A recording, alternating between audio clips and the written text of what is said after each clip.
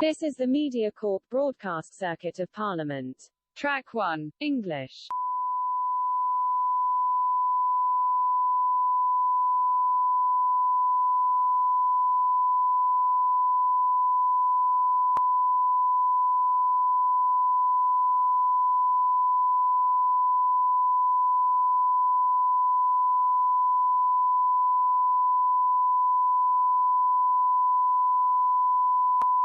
This is the MediaCorp broadcast circuit of Parliament. Track 1, English.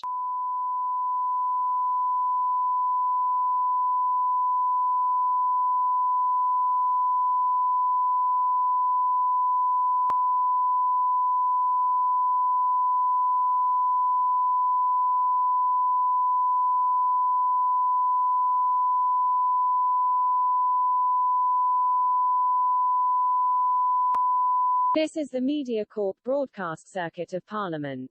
Track 1, English.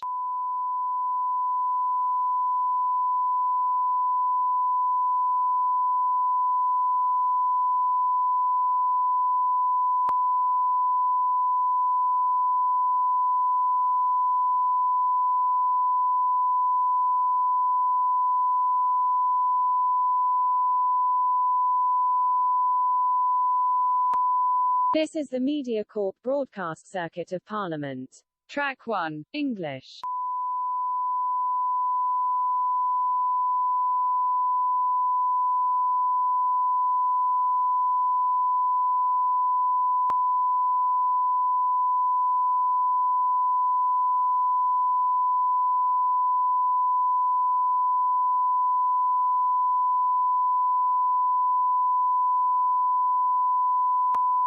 This is the MediaCorp broadcast circuit of Parliament.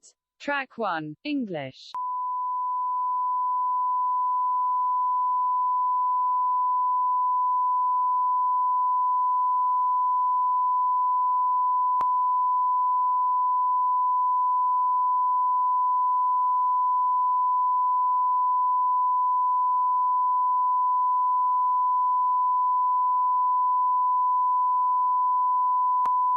This is the MediaCorp broadcast circuit of Parliament. Track 1, English.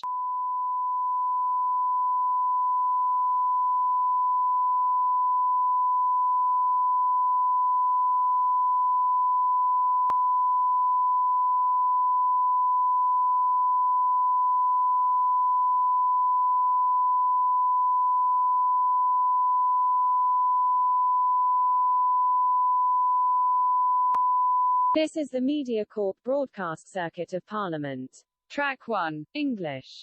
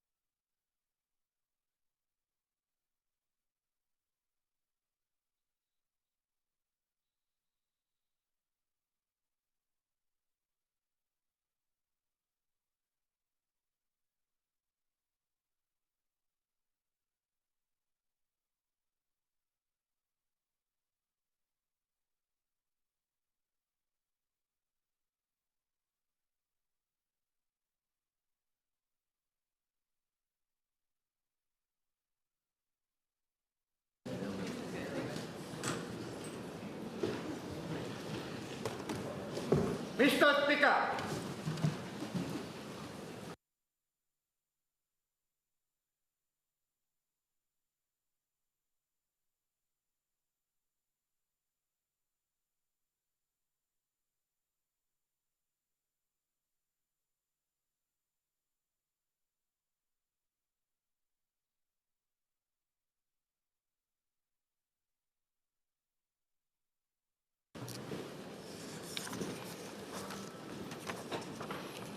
Order. I have to inform honourable members that I have, on the 29th of September this year, communicated to the President the address of thanks agreed to by resolution of this Parliament on the 26th of September 2025. Order. Questions for oral answers. Dr. Chu Pei-Ling. Question 1, sir. Mr. Speaker, may I have your permission to answer oral questions number 1 to 7 in today's orders paper, so because they are on the U.S. pharmaceutical tariffs? Please go ahead. Mr. Speaker, on 25th September 2025, the U.S. announced a 100% tariff on any branded or patented pharmaceutical product with effect from 1st October 2025, unless companies are building manufacturing plants in the U.S. It is unclear whether they will be subjected to tariff once their building works are completed. The implementation of this tariff has since been delayed to allow time for pharmaceutical companies to negotiate exemptions with the U.S. administration. The pharmaceutical industry is a key contributor to Singapore's economy, with 8 of the top 10 global pharmaceutical companies having manufacturing and research and development activities here. Between 2022 and 2024, Singapore's pharmaceutical exports to the U.S. averaged $3.7 billion per year. These are primarily active pharmaceutical ingredients instead of finished products like tablets and capsules. We do not have a breakdown by branded and non-branded pharmaceutical products. We have been engaging Singapore-based pharmaceutical companies on the impact of the U.S. tariffs. Many already have plans to build new capacity or expand their existing facilities in the U.S. and are awaiting further details from the U.S. administration to confirm that their plans could qualify for tariff exemption. We are also in discussion with the U.S. administration on a preferential tariff arrangement for Singapore's pharmaceutical exports to the U.S. and will provide an update when ready.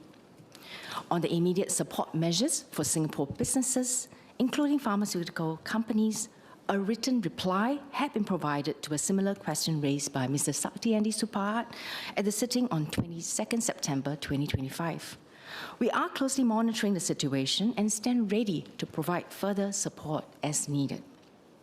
Our economic agencies continue to attract new manufacturing and R&D investments from global companies, provide support to our local enterprises, and create good jobs for Singaporeans. However, the U.S. tariffs and related global developments do point towards a changed world with greater uncertainty. The 5 committees undertaking the Economic Strategy Review, or ESR, they are developing recommendations on the strategy to grow our economy for the longer term and will provide an update in due course. Dr. Chu. Mr. Speaker, sir, I thank the MOS for her response. I have 2 supplementary questions. 1, what proportion of Singapore's pharmaceutical exports to the US comprises active pharmaceutical ingredients or intermediates?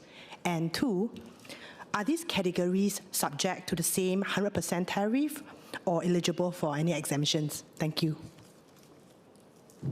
MOS Khan. I thank the member for her supplementary question. As of 2024, 13% of our domestic exports to the US were pharmaceutical products, and this makes up about 19% of our pharmaceutical exports to the US. It is unclear at this point on the details of the tariffs differentiating between the patented and the non-patented products. Ms. Bolison.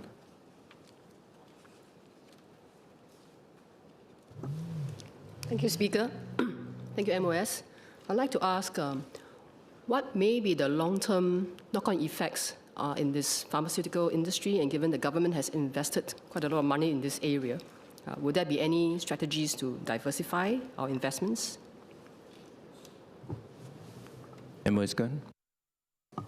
It's actually really too early to tell if there will be a change in the manufacturing and R&D investments in Singapore arising from this set of new tariffs on the pharmaceutical products.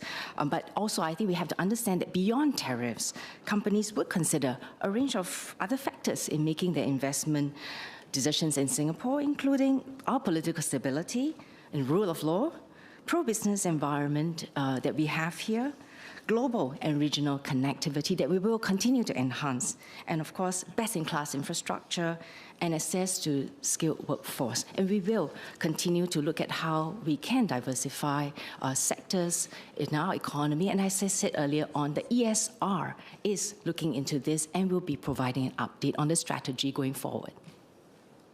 Mr. Hong Wing. Thank you, Mr. Speaker. I thank the MOS for her answer. How would the new U.S.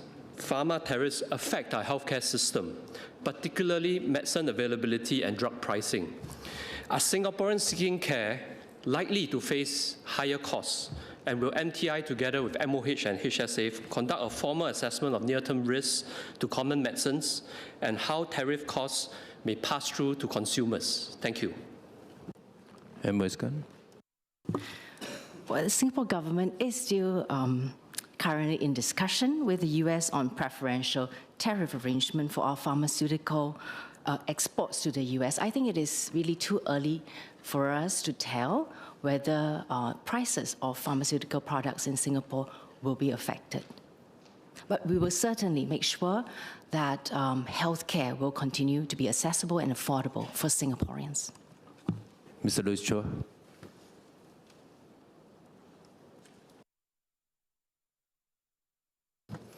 Thank you, Speaker. Just two supplementary questions for MOS. I think the first is, I think as early as in May, I think DPM has mentioned that Singapore is pursuing preferential tariffs to the extent of even zero tariffs on pharmaceutical exports. And so from that perspective, now that we are already in October, is the idea of having zero tariff still a possibility given the current environment? And secondly, again, more from a longer term perspective, while companies like AstraZeneca, Pfizer, and some of these big pharma companies are able to negotiate their own deals with the US, but more broadly for Singapore as a whole, given that the EU and Japan already have their own tariff deals with the US, for Singapore's perspective, if MOS can actually share the latest updates and what are some of the impediments to a deal from the US administration? Thank you. MOS Gun. We are still having negotiations with the U.S. administration in particular. DPM Gan just had a virtual meeting with U.S. Secretary Lutnick last week on a broad framework, and the details are being followed up. The negotiation details are confidential, and I'm sure Speaker and members in this House will clearly understand this point. I think we also have to take note that the preferential tariff rates secured by countries like Japan and Korea for their pharmaceutical exports were part of broader negotiations with the US on reciprocal tariffs. We have to be realistic at this point, but at the same time, we are working our best to negotiate for the good of our Singapore economy and the companies here. Thank you. Mr. Leong Eng Kua. Thank you, sir. Sorry. My concern is about how we can continue to attract investments, especially pharmaceutical investments into Singapore with this announcement. So can I ask the MOS whether MTI or EDB see that to have an impact on how we attract new investments, whether it's from existing companies or from new companies?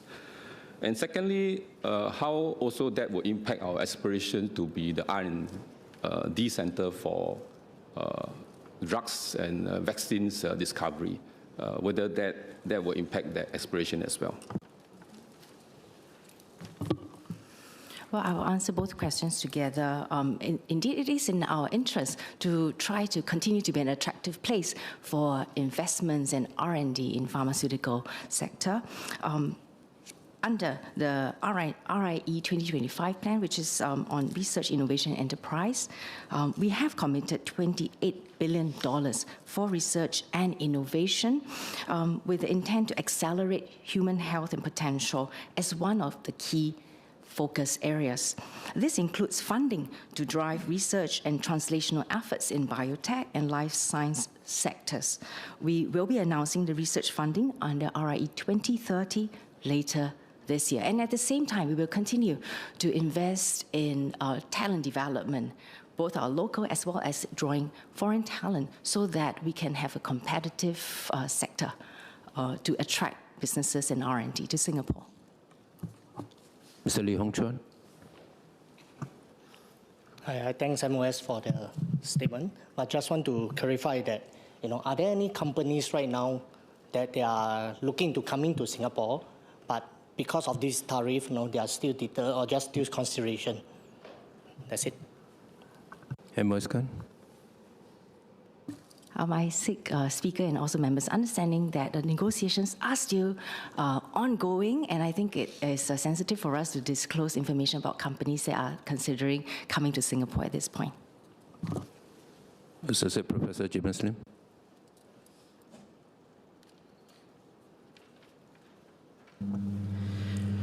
Thank you, Speaker. Presumably, MTI has a plan for what it will do should negotiations end up being somewhat less fruitful than we will all hope.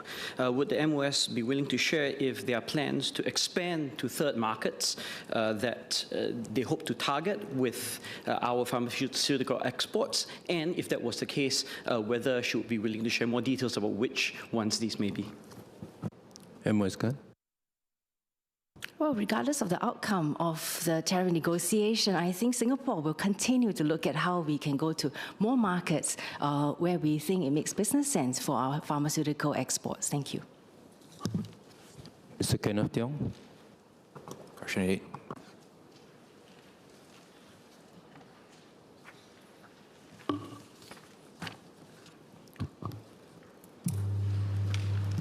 Mr. Speaker, sir, may I have your permission to answer questions 8 and 9 in today's order paper together? Thank you. Yeah, please proceed. Thank you, sir. Sir, my response will also address related questions 423, 444, 615, 631, 634, 635, 639, 640, and 735 by Honourable Members Mr. Gabriel Lam, Mr. Yip Hon Wing, Mr. Xie Yao Chuan, Mr. Ng Chi Meng, Ms. Valerie Lee, Ms. Eliza Chen, and Ms. Goh Se Ki, which are scheduled for subsequent sittings. Thereafter, MOS Alvin Tan will, with your permission, sir, address questions numbers 10 and 11 in today's order paper. Mr. Speaker, may I request that we deliver our replies which pertain to neighbours' disputes, and then for us to take supplementary questions together thereafter, please. All right, so we'll take any excuse after we've addressed question PQ11. Obliged, sir. First, I'll briefly recap the government's overall approach for managing community disputes before addressing members' questions on difficult neighbour disputes and how we intend to address this more effectively. My colleague, MOS Alvin Tan, will respond to questions on the Community Relations Unit, or CRU in short. Last year, we enhanced our Community Disputes Management Framework when this House passed the Community Disputes Resolution Amendment Act 2024. As Minister Edwin Tong explained during the second reading of the Act, our aim is to strengthen our community so that neighbours can constructively engage with one another, even when disagreements arise. This starts by fostering positive neighbourly relations. Now and then, disputes between some neighbours do arise. It is best for these to be settled amicably. So whenever community leaders or HDB officers become aware of a dispute, they attempt to mediate informally, particularly at an early stage, before relationships break down. They will also encourage residents to attempt formal mediation at the Community Mediation Center, or CMC in short. When both neighbors participate, mediation has proven effective in resolving community disputes. It is free and it preserves neighborly relations in the longer term. Our experience shows that neighbor disputes become harder to resolve when they become personal, emotionally charged, or if they are prolonged. For these cases, where suitable, the recent CDMF enhancements will empower public officers, such as HDB officers, to issue a mediation direction, or MD in short. MDs are legally backed orders that require recipients to attend mediation at the CMC. Non-compliance without reasonable excuse is an offense. This allows us to require disputing neighbors to attend a mandatory mediation which members have asked about. Next, we have established a community relations unit and empowered its officers to take decisive action in a neighbor dispute. CRU officers are empowered to investigate, collect evidence, and if need be, intervene quickly through levers like advisories, warnings, and abatement orders. Since 7 April 2025, the CRU and the MD framework have been piloted in the HDB estates of Tampines Town. We have previously explained why we have chosen to start with a pilot. Generally, most cases should be addressed through mediation or by the CRU. For the remaining intransigent cases, affected residents can consider the CDRT as a last resort. We have enhanced the CDRT's processes under the amendments last year and are working to operationalize them as soon as practicable. Having set the context, let me now address the questions that honourable members have filed in relation to our community mediation framework and the CDRT. Honourable Member Mr. Yip Hon Wing asked about the number of neighbour disputes where parties refuse mediation. As I mentioned earlier, it is best for neighbour disputes to be settled amicably between neighbours or via informal mediation by community leaders or HDB officers, and many are indeed resolved in this way. For disputes that proceed to formal mediation, from November 2024 to August 2025, about 1,300 neighbour disputes were registered with the CMC for voluntary mediation. In about 50% of these cases, one party did not respond. In another 20%, at least one party declined outright. Honourable members Mr. Ng Chee Meng and Mr. Gabriel Lam asked how we can refer more disputes to mediation. As mentioned, directed mediation is now being piloted in Tampines. In suitable cases, authorized officers such as HDB or CRU officers can issue an MD to direct disputing parties to attend mediation at the CMC. MinLaw will continue to work with MND and HDB to ensure that more suitable disputes are directed to the CMC for mandatory mediation. An early intervention with mediation will give parties a better opportunity to resolve their disputes before it becomes entrenched. Ms. Goh Soo Kee asked whether we will consider empowering the CMC to issue mediation directions. This is already the case for what we call remediation cases. These are cases where residents previously attempted voluntary mediation and arrived at a settlement, but same disputes resurfaced subsequently. So there is value in directing remediation in such cases, since both parties were willing to attempt voluntary mediation at the first instance. In a similar vein, Honourable Member Mr. Kenneth Thiong asked whether residents may appeal to the ministry to compel mediation. Beyond remediation cases, it will not be appropriate for the CMC to issue MDs to parties directly. The CMC cannot be seen as taking sides and compelling mediation because of an appeal by one party. The CMC cannot rely on the representation of one party to enforce mandatory mediation on the other. A proper assessment of the circumstances must be made. In this regard, the CMC has to rely on triage by ground agencies such as HDB and CRU to determine the situation on the ground. For example, cases involving physical threats will not be suitable for mediation. Residents who are unable to obtain their neighbor's agreement to attend mediation can approach the HDB or CRU for assistance. Also, if a CDRT claim is subsequently filed, it is possible for the judge to direct parties to attend mediation. Honourable Member Mr. Gabriel Lam asked about the expansion of the MD pilot, which started about 6 months ago on 7th April 2025. Agencies are actively reviewing the learnings from the pilot and will continually refine operational protocols. I'll come back to this again in my concluding remarks. MOS Alvin Tan will also speak more on the CRU framework in his response. Honourable Member Mr. Sia Yao Chuan asked whether stakeholders such as grassroots advisors can be empowered to issue mediation directions. We have scoped the legislative power to issue an MD to public officers and officers of statutory boards. Given the nature of MDs and that non-compliance can result in a fine of up to $1,500, we have not expanded this power to include non-public officers. We will appoint more public officers as needed.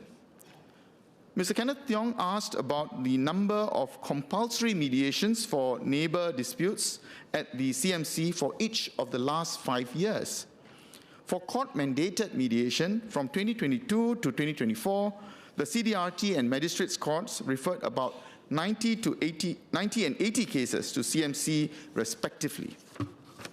Since 7 April 2025, the CRU has issued 1 MD. HDB has not issued any MDs. The CMC has not issued any remediation directions under the MD framework. The police do not direct any party to attend mediation. Next, Honourable Member Ms. Valerie Lee asked about penalties for parties who fail to comply with the mediation direction. First, apart from the fine mentioned earlier, once the CDRT enhancements are fully operationalized, complainants who fail to comply with the mediation direction will not be allowed to file a CDRT claim against their neighbours. Next, where a respondent fails to comply, a case is subsequently filed with the CDRT, and the CDRT may make an adverse cause order against the respondent. This is because the respondent has failed to make reasonable efforts at amicable resolution. Mr. Sia Yao Chuan asked about the CMC's plans to appoint more mediators and extend its services into the community. The CMC has increased accessibility to voluntary mediation by establishing 18 satellite mediation locations at various service SG centers, community clubs, and neighborhood police posts. Where suitable, virtual mediation is also offered. The CMC continues to expand its pool of trained volunteer mediators, which has grown from about 140 at the start of 2022 to around 170 as at October 2025. Mr. Yip Hon Bing asked about the immediate intervention measures when parties show aggression. In a similar vein, Dr. Chu Pei-Ling asked about preventive measures and statistics on disputes that escalate to aggression. To Dr. Chu's query, we have checked with the relevant agencies. Such statistics are not specifically tracked. Any resident who feels threatened by his neighbor should immediately call the police. The police will intervene when there are law and order concerns, taking proportionate action based on threat severity. More broadly, agencies will look at how we can strengthen our enforcement posture, particularly in cases that may involve threats of physical aggression. Ms. Valerie Lee, Mr. Gabriel Lam, and Ms. Goh Soo Kee asked about neighbor disputes where one or more parties may have underlying mental health conditions. The framework remains as Minister Edwin Tong and Senior Minister of State Sim Ann had explained during the second reading in November 2024. Our guiding principle is to persuade the resident to voluntarily go for assessment and treatment. Here, the assistance and involvement of the family and caregiver can be crucial. If frontline officers are unable to persuade the individual to seek treatment, then they will consider guiding the case towards a mandatory treatment order, which we expect to operationalize by the end of this year. For some conditions, treatment may not be possible. In such cases, frontline officers partner with agencies such as the Agency for Integrated Care so that professionals can be brought in to assess how best to support the resident and manage the condition. Ms. Eliza Chen asked for data on the CDRT's caseload. She also asked about support for claimants in preparing evidence for CDRT hearings.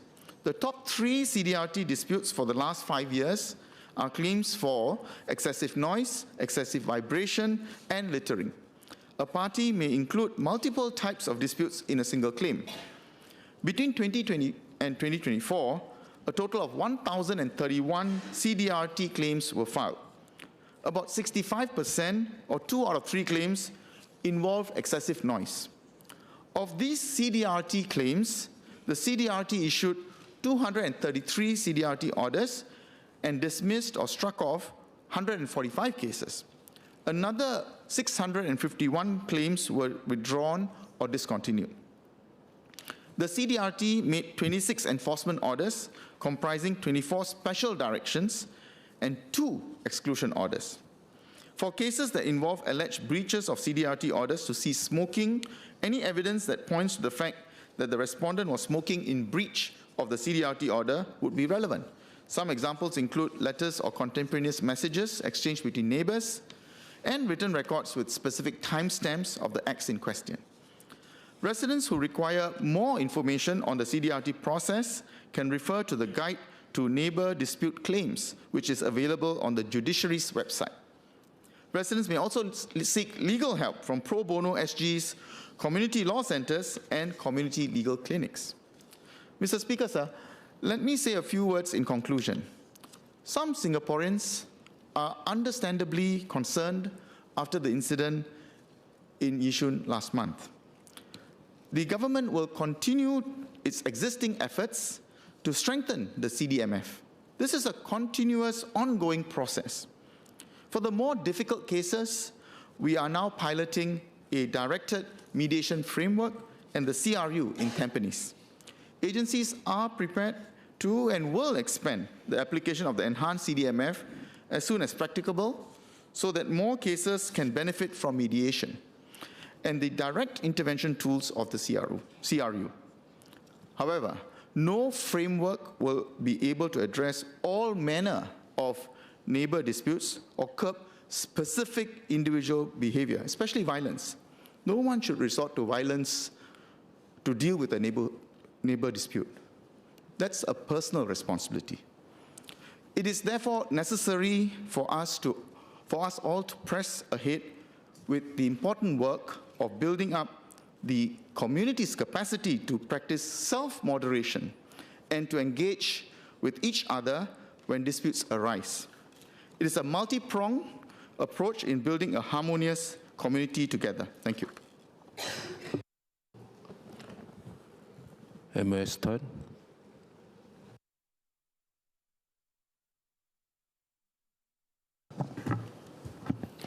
Mr. Speaker, sir, may I have your permission to take questions 10 and 11 on today's order paper together, please?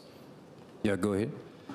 Sir, my answer will also address similar questions filed for oral answer by members Ms. Mariam Jaafar, Mr. Xie Yao Chen, Mr. Fu Zhexiang, Dr. Charlene Chen, and Ms. Nadia Ahmad Samdin, scheduled for the sittings on 15th, 16th, and 17th October, and the questions filed for written answer by MPs Mr. Gerald Giam, Mr. Tsai Ing-chou, and Dr. Charlene Chen for the sittings on 14th, 15th, and 16th October. Sir, when neighbors engage in a dispute, our priority is to bring them together, to understand each other's perspectives and needs, and then also try to find a mutually acceptable solution.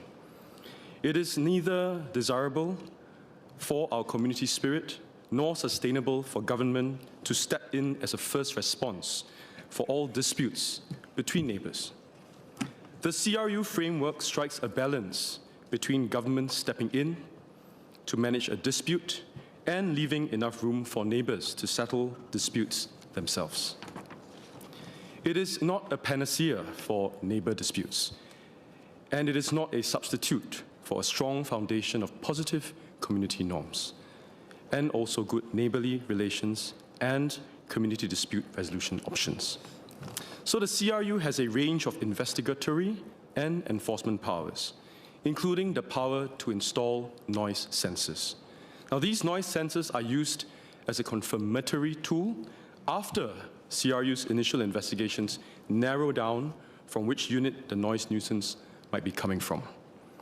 In the 5 cases in the pilot town of Tampines that CRU has investigated since April this year, noise sensors were not required because either the noisemakers gave formal statements that confirmed that they were the sources of noise, or the source of noise was clear and unambiguous.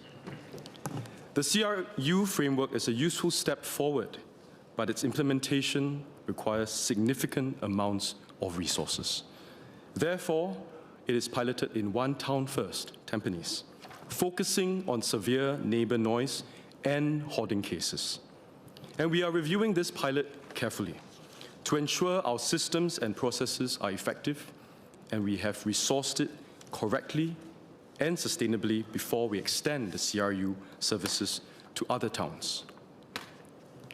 As Minister Edwin Tong and Senior Minister of State Sim Ann explained in their second reading speeches in November 2024, CRU focuses on severe cases that frontline agencies like HDB and the police have triaged and escalated to it.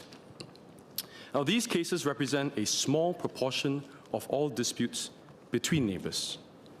They can include cases where one neighbour is deliberately making excessive noise at unreasonable hours and/or over prolonged periods to cause suffering to surrounding neighbours, and where prior mediation has not been successful. Severe cases with a mental health nexus are another example. Of the 3 mental health-related cases CRU is dealing with, it has facilitated inpatient admission and treatment for 1, and more consistent follow-up with the community for the other 2. Now, the one case involving deliberate use of noise to disturb neighbours and not related to mental health has abated after joint intervention by CRU, police, and the town council. CRU will continue to take on severe cases in Tampines that frontline agencies escalate to it. Now, as a deterrent and a last resort after exhausting all levers, CRU may refer the most severe and recalcitrant nuisance makers to HDB to consider compulsory acquisition of their flats. Now, we will take this course of action only after due care and careful consideration.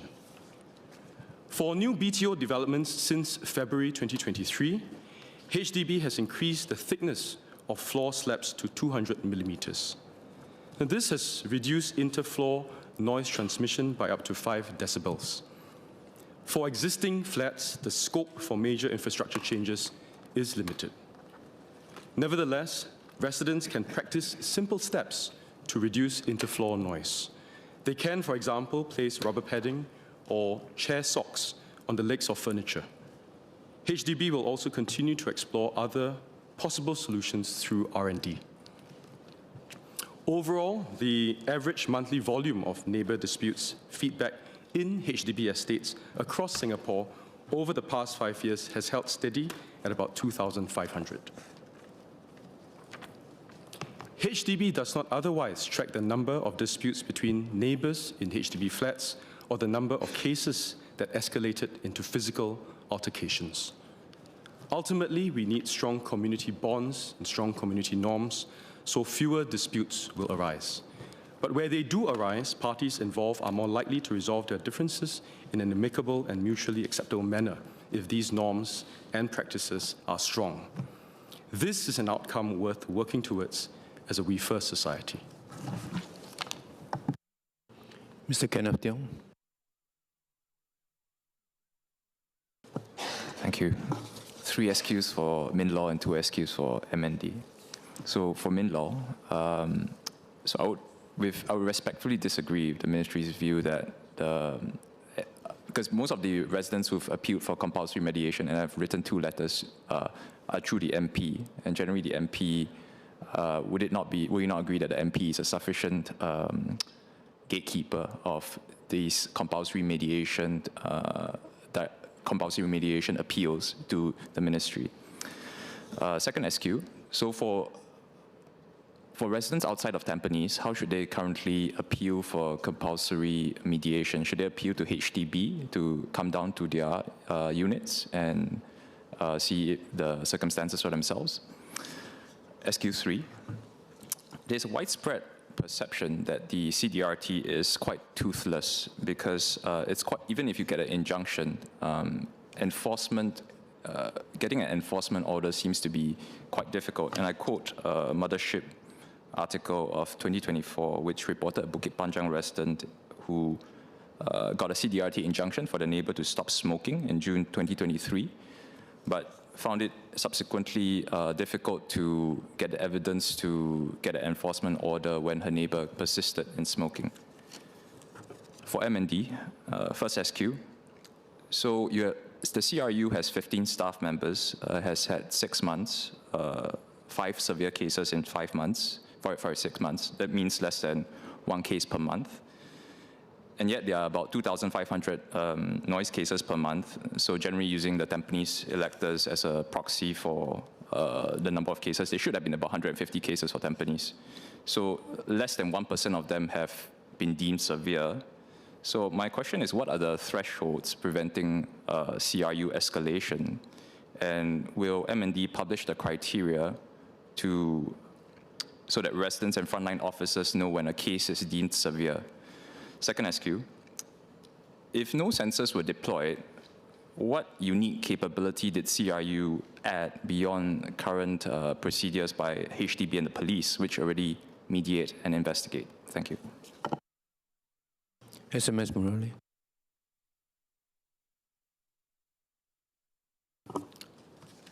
Mr. Speaker, sir, before I deal with the Honourable Member, Mr. Tiong's 3 SQs, I'll just make a clarification.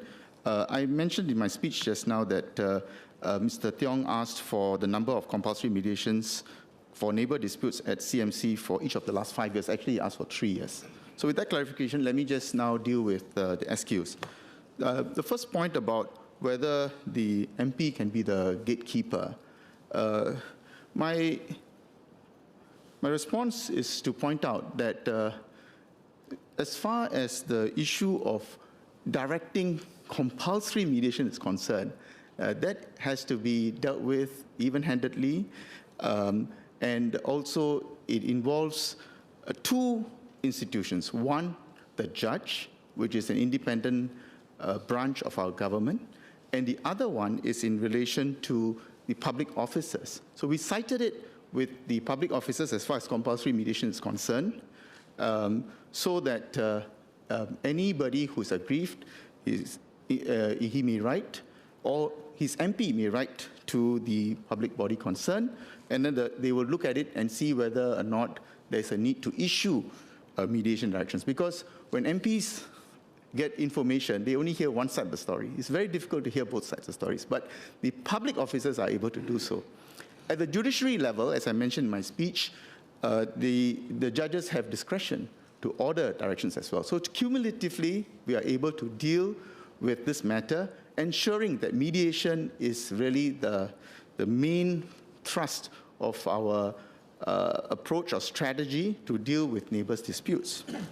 Now, the Honourable Member asked about compulsory mediation outside the Tampines project. So this is really something which we are looking at, and as was mentioned in the speeches made by myself and MOS Tan, we are looking to complete the pilot, learn from the issues that has presented itself, and then we certainly want to extend it to all parts of Singapore. I certainly remember the debate that happened in the last session of Parliament, where almost every member asked that his constituency be volunteered for the extension after the pilot as well. So it's a matter of resources. It will come. Now I come to the last SQ, which is an assertion that the CDRT is toothless. Now, I'm just looking at it from the perspective of the legislative framework. The legislative framework allows for a person who breaches a special direction to be prosecuted and be convicted. And that must mean that there's some truth to the action. It's really a matter of enforcement. And may I also add that under the enhanced powers visited with the CDRT, the HDB has even the powers to evict a person from his house. In fact, there have been instances where respondents have been ordered to leave their homes for a period of 10 days and 14 days. So these measures are certainly measures with serious outcomes. Thank you. Herr Moistan.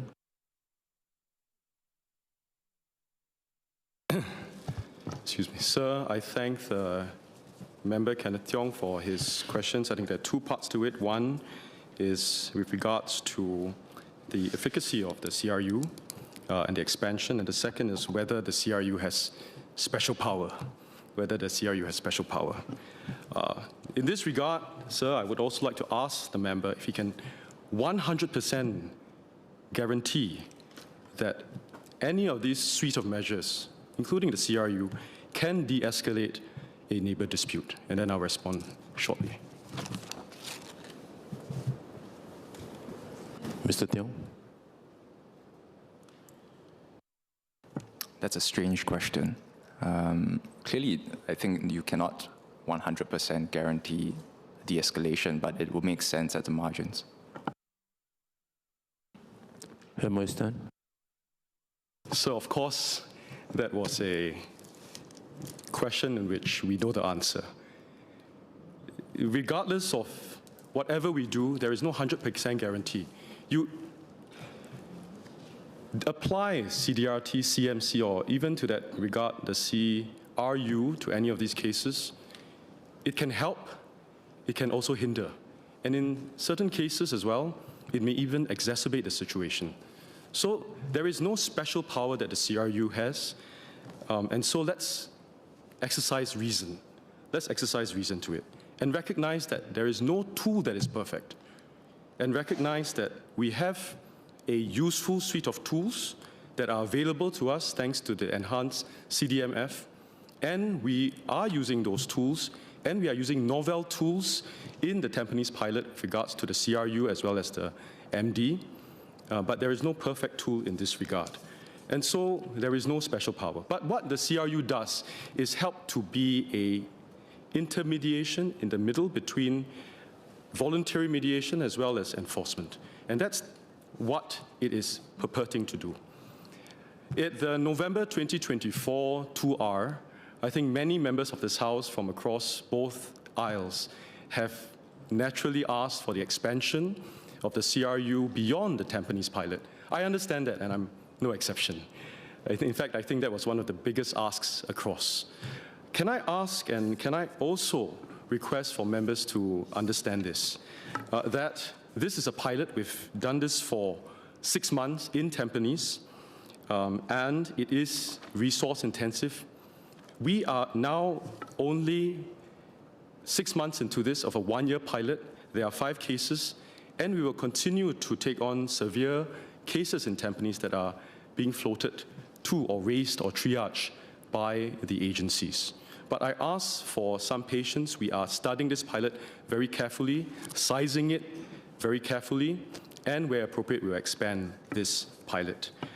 At this point, I also wanted to remind members that in the 2R reading last year, that Ms. Sylvia Lim had also asked for the expansion of the CRU pilot, amongst many other members in this House.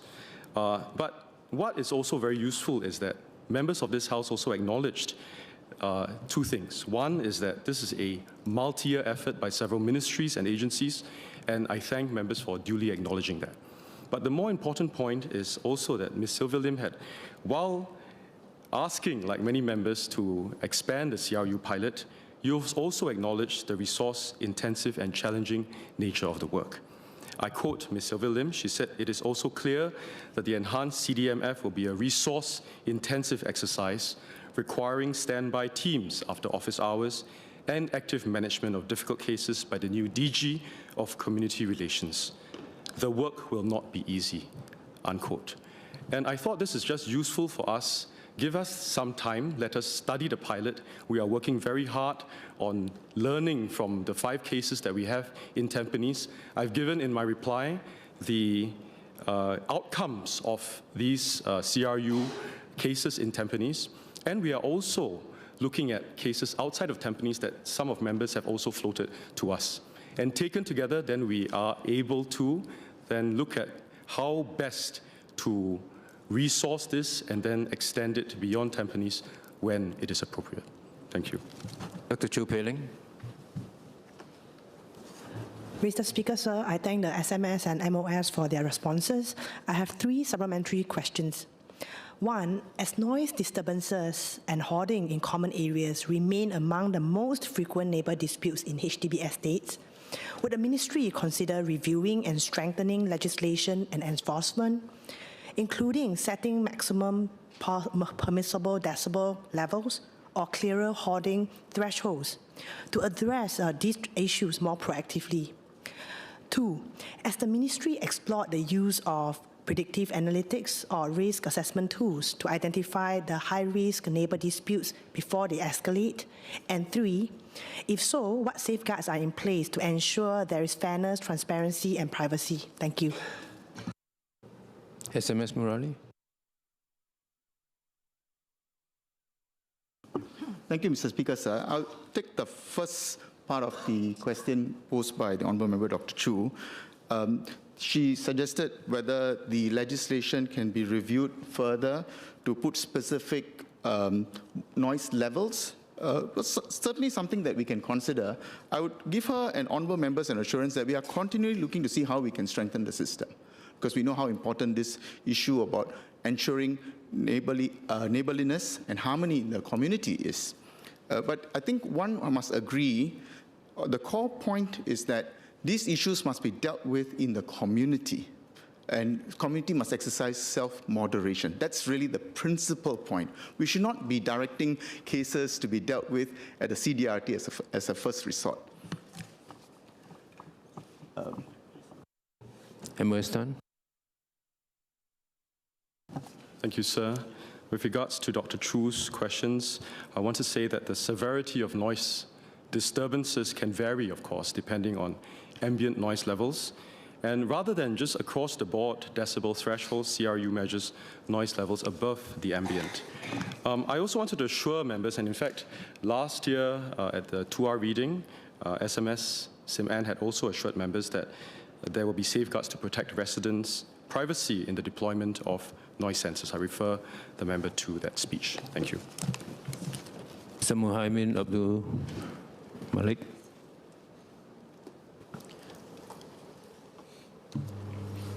Thank you, Mr. Speaker. I have 2 SQs for MND. Out of the 5 cases that CRU has taken, how many of those cases are considered resolved, and how long did it take? Second question, when can we expect the ministry to decide if the CRU can be expanded to other towns? Will it be after the 1-year period pilot? Thank you. MOS Tan. So I thank the member. I had mentioned earlier on, going into the details of the cases, there are 5 cases. I mentioned that of the 3 cases that CRU is dealing, it's facilitate inpatient admission and treatment for 1 and more consistent follow-up in community for the other 2. SMS Murali had mentioned that CRU had issued mediation direction for 1.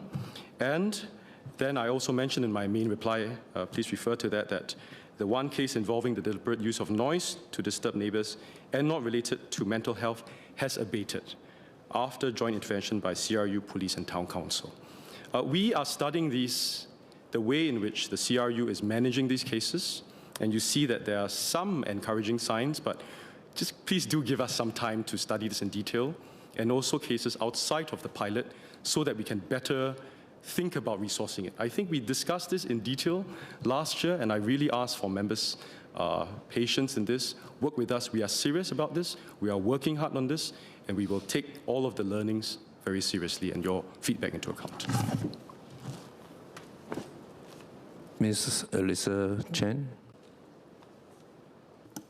Thank you, Mr. Speaker, and thank you, SMS Morali, also on the affirmation of the importance of positive neighbourly relations.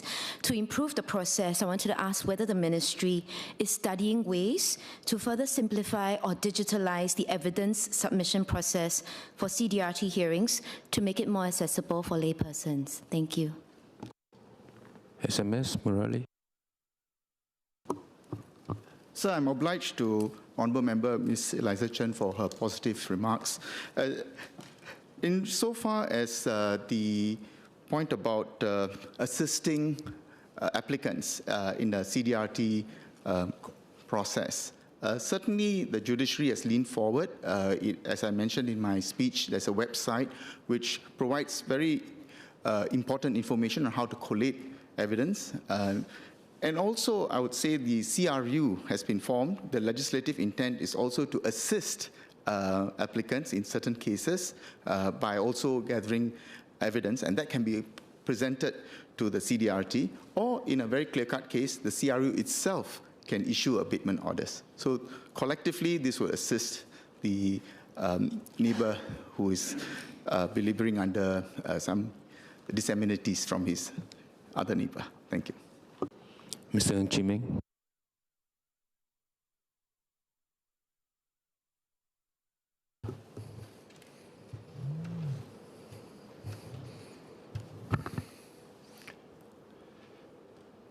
Mr. Speaker, thank you. I'd like to thank the two ministers for the clarifications. Mr. Speaker, my grassroots leaders are really the true heroes on the ground in mediating neighborly disputes. According to what I know on the from the Straits Times, 90% of neighborly disputes are actually resolved at the grassroots level. So they often work late into the night on their own time to preserve the harmony between neighbors and in the community. So two SQs. How can we enhance the ecosystem of support, including resources, so that our grassroots mediators can do their job and play this vital role before formal escalation to the suite of measures that have been mentioned? And most importantly, given the anxiety of the murder in Yishun, how can we also enhance the safety of our grassroots leaders so that they can do this work with a peace of mind as they work deep into the night? Perhaps training for some pickup of warning signs and maybe techniques to de-escalate more serious scenarios. I'd like to hear from the ministers. Thank you. SMS Morali.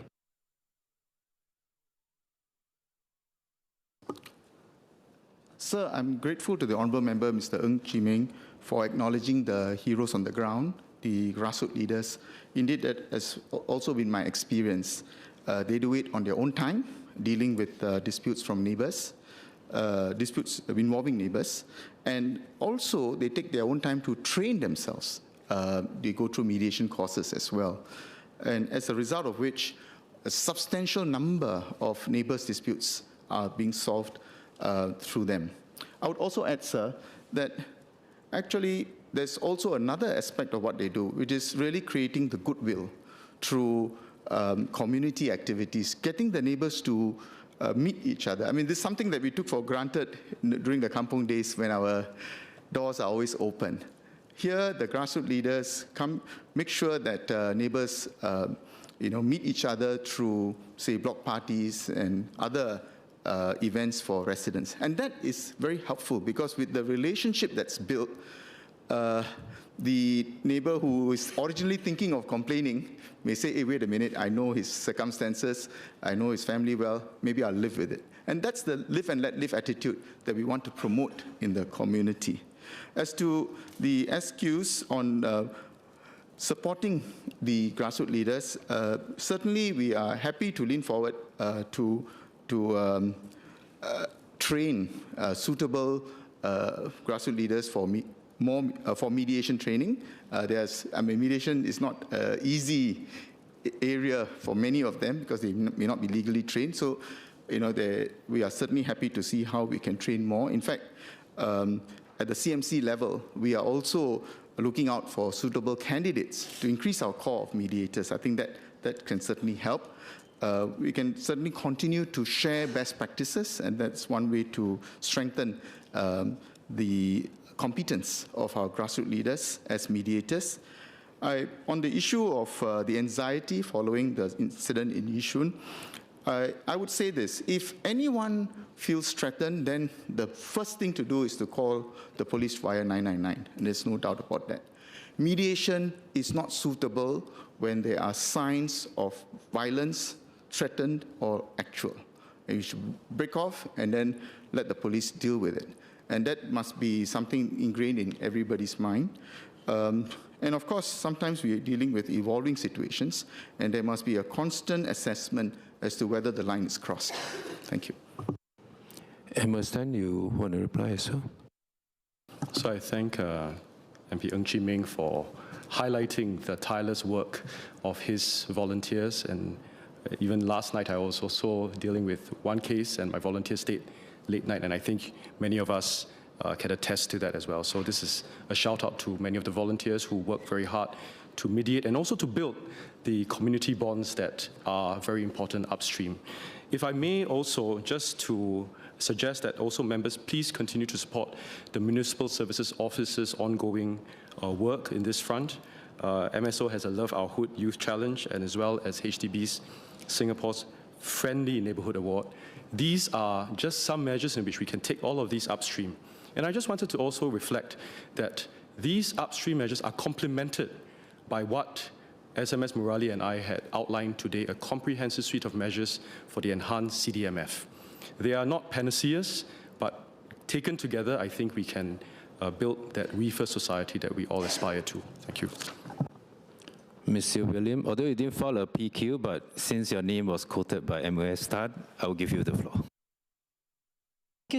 Thank you, Speaker. I have two supplementary questions for the MOS of MND. Earlier on, when he said that the CRU officers don't have special powers, I just wanted to understand what he meant by that, because under the Act as we amended last year, they do have actually special powers, legal powers anyway, under the provisions of the bill that we passed last year. For example, they can issue orders on the spot and so on. So I wonder whether he could clarify that point, what he meant by that the CRU officers don't have special powers. The other question is that, he quoted my speech earlier, about the fact that, and of course I do recognize that the work is not going to be easy, but I did say, perhaps erroneously last year, that the CRU had standby officers after office hours. I believe I was wrong on that point because it was later clarified that the CRU does not work after office hours. So I'd like him to clarify that on that point. Thank you. MOS Tan?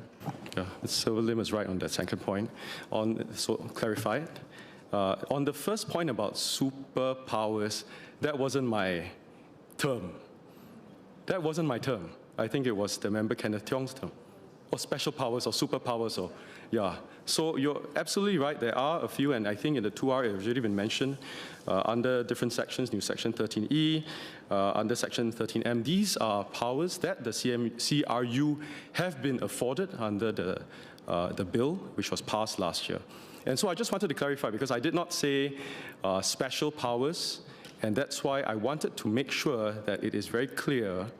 That's why I asked the member Kenneth Tiong about what he really meant by special powers. If he meant that it would be a special antidote or panacea to resolving this, then it is not. And I think we've agreed that the CRU would not be able to do that, that any intervention could help, it could also hinder. So I think, just to clarify, the exchange between me and Kenneth Tiong, member Kenneth Tiong, that's what I meant. But you're spot on that there are powers afforded to the CRU as outlined by the second reading last year.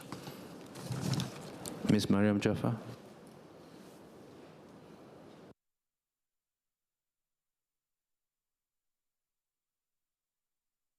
for the answers. My question is to the Minister for Law. I have two SQs related to a particular step, which is the service and enforcement step of the process. You gave a lot of data on the number of cases, the number of resolutions, and I actually wanted to clarify, if you had mentioned, maybe I missed it, was there data on the proportion or number of CDRT cases that are actually enforced? So that's my first SQ. And I ask that because I hear from the ground that actually that percentage can be fairly low. And my second SQ related to that is, under the current framework, I understand that the affected neighbor who initiated the CDRT is actually the one that is responsible for service and enforcement of the orders from CDRT. In particular, and that would involve either hiring, going through a process server, or, as you said earlier, to make an application to the court. These are, of course, can be quite intimidating to the average resident.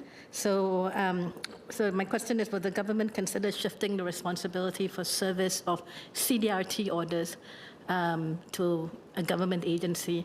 And related to that, are CRU orders treated the same way? Do those also have to be served and enforced by the affected neighbors? Thank you. SMS Morali. Mr. Speaker, sir, in response to the Honourable Member, Ms. Mariam Jaafar, on the second question first, the issue of service of the CDRT order is really a judicial matter. And I take the Honourable Member's points, and we will convey her feedback to the judiciary as to the modes of service of CDRT orders that should be available to the successful litigant after the CDRT hearing. Insofar as CRU orders are concerned, that's dealt with by the unit itself, so that shouldn't present an issue. And certainly the framework is really to assist the resident, because the CRU, through the enhanced legislative framework, is able to make the investigations and, in a clear-cut case, issue an abatement order. And thereafter, if it is not complied with, then it can escalate and consider enforcement. Just as I mentioned just now in response to the Honourable Member Mr. Tiong, there could be eviction orders, there can be pursuant to which the person has to leave his house, or there could also be compulsory acquisition by HDB. So these are all the measures that are available. As to the steps to be taken to enforce, or rather the figures for enforcement, my apologies, I don't have the figures offhand, but if the Honourable Member would like to file a PQ, I can answer that specifically. Thank you. Okay, there are still many members who wish to ask questions, so please keep your SQs short as possible. Mr. Bikramna.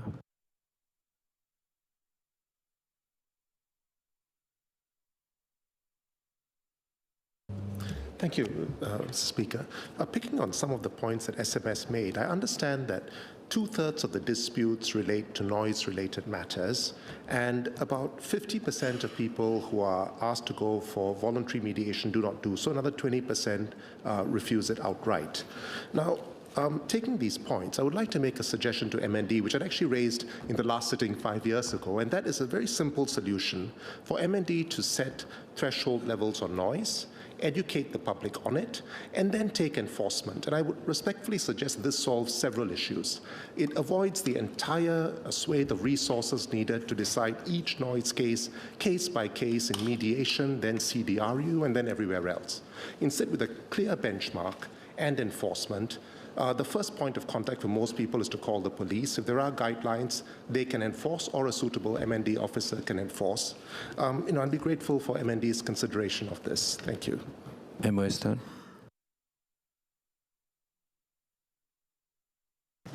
So I responded to that similar question, and MND will take these into consideration.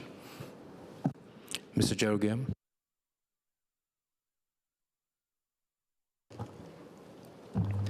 Thank you, Mr. Speaker. Sir, can I just ask the MOS, how many neighbor dispute cases have been reported in Tampines HDB town since April 2025? I asked this in my original PQ. Given that the Community Relations Unit pilot has taken on only 5 cases in the 6 months since it started, is this the rate of referrals that can be expected for a typical HDB town? And if the CRU, which has greater expertise in handling neighbor disputes, how would it, if it never gets referred cases, how would it be able to achieve any significant success? And lastly, for the SMS for law, can you confirm that the plans are for grassroots leaders or grassroots advisors to issue mandatory mediation orders? Because if it's grassroots advisors, then I believe all but 10 of the grassroots advisors in Singapore are also MPs, which will present the same problems that the SMS mentioned in his response to Mr. Tiong. MOS Tan.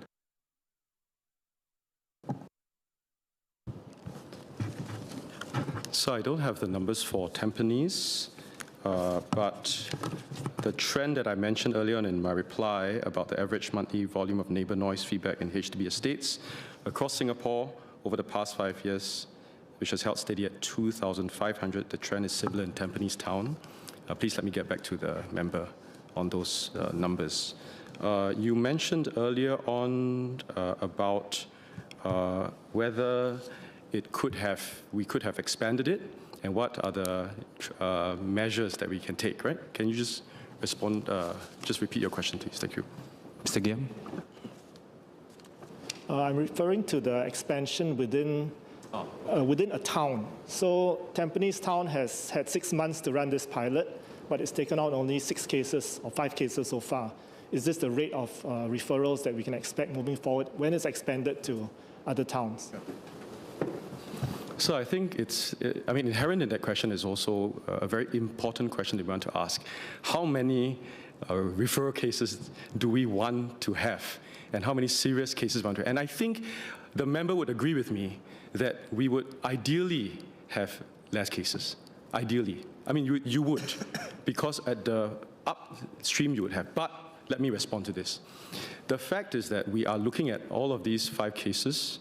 You've seen some encouraging signs within all of these different 5 cases that the CRU has already addressed. And we are studying these very carefully for us to see what we can do.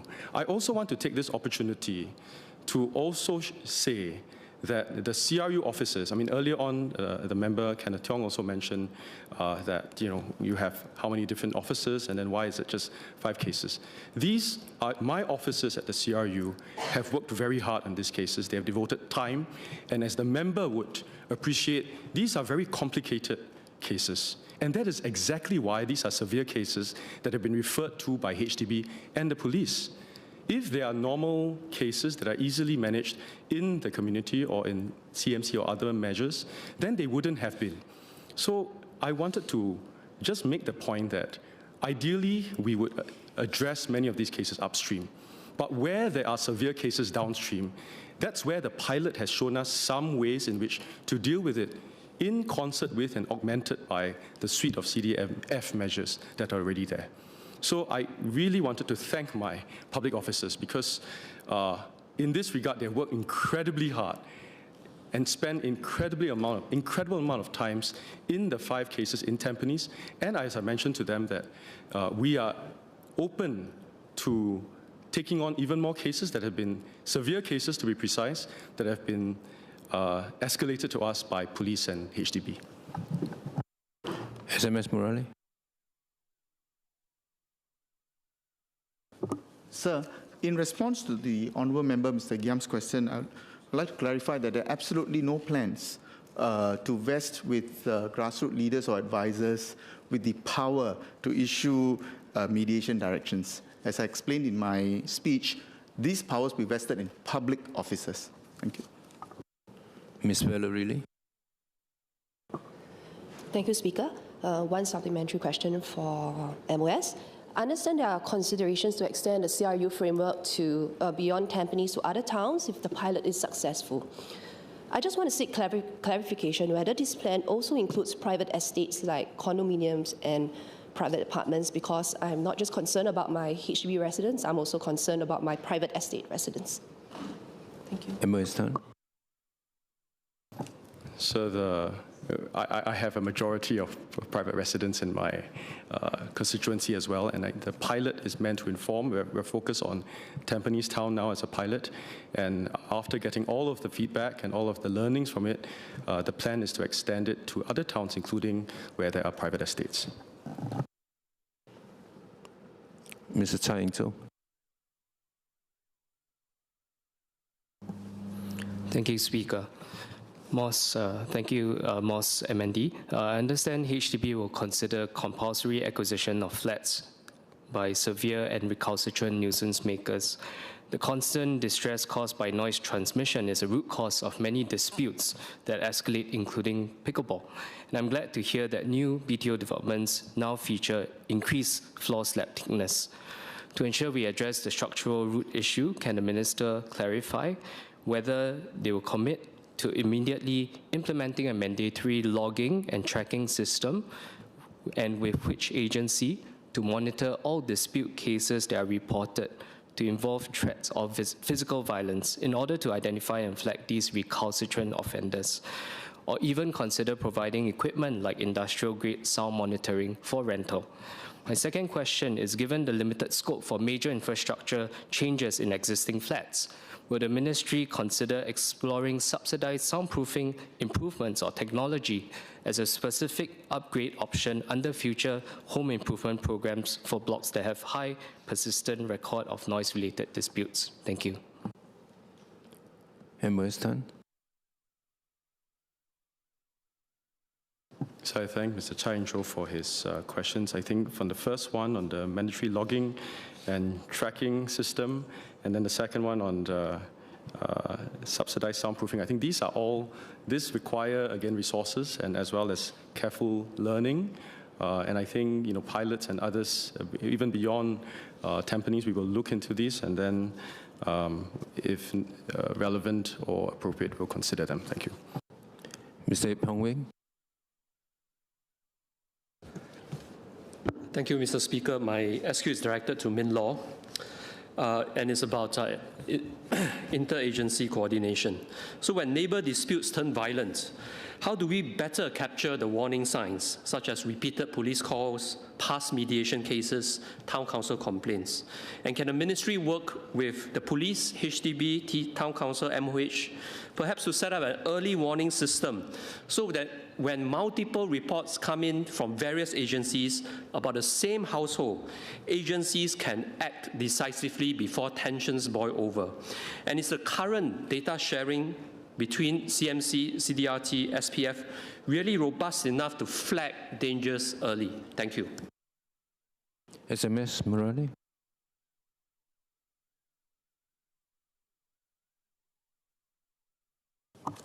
So I'm indebted to the Honourable Member Mr. Yip for his thoughtful suggestion. Certainly, I'm aware that there's a level of cooperation between the agencies. I think he's looking towards a proper framework so that we can better detect cases which may become violent. It's certainly something that we can consider.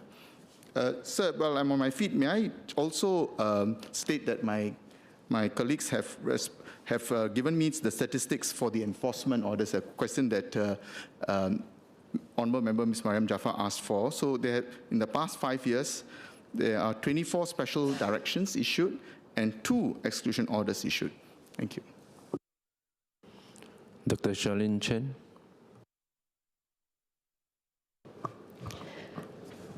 First of all, I would like to thank the HDB officers for all their help. I think they have been putting in a lot of effort to help resolve some of these dispute cases, and I'm very thankful that HDB has also chosen Tampines to pilot the CRU. I just have one question for MND's consideration. So I think a lot of the focus has been on the mental health of the neighbors that have potentially been causing a lot of these nuisances. But I also have cases where the mental health of the neighbors on the receiving end have been very badly affected. And I wonder if this could be a consideration in terms of the severity criteria for MND to step in and activate CRU. Thank you. MOS Tan.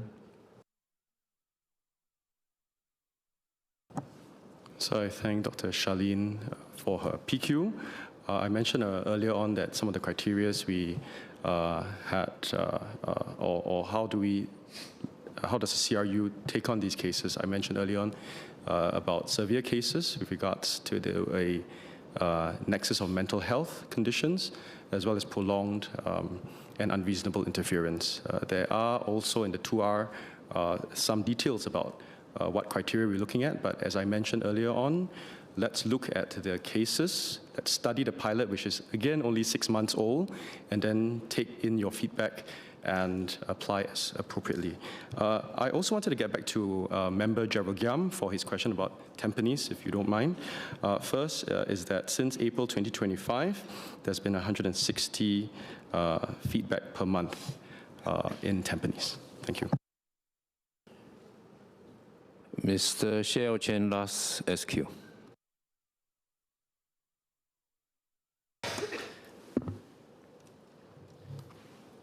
Thank you, Speaker. I just have a question for the SMS. I heard in his reply that MinLaw is planning to work with HDB and MND to refer more cases for directed mediation. So if the SMS could share in more concrete detail how the ministry plans to get more cases referred for directed mediation, because I do agree with the SMS that this must be one of the centers of gravity for our CDMF framework going forward. Thank you. SMS Murali.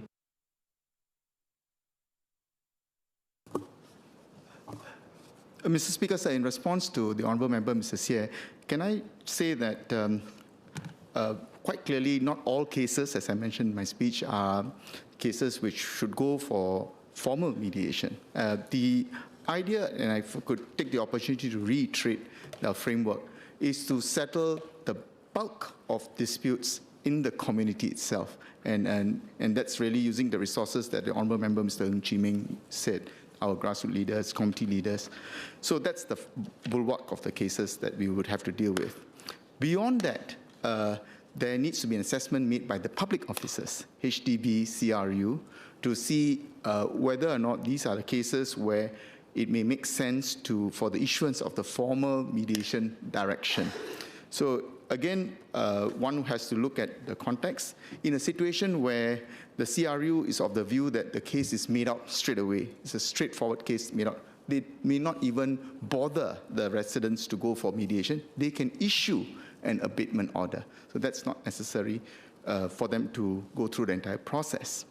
And in situations where they feel that there is no troublesome signs like threat of violence and all that, that's the situation where the legislative policy contemplates the issuance of the MD.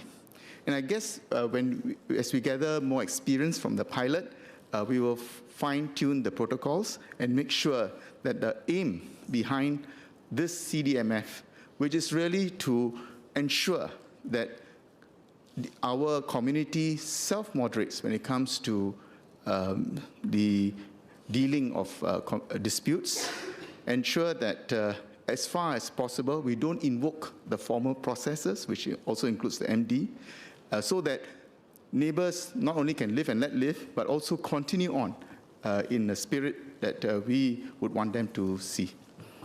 Thank you. Mr. Bikramnath. Question 12, sir.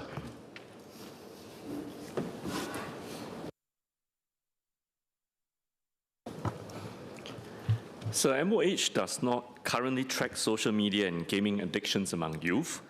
There are youth counseling and intervention programs available for those seeking help, such as Touch Community Services and We Care Community Services. MOH is working with experts to review the latest medical evidence for social media and gaming addictions amongst youth, and working with the National Council of Social Services to review access to addiction support services in the community. Mr. Nair. Thank you, SMS. One clarification. If parents were to identify youth with such addictions and flag it, who would be the best authorities to flag it to, and what interventions would be available, assuming the child or youth was unwilling to be treated? SMS Co. So I think in any form of intervention and treatment, the client or the patient in this case who needs help has to be cooperative. Otherwise, it will be very difficult to actually force someone to receive any form of intervention or care. But if parents are actually struggling with where to start to begin the journey of helping their child, they could actually go to our myline.sg website and take a look at some of the resources that are available there. Or for those who need maybe someone to talk to get a sense of how to actually begin that care journey for their children, then to call the National Myline 1771 and speak to one of the counselors online on the phone, or use the text messaging function to contact one of the counselors who can then actually guide them on the appropriate resources in the community to begin some of these interaction with the child. Sometimes you may have to begin with actually some befriending, so that the child or the adolescent actually gets comfortable with someone they feel they can open up to and trust, and then gradually bring them on board to actually receive treatment. So it's not a straightforward process of dispensing an advice or prescribing a medication. It may require some degree of interaction to get a sense of what's the best way to approach to deliver help to the person in need. Mr. Berkemna. Question 13, sir.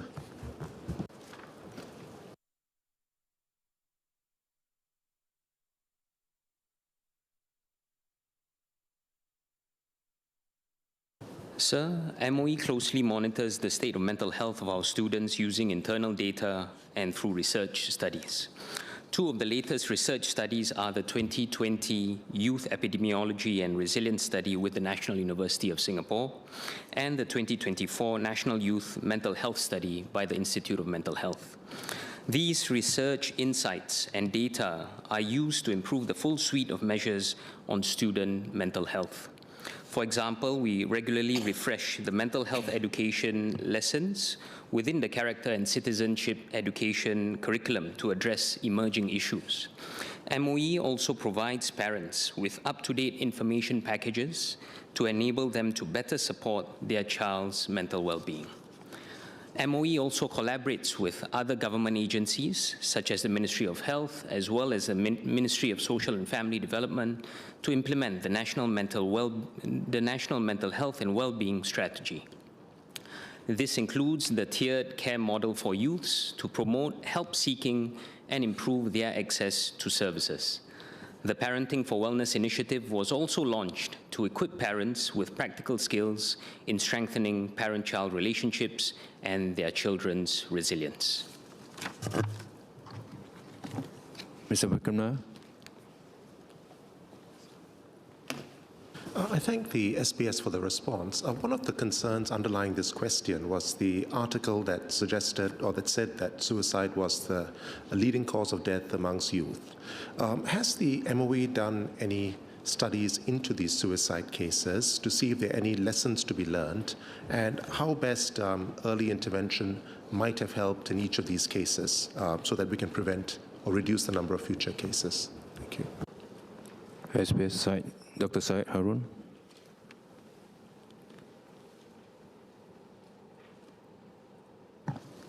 I thank the member for the supplementary question. I think specific to the question on national suicide rates with regards to the youth population between 10 to 29 years old, I do not have the data specific to this particular question.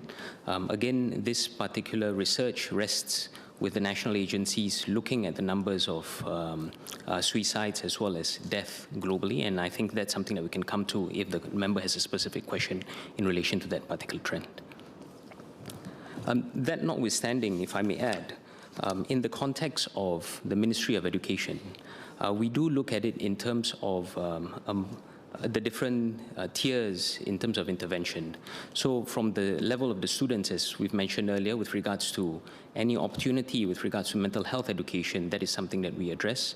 We also equip our teachers with skills and basic counseling skills to be able to identify any early signs of distress among our students. At the level of the school, we also have our school counselors who can do a suicide risk assessment and also work in tandem with our colleagues from the Ministry of Health as well as healthcare institutions in terms of the REACH teams, the response early intervention and assessment in community mental health teams, which also work very closely with our schools, as well as the specialist teams which reside in the hospitals. So in terms of the mental well-being and care for our students as well as youth in general, it is a whole entire ecosystem of support. I hope this clarifies. Dr. Wan Rizal.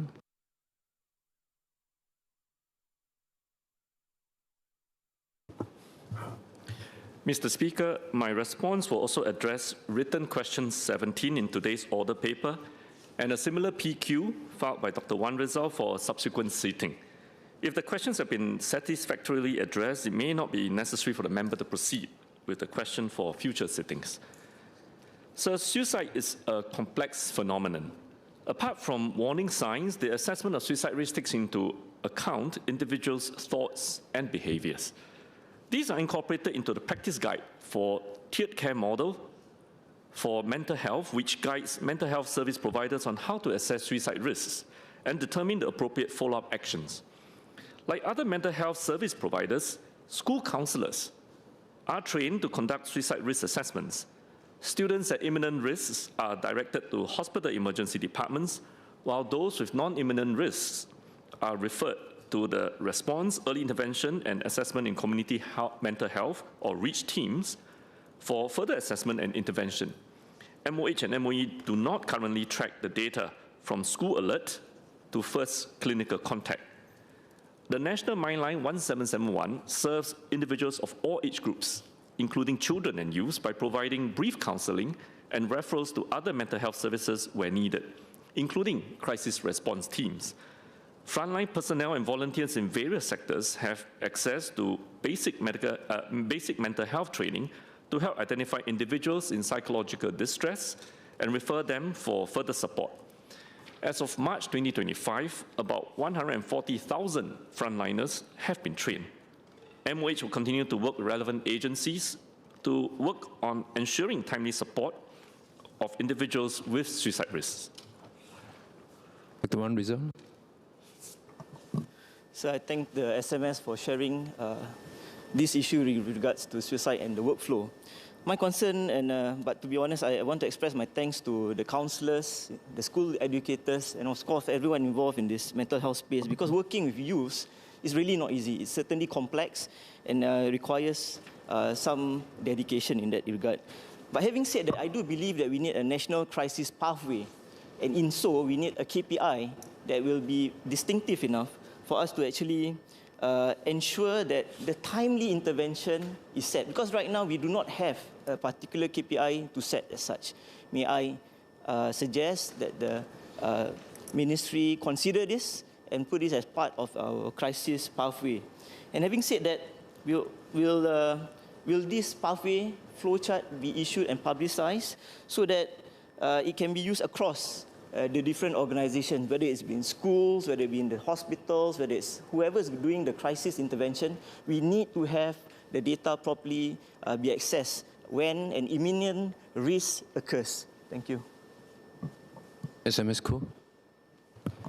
So I thank the member for his concern on youth mental health. And indeed, as he said, it is a complex issue and not something that, in my previous response to Member Vikram Nair as well, that it's not something you can force onto the youths. They have to be encouraged to come forward and be open about sharing and discussion. And in terms of KPIs, based on what I've just explained about the complex process or even getting someone to begin to seek help, it is therefore probably not very practical and difficult to set a downstream KPI, because how soon the person is prepared to step in to receive care, how well they respond to the conversation with their counselors or their doctors, it's really very much individualized. And it will be quite difficult to set a KPI that artificially constrain what the counselor or the interventionist needs in terms of having time to build a rapport and build trust and understanding. So it is a journey that must be taken between the counselor and the patient or the youth. But what we have done is to make sure that at the very upstream, we want to make sure access to care is readily available and there's no barrier to entry for any youth who is prepared to come forward and seek help. And that's why this is the true value of our first stop for mental health, the National Mindline 1771. It is meant to be something that can be anonymous so that it actually does not add that stigmatization or the fear of the youth of having to face-to-face see someone that they may not be comfortable with. They can pick up a call, speak to a counselor in a non-judgmental way, and without asking them for their identity, to just seek very simple consultations and get counsel to help them get through the immediate emotional distress that they may be feeling. And if they feel comfortable with what the counselor is talking to them, and they're prepared to look for, a connection to a physical contact point with social services, this is where the counselor can then try and link them up with someone that may then take the conversation and their relationship further in the physical space. So the whole idea is to create options that the youth can actually access. Those who may be more comfortable using, say, text messaging and WhatsApp can also use the WhatsApp function, text messaging function on this MyLine portal. So they were just trying to provide a lot more access and options so that there is absolutely no reason why the youth who are prepared to step forward and seek help will be deterred from it.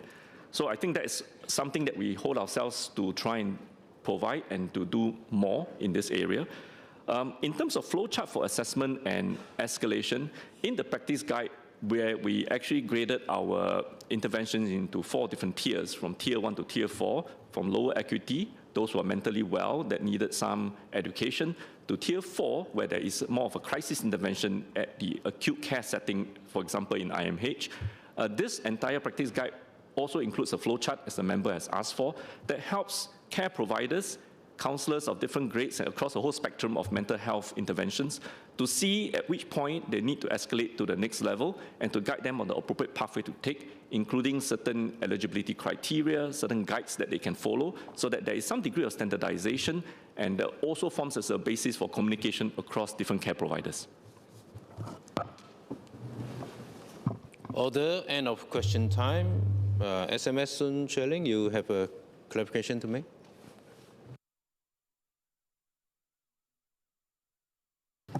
Thank you, Mr. Speaker, sir.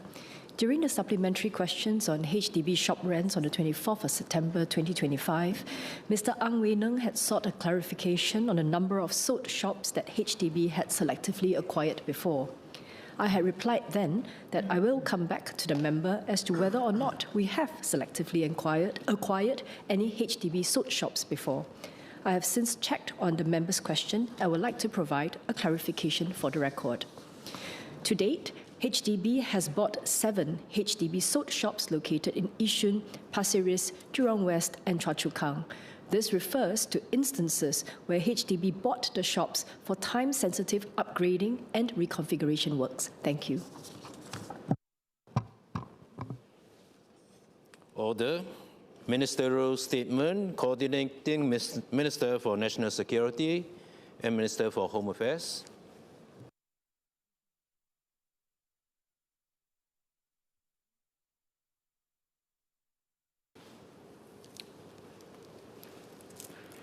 Thank you, sir. The purpose of this ministerial statement is to reiterate the fundamentals of our approach to race and religion and language and its application in the political context.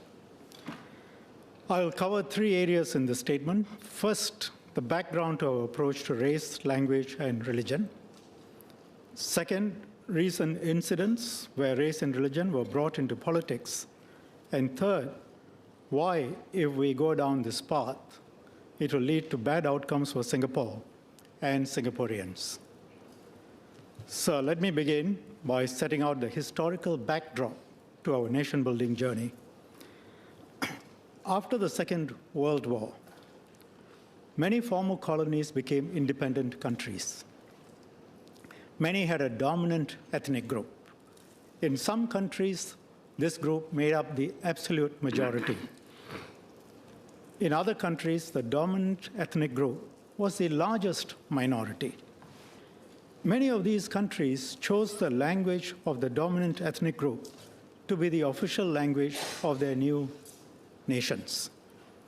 Sri Lanka and Malaysia are 2 examples. This is the approach of countries in the West as well to organize themselves. In many countries, in the West as well as elsewhere, minorities who do not speak the official language are disadvantaged. disadvantaged in education, employment, and opportunities to progress economically and socially. Many countries also implemented policies which favored the dominant ethnic group at the expense of and even suppression of the minorities. Sri Lanka is one example of this practice in the past. Many such practices and arguments over race, language, and religion were quite common. Thus, in 1965, when Singapore became independent, whether you looked at Asia, Africa, Americas, or Europe, the norm was that the language and culture of the majority would automatically become the language and culture of the state. Mr. Speaker, sir, with your permission, may I ask the clerks to distribute Annex A, which contains a copy of a quote made by Mr. Lee Kuan Yew. Members may also access this material through the parliamentary app. Please go ahead. Thank you, sir.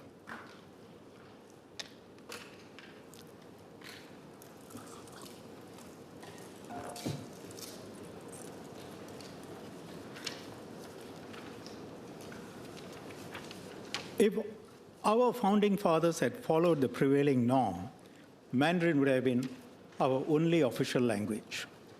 But we became independent in 1965 precisely because Mr. Lee Kuan Yew and his team decided on a very different approach for Singapore. Mr. Lee Kuan Yew declared on the day of our independence, this is not a Malay nation, this is not a Chinese nation, this is not an Indian nation. Everyone will have his place equal, language, culture, and religion. This was not just political rhetoric. Our founding fathers took systematic steps to build a multiracial, multireligious Singapore. They enshrined the foundational principles, unity in diversity, justice and equality in our national pledge.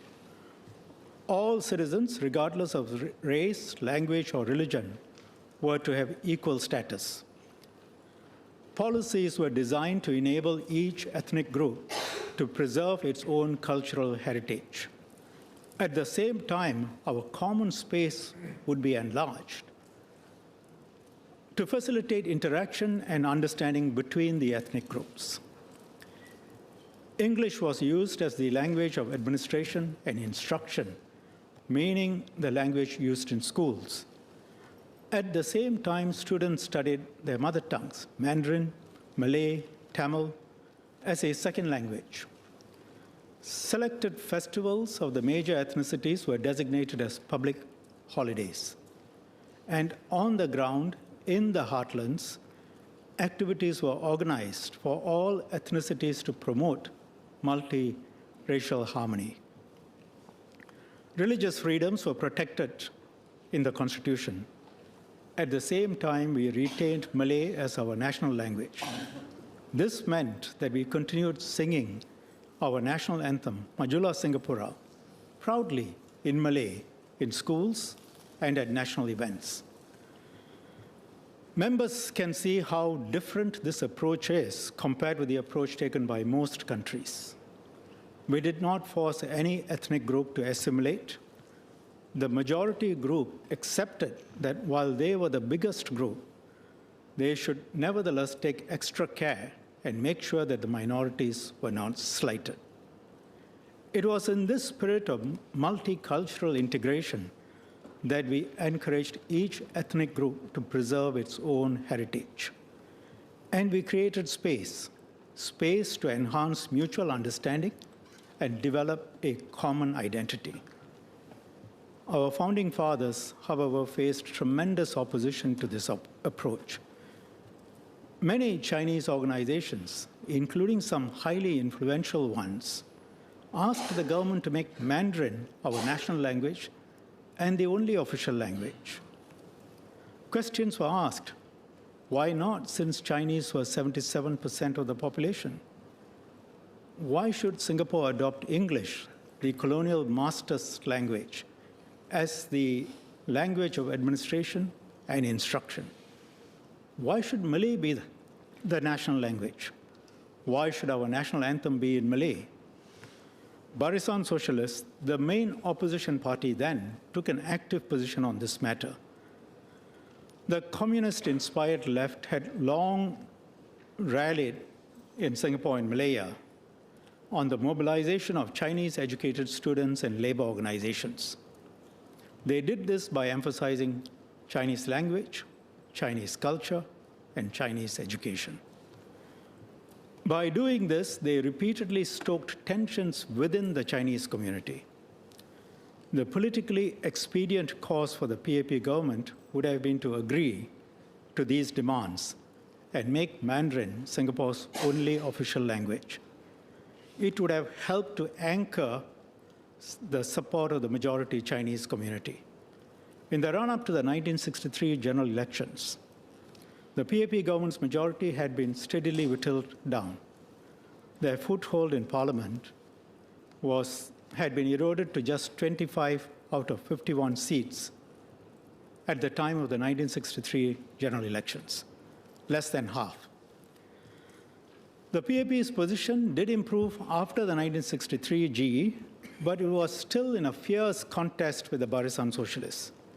Yet it chose to follow the more difficult, more idealistic course at a time when the PAP government needed the support of the majority Chinese population. Mr. Lee and his colleagues chose a path that would, in most contexts, be seen as politically foolhardy. I would ask members to take a moment to reflect, think about this. You will realize how extraordinary their actions were, how this cuts against all political realities and standard norms. And for 60 years, we have strived to achieve the ideals in our pledge. But achieving the ideals is still work in progress. We haven't fully achieved them. Minorities in particular will tell you about the lived realities on the ground, that they sometimes face racism at different levels, that they sometimes feel discriminated against. Beyond what each of us hears, surveys show how minorities feel. Some Chinese will also tell you of their experiences, though the instances are much fewer. The key point, however, is we set out these principles as our ideals, and we swam strongly against the tide of ethnic identity as the organizing principle of society. Instead, our foundational principles were a secular state, meritocracy, multiracialism, equal opportunities for all, and the rule of law. A secular state with neutral language English as the language of administration and instruction, the language of government, business, education. Mr. Lee explained this in this House in the year 2004. If Chinese had been made the working language in 1965, and I quote, Singapore would fall apart, our races would be in conflict, close quotes. And over the last 60 years, we have taken various steps to achieve the ideals in our pledge. In this context, I will mention two key policies. These were put in place to make the ideals our reality. The first policy, it was decided that a strong legal framework was necessary to preserve our communal harmony and minimize racial, religious conflict. One of the first constitutional amendments after independence established the Presidential Council for Minority Rights. The Council's function is to assess whether any legislation would create a differentiating measure which would disadvantage any racial or religious group more than others. The Council's report would then be tabled in Parliament. Laws were also passed to set out what conduct, what speech would not be allowed,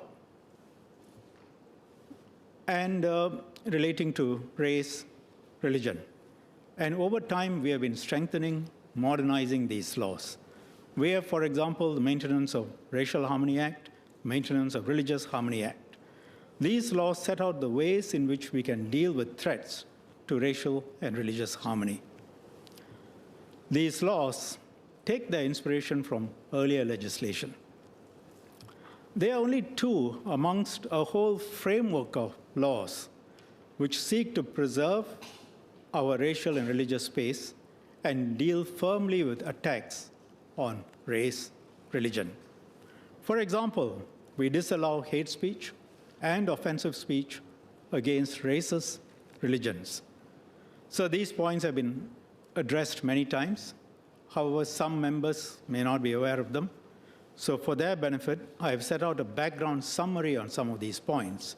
And Mr. Speaker, sir, with your permission, may I ask the clerks to distribute Annex B? Go ahead.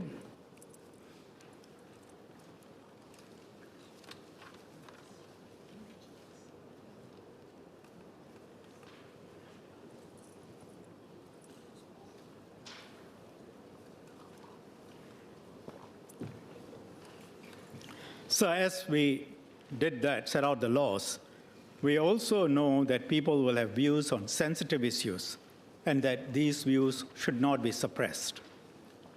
So we provide safe spaces where honest, frank discussions can be held. These include closed-door dialogues, fireside chats, regular engagements with different groups, including young people, entrepreneurs, religious groups, unions, nonprofits, and many others. These settings encourage people to be rational, responsible, while pulling no punches on the substance of their views. This is, in broad terms, the first key policy underpinning our ideals. One, a robust legal framework that protects the right of all communities and sets out what you can't do, what you can't say in public. And two, a reasonable, calibrated approach to discussing such views in public as well. But whilst laws can deter and penalize actions that seek to divide our society, laws alone cannot make society harmonious. They can't force people to understand, respect, and like each other across races, religions, and across divides. That's where the second key policy framework comes in. This second key policy is that the government should actively promote actions, platforms, to encourage intermixing and understanding between our different communities. These are too numerous for me to cite. I've listed some of the key examples in Annex B. Members will see that there is a fair degree of activist government policy. In the past, critics have mocked this as social engineering and a violation of free choice. But today, many look at our high level of social cohesion and ask, what is your secret sauce? The Economist has in the past described the Singapore government's approach as dirigism. Dirigism refers to a state-led approach to economic development. The word has negative connotations, but we make no apologies for our philosophy. It extends well beyond economic planning. The government also takes an active stand and approach in managing social issues, housing issues, community issues, and more. And but for this approach, Singapore will not be where it is today. We have in Singapore an exceptionally high level of racial and religious harmony. Mr. Speaker, sir, with your permission, may I ask the clerks to distribute Annex C, which contains a fuller list of indicators on this. In the 2023 Gallup World Poll, 92% of Singaporeans said that Singapore was a good place for racial and ethnic minorities, and we ranked first out of 135 countries. In the 2024 IPS survey on race, religion, and language, 65% of Singaporeans rated racial and religious harmony as high or very high. More than 90% felt that there was sufficient involvement or that there should be more government involvement to ensure racial and religious harmony. Over the past 5 years, there have been 178 police reports filed relating to race and religion. This works out to only about 3 cases per 100,000 people per annum. So I'm not suggesting that race-religious harmony is perfect in Singapore. As I said earlier, it's work in progress. Members of different communities do experience racism and face other issues. The deep-seated human instinct, the tribal emotions which come from the gut, these cannot be wished away. As the Prime Minister himself has acknowledged, it is more difficult to be a member of the minority community in Singapore than being a member of the majority community. I should say minority communities, yeah. But as a system, we have sought to contain and overcome the natural human impulses by overlaying them with a broader sense of national identity, a community of shared values, experiences, and vocabulary. And in the words of our pledge, regardless of race, language, or religion, our approach towards racial and religious issues is not to forsake our respective races, languages, or religions and force a single identity, but to forge common ground and find strength in diversity. And our people generally accept these principles. Singapore is in a good position today. Not perfect, but I dare say better than most other places. Many of these places started out better and stronger than us, but many of them have been going the wrong way. So this deals with the first part, the background to our approach to race and religion. Now let me move on to the second part. Second point, some recent incidents where race and religion have been brought into politics. The good position we have in Singapore can remain so only if Singaporeans work at keeping it that way. Politicians in particular play an important role in setting the right tone for our society. Not deepening divisions, not misleading the different communities, but by encouraging constructive discussions, by finding solutions to problems and issues faced by the different ethnic communities, not by exacerbating them and not by sharpening differences. It is possible for politicians to say that they subscribe to our multiracial and multireligious values, but still use veiled rhetoric to work up racial and religious sentiment. So if we look at our short history over 60 years, there have been several attempts to inflame racial and religious sentiments for political gain. Mr. Speaker, sir, with your permission, may I ask the clerks to distribute Annex D, where I have set out some examples of such attempts which happened in previous GEs.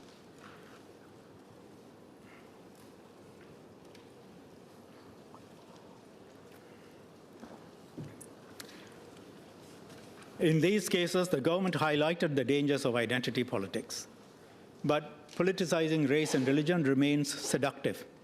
It is an easy way to sway the emotions of voters for short-term political gain.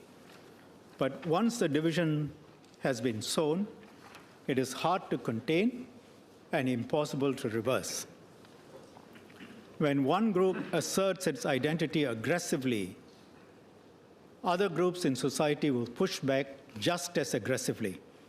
And if this happens in a small, diverse city-state like Singapore, we will be irretrievably damaged. You see around the world what happens when such identity politics takes root. Take the United States. Culture wars dominate US politics as parties run identity-based campaigns. Liberals accuse the right wing of preserving white political and social dominance by portraying African Americans as sources of crime and unrest. Republicans counter that Democrats have taken exclusionary identity politics too far, undermining traditional and nationalistic values. Every grievance, every disagreement is framed as an ideological battle. It becomes an all-out war with no room to compromise. If you look at the Netherlands, politicians openly frame Islam as incompatible with liberal Dutch values and portray themselves as protectors of Dutch culture. Some, like Geert Wilders, even go so far as to campaign around banning the Quran, closing mosques, and sharpening divides for electoral gain. We can see how societies are getting increasingly divided. The Edelman Trust Barometer conducts a large-scale global survey every year. They found that more than half of the respondents globally say that their countries are more divided today than in the past. Singapore has come a long way in building harmonious, multiracial, and a multi-religious society. We may look stable now, but we are no more stable than other countries which I've cited before their communal relations became worse. With this background, let me turn to a few troubling incidents during the recent GE. During the last GE, one Noor Deros came to prominence. He is a self-styled preacher based in Malaysia. He has been denied accreditation as an ustaz here in Singapore. Because he refused to comply with the Code of Ethics under Singapore's Asatizah Recognition Scheme, he refused despite being counseled by the Asatizah Recognition Board. On 19 April this year, 2 weeks before the GE, Deros issued a public statement. He said that he would campaign for any political party which could meet his list of demands. These demands included: 1, adopting Islamic economics by changing the financial system to a non-interest-based model. Another demand was that policies aimed at preserving existing racial proportions should be ended. Some of his demands were absurd, I would say very damaging. For example, his demand that we change our financial system to be more Islamic. The financial industry contributes to 14% of our GDP. It employs nearly 200,000 people. It is vital to our economy. This man, who is based in Malaysia, wants to stop all of that. It is madness. On the 23rd of April, Deros put up 2 Facebook posts. He said only the Workers' Party was taking his demands seriously. Deros said that he would invite Muslims in Singapore to vote for the Workers' Party if they agreed to his demands. He also portrayed Workers' Party's Malay-Muslim candidate in Tampines, Mr. Faisal Manap, as a more vocal champion of Malay-Muslim issues compared to Minister Masagos. He called on Tampines voters to, I quote, do the right thing, close quotes, meaning vote for Mr. Faisal Manap. On 24th of April, Deros made further public statements. He reiterated his call for Tampines voters to vote for Mr. Faisal Manap. He also said that he had spoken to all of the Workers' Party's Malay candidates. Deros was saying that he would rally votes for any political party that agreed with his demands which were along racial, religious lines. And he was comparing 2 Malay-Muslim candidates and saying, vote for Mr. Faisal Manap, because he has been a more vocal champion of race and religion for Malay Muslims. That was the main troubling issue, not whether some of his demands were absurd, or whether one agrees or disagrees with his demands, or whether one agrees or disagrees with his assessment of candidates. Asking Singaporeans to vote for political parties and candidates along racial, religious lines is a reckless thing to do. It also sets a dangerous precedent. If we allow this, other racial and religious groups will have similar demands, and we have to allow them to make similar calls too. The natural result in a democracy will be that the largest and the best organized religions and races will get their way. They will have the strongest lobbying power and the most number of votes, and political parties will have to listen to them. The other natural result is that the followers of different races and religions will clash. Followers of different faiths can hold beliefs that are essentially incompatible with one another. If different groups press their religious ideals hard instead of compromising with one another, and if the government prioritizes the views of one faith over another, conflict is inevitable. If we go down this path of canvassing based on identity politics, the result will be that most parties will appeal to the Chinese vote, and the minorities will feel the squeeze and will be marginalized. When you try and get the Malay-Muslim vote in this way, and if the Malay-Muslim community responds, the other communities, in particular the Chinese, will quickly notice and very likely start to view the Malay-Muslim community with suspicion along communal lines. This is what happens in many countries, and our sense is that something like that may have started to happen in Tampines. Many Chinese voters in Tampines seem to have observed the communal nature of the appeals to the Malay voters, and they seem to have chosen to take a different direction during this GE. But this sort of racial dynamics in politics is very bad for Singapore. The same can happen with religions. Christianity, Buddhism, Taoism. These will emerge as the dominant religions influencing politics. That will cause deep resentment and anxiety amongst Muslims, Hindus, other groups. In the US now, there is a blurring of lines between religion and politics. There was an article published by Spiegel International 2 weeks ago, the 2nd of October. The article reported that prominent US religious leaders are openly pushing political agendas. One even called for the establishment of an American theocracy and banning Muslims from holding public office. Instead of rejecting these ideas, some politicians in the United States are promoting them in order to get votes.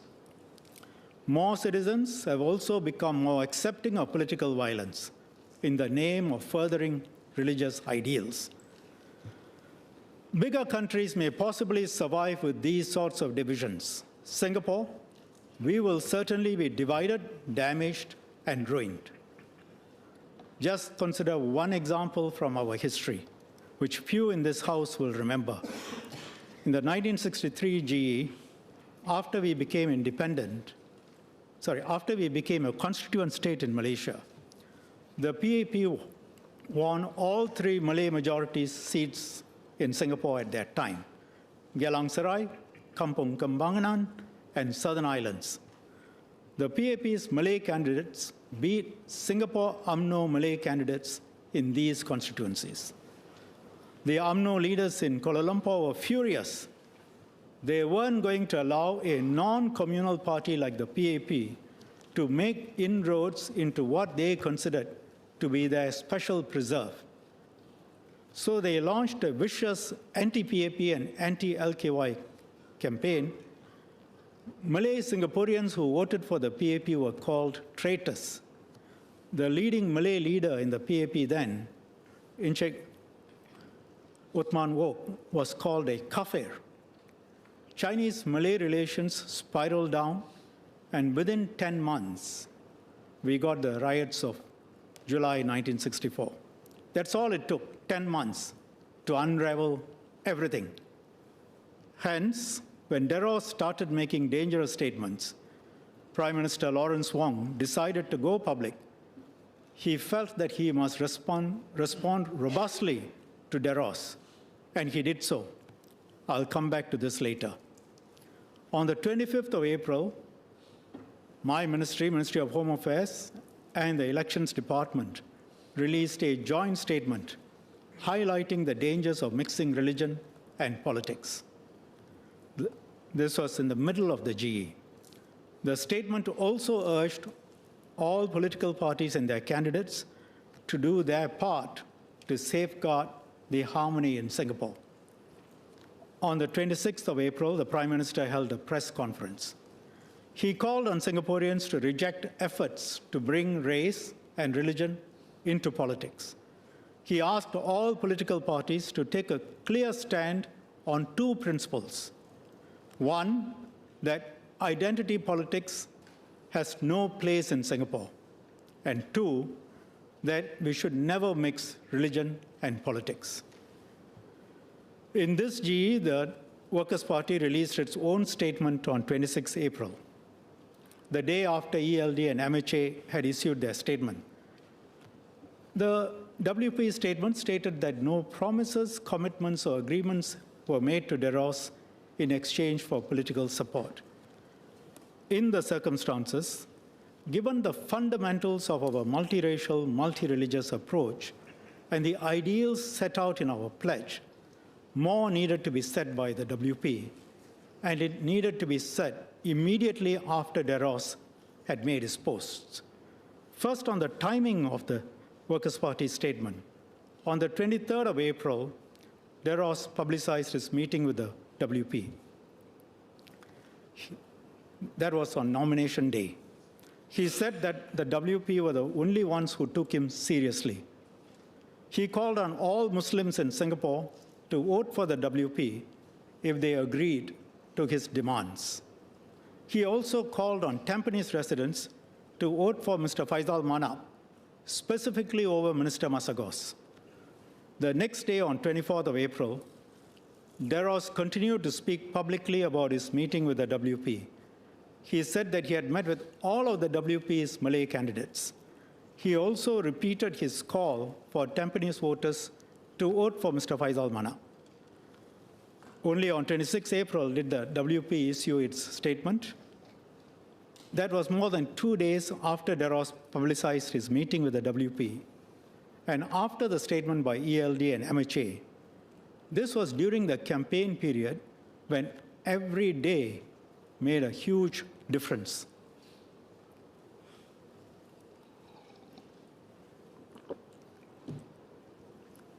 This delay on such an important matter begs many questions. It can confuse the ground. For example, sections of voters might be misled into thinking on those 2 days that the WP was possibly considering DEROS's demands. DEROS was saying all these things and the WP was silent. MHA and Elections Department had to step in and say this was unacceptable. And after that, the WP issued its statement. Second, the WP's statement was ambiguous. It said that no commitments, promises had been given and no agreements were reached, and that the WP was committed to the principle that religion and politics should be kept separate. The statement did not categorically reject DEROS's call on Muslims in Singapore to vote along racial, religious lines, nor did it reject DEROS's support for its anchor in Tampines, Mr. Faisal Manap. If we accept that identity politics has no place in Singapore, then a clearer and more immediate response was called for. For example, something along these lines would have been much clearer, that DEROS set out various demands based on his religious beliefs. He said that he would ask Muslims to vote for candidates who accepted his demands. He asks Muslims to vote for the WP candidates if the WP agreed to his demands. He also said that he endorses Mr. Faisal Manap in Tampines because Mr. Faisal is a more vocal champion of Malay Muslim issues. The WP rejects his attempts to influence the Malay Muslim community based on religion and race, just as we reject his endorsement of Mr. Faisal Manap based also on religion and race. That is completely unacceptable. We rejected it when he told us, and we reject it now. This is what needed to be said. It is one way of putting it. Any other form of words conveying the same points could also have been used, but it should have been squarely stated. Immediately after DEROS issued his statement on 23 April without letting the matter drag. Mr. Singh did follow up on 26 and 27 April at media interviews to say that De Rosa's endorsement doesn't mean that the WP will carry forward his policies. But we hope that in future, if such incidents occur, there will be more immediate, forthright, and unequivocal response given by political parties. Establishing this common understanding on how such issues must be dealt with in future is one of the key reasons for this ministerial statement. Let me now turn to the contest in Tampines GRC in the last GE. As I said earlier, the WP fielded Mr. Faisal Manap in Tampines to contest against the PAP team led by Minister Masagos. That the Malay-Muslim vote in particular was being targeted was obvious, not just to Singaporeans, but pertinently also obvious to Malaysian observers. Malaysian politicians from PAS jumped in.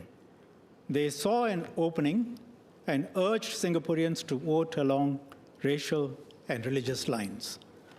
PAS National Treasurer Iskandar Abdul Samad expressed support for the WP's Mr. Faisal Manap.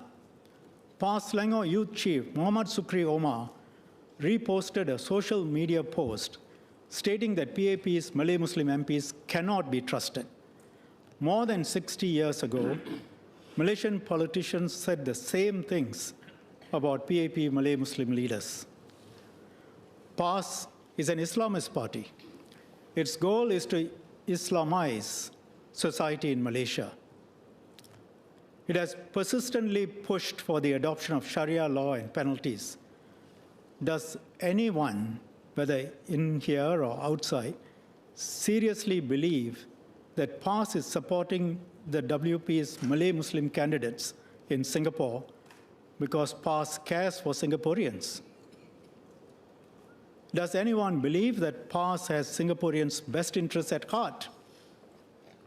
Does anyone believe that PAS subscribes to Singapore's multiracial, multireligious model? Statements by PAS leaders have clearly shown otherwise. In 2024, for example, PAS president said that Mr. Lee Kuan Yew's strategy of fielding candidates from diverse ethnic backgrounds had led to Malay political influence diminishing in Singapore. This is why all of this reminded some of us of the first 10 months when Singapore was part of Malaysia. I mentioned this earlier. In those 10 months, between September 1963 and June 1964, the ultras managed to work up sentiments to such an extent that race riots broke out in Singapore. In Dr. Goh Keng Swee's words following the 1964 riots, he feared that Humpty Dumpty had fallen off the wall and could never be put back again. Fortunately, it was only our union with Malaysia which could not be put back together, not our multiracial country, Singapore. But don't forget, it took us decades to repair the damage, decades for the scars to heal. This history is seared into some of us, and it is also seared into some Malaysians, but for very different reasons. So we knew the government had to call it out when PAS leaders openly supported a political party in Singapore on racial and religious grounds and in the middle of a general election, and when the political party in question hadn't responded. Thus, the MHA Elections Department statement I referred to earlier was issued. It spoke about foreigners attempting to influence elections. Access to the polls by PAS politicians was disabled. Prime Minister also spoke about this in his press conference on 26 April. Foreigners targeting Singaporeans, asking them to vote on racial, religious lines, that crosses a red line. Prime Minister called on all political parties to, 1, make their stand clear on foreign influence, and 2, clearly and categorically reject foreign endorsements of their candidates. The past politicians were championing one set of Malay Muslim candidates over another set of Malay Muslim candidates. Unfortunately, the truth is that such attempts will have some impact. And therefore, it is incumbent on all political parties to decisively reject any attempts by foreigners to influence our election, especially on the grounds of race and religion. The WP issued a statement on 26 April. I had also referred to this earlier in the context of DeRos. There are two concerns with the WP statement. First, on the timing, and second, on the substance. On timing, foreign influence is a serious matter. It is even more serious in the middle of a campaign. So, given the gravity of the matter, it would have been better if the WP had issued its statement immediately without waiting until after MHA ELD had issued their statement. On the substance, the WP statement did not clearly reject foreign influence or the foreign endorsement of its candidates. What it said was that the WP had no control over what others said. After the WP statement was issued, Mr. Singh made further statements on 26 April. At a doorstop interview, he said that he stood behind the message in MHA ELD statement. That made the WP's position clearer. Then finally, at a rally speech later that evening, which took place after the Prime Minister's press conference, Mr. Singh went further and gave the WP's clearest statement on the matter. He said that he categorically rejected the involvement of any foreign element whatsoever in Singapore's domestic politics. And two, that the WP does not need the support of any foreign element. It would have been better if the WP had said this right from the start, responding directly and promptly to what the past leaders had said. The WP did so after the Prime Minister had called on all parties to make their position on foreign influence clear and clearly and categorically reject foreign endorsements of their candidates. We hope that in future, political parties will immediately reject any such attempt to interfere in our political process. If this is not done immediately, clearly, and unequivocally, it will give rise to questions, confusion. We therefore hope that in future, political parties will immediately reject, and especially when such interference is made on the basis of race and religion. I will now move on to another incident during the GE. Mr. Damanhuri Abbas was an SDP candidate. He had made attempts to get support along racial lines. At an SDP event, Mr. Damanhuri accused the PAP Malay MPs of failing to represent the Malay community and ignoring their issues. He claimed that more opposition Malay MPs were needed to raise Malay issues in Parliament. In an interview posted on social media, Mr. Damanhuri stated that Malay community issues had not been resolved for 60 years under the PAP government. He called for the Malay voters to vote against the PAP, framing it as an issue of upholding Malay dignity.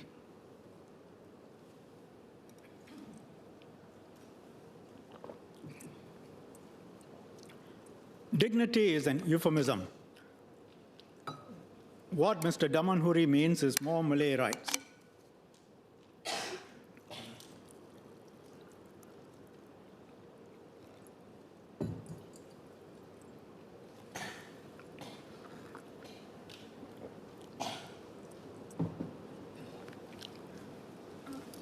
More Malay rights, more advocating for Malay issues, more Malay separateness. In a separate podcast, he said meritocracy is selectively applied. He rehashed these arguments again in rally speeches, this time in Malay. Mr. Damanhuri's rhetoric is deceptive. What he is effectively doing is trading off the long-term welfare of the Malay community and our country for his immediate political gain. This is a slippery and dangerous path that will invite strong reaction from other races in future elections. So far, the situation has been broadly stable because the government has anchored our country on our ideal of multiracialism. The governing party itself has eschewed identity politics, fought against attempts to rile up the different ethnic communities. It has set out the fundamental ideals on how our society should be structured, and it has managed to convince most Singaporeans to accept those ideals. Meanwhile, from time to time, various parties, candidates have tried to stir up the Chinese and Malay communities. Because of the PAP government's political dominance, these efforts have not been successful. The PAP has been the dominant political force. So it has been able to bear the political cost of fighting against such sentiments.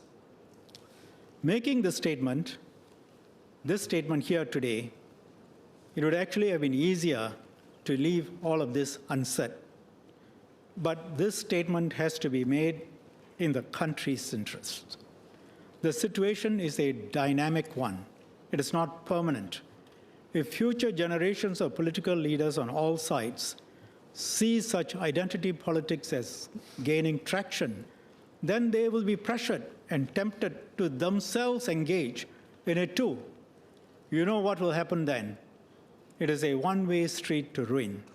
So people like Mr. Damanhuri should be more honest with their constituents.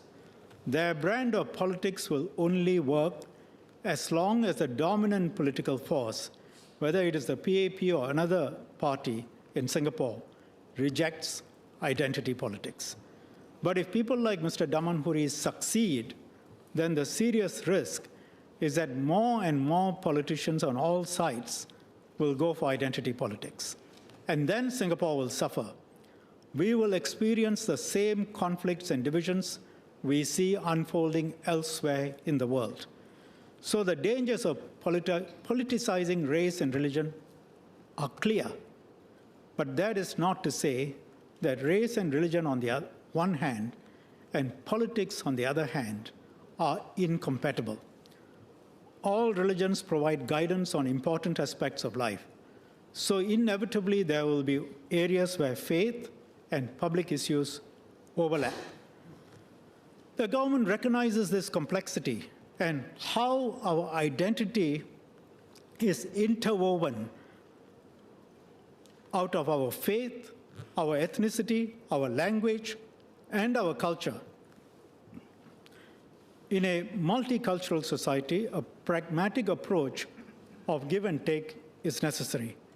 People are free to practice their faiths and express their views on politics and political issues, influenced by their private religious convictions. But we need to be mindful. This must be done in a manner that is respectful to other religions. The public political debate must be conducted and decided on a secular basis, and there must be give and take on all sides. All political parties need to be absolutely clear. Religion must not be misused for political purposes. It must never be brought into election campaigns. Without this shared restraint, destructive competition for power and influence between the different groups can only follow. The same logic applies to race. Our society is structured such that every community gives up something for the common good, and every community has progressed as the nation has progressed. If any community pushes for its interests without consideration for the other communities, then a pushback can be expected.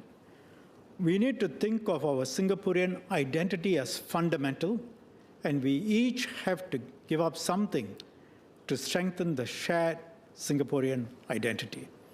And so, when there are threats to our social cohesion or attempts to bring race and religion into partisan electoral politics, this government must and will act consistent with the principles it has upheld over the last 60 years. Statements like those from Deros and Mr. Damanhuri in the last GE cannot go unaddressed. We highlighted and strongly criticized some of these instances of racial and religious politics during the GE, but we decided not to take immediate action against those who were transgressing. But we cannot allow such actions to take root because they corrode our democracy and tear our social fabric. That deals with my second point on recent troubling incidents which sought to bring race, religion into politics. So my third and final point was on why bringing in race and religion into politics will bring bad outcomes for Singapore. So I'm not going to go into detail on that. Through the course of this speech, I have explained why that will be bad for Singapore and Singaporeans. It is obvious. If we do not take a firm stand, some foreign countries, including those not in our immediate neighborhood, who must have been watching our GE very carefully, will be tempted to play on ethnic sympathies to influence our politics. And all our major communities are capable of being influenced from external sources. So, in conclusion, our approach to race and language and religion has been largely successful. Our brand of multiracialism is not the only bridge that brings Singaporeans of all races and religions together, but it is the crux of our being an independent nation and our continuance as a successful country. Now that the elections are over and emotions no longer run as high, I make this ministerial statement to remind ourselves as Singaporeans about the framework and fundamentals that have allowed Singapore to succeed. It is not the first time this House is discussing this issue, but events during the recent GE warrant this being raised again. It is too serious a matter, existential for Singapore, for us to simply let it slide. And so I decided to make this statement at the earliest opportunity after the opening of Parliament. The main purpose of this ministerial statement is to set out, one, our fundamentals, on which I hope there will be agreement. Two, and a clearer understanding of how we hope politicians and political parties will conduct themselves in future should these issues arise again. We must learn from what has happened. As parliamentarians, we may debate and disagree on many things, but I hope that we can all commit to handle issues of race and religion in a responsible and sensible manner and to uphold the integrity of Singapore's secular politics. So from time to time, we will have candidates professing that they or their party better represents and serves a specific racial, religious, or some other identified group. That is entirely understandable, as long as it doesn't get into identity politics. And we need to exercise caution that one doesn't get into the other. We need to exercise caution on how these points are made. In the recent GE, Deros, Damanhuri have gone too far. Other instances will be less clear. We need to handle them with care, good sense, and most important, we need deep commitment to our ideals. My statement builds on a series of recent government statements and speeches. During the election, MHA and ELD issued a strong statement warning against bringing race and religion into politics. The Prime Minister also stressed that we are all Singaporeans first, regardless of our backgrounds. In the recent President's address, the President reminded us that we can never take our unity for granted and must guard it zealously. During the recent debate on the President's address, the Prime Minister again urged all political parties to conduct politics with seriousness with integrity and a deep sense of responsibility. So why do we keep repeating these points over and over again? It is because these fundamental principles are central to the very existence of Singapore. We decided that we should state our position formally, robustly, and unequivocally at the highest forum in our country, Parliament. The peace and harmony in our society has been the foundation for the progress we have achieved. Since independence, Singapore has been transformed. The physical environment, the economic opportunities, the jobs available, and the standard of living. Our people's lives have improved, regardless of their race, language, or religion. All communities have benefited, including the minorities. They have done well, not only compared to where they started out, but also compared to other communities in our region. Our multiracial model has worked, and we must not heedlessly and irresponsibly put it at risk. Generations of Singaporeans have carried the torch onward. There is much more to be done to achieve the ideals of our pledge. But it is clear, looking around the world, that we can only achieve that if we steer clear of identity politics.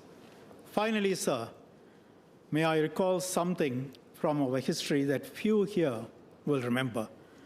On the very day Mr. Lee Kuan Yew pledged that this will not be a Malay nation, Chinese nation, Indian nation, and that all will be equal, then Malaysian Prime Minister Tunku Abdul Rahman said that he had asked the Johor state government to set aside 10 acres of land for any Malay in Singapore who wished to leave the newly independent country. You might think that it might have appeared an attractive option to some of our pioneer generation of Malays. Get some land and remain a member of the majority in Tanah Melayu. But not a single pioneer generation Malay took up the offer. They chose to stay in Tanah Singapura instead and build a home here. We owe them so much. If they had left, we wouldn't have remained a multiracial country as we are now.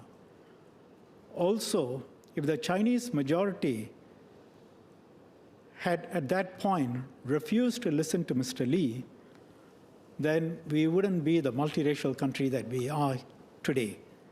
So let us remain faithful to the hopes and dreams and aspirations of our pioneers. Thank you, sir.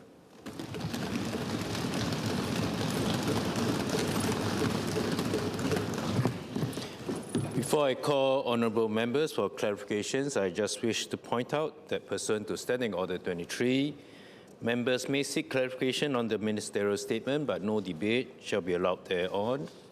Members can seek clarifications by way of asking questions. I seek members' understanding to keep your clarifications clear and concise so that the minister can answer as many clarifications as possible. I would also similarly ask the minister to also keep his answers clear and concise. Mr. Pritam Singh.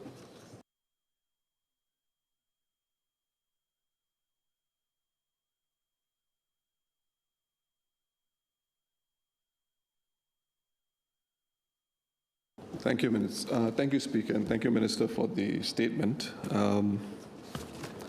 It appears to me that one of the issues the Minister raises is with regard to timing in terms of how quickly the Workers' Party responded to some of the issues the Minister covers in his statement. Let me put that question of timing into perspective, but before I do so, let me just read out as a preamble a short remark that I made at the doorstop interview on the 26th of April, one day after the MHA ELD statement was made, and I said this: the Ministry of Home Affairs and ELD have put together a message, and I stand behind that message. Our political scene is for our people.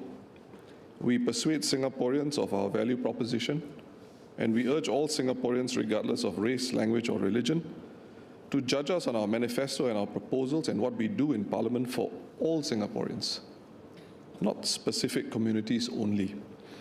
I think once we go down that road, you're going to have an unnecessary politicization of the public space. And we don't want that.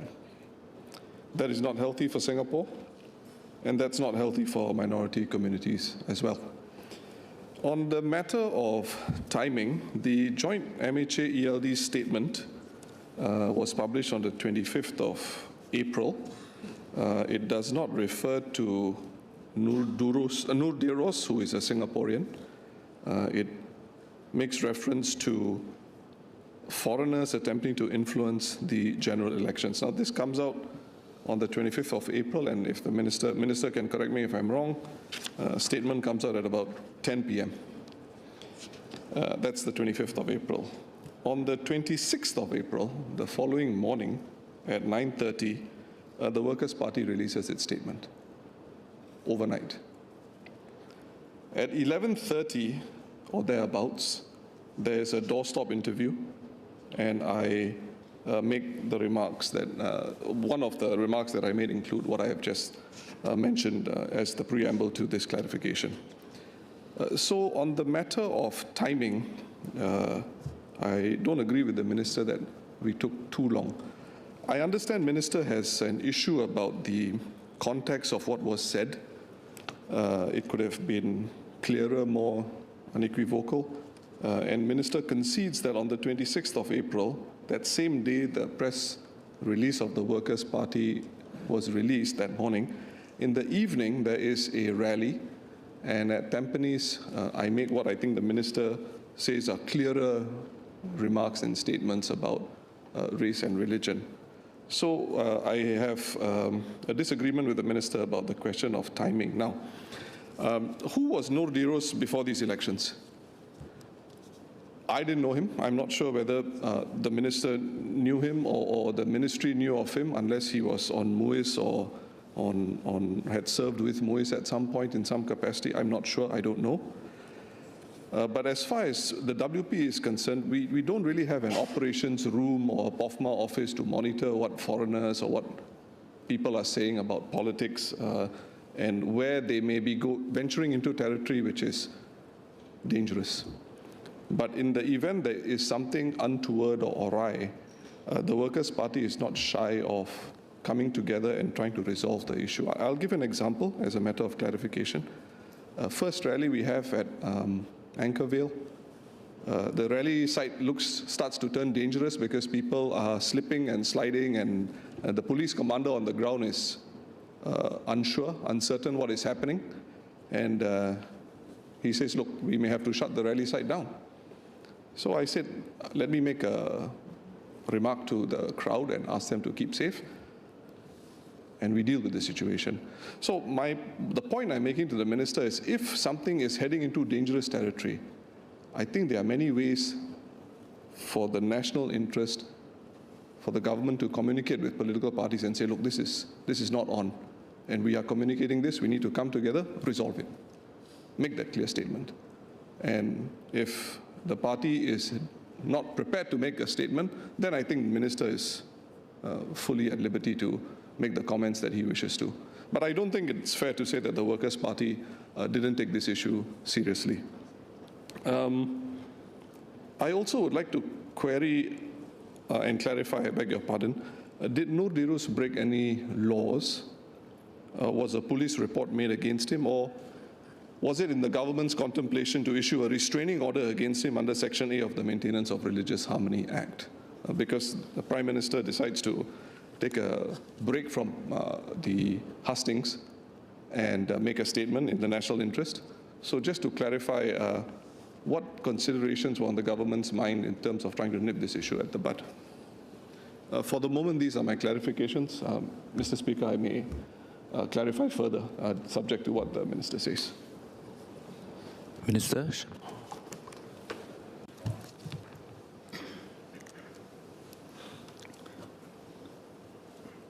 So Mr. Singh, I think, has confused two different issues. The first is on Deros, and in my statement I said that the Workers' Party statement did not reject Deros's very serious conduct in asking Muslims here to support the Workers' Party on racial and religious grounds, and asking voters in Tampines to vote for Mr. Faisal Manap. I hope after this statement we can at least have common ground that what Deros did was unacceptable. And if there is common ground on what that was unacceptable, then it should have been responded to immediately, and it should have been unequivocal rejection of what Deros said. Second is foreign influence. I said that the initial statement by WP was not clear, but it got clearer when Mr. Singh gave his doorstop, and then it became quite clear after the Prime Minister had specifically called on political parties to make their position clear. Mr. Singh then clearly and unequivocally rejected Passa's statements during the rally. So I did not say that either Mr. Singh or the Workers' Party had made their position clear. On Deros, it should have been made clear. Now, I'm not quite sure why there is a reference to POFMA office or MHA or the government, or this suggestion as to why the government, should the government have communicated with a political party in the middle of the GE. Look, we are now here talking about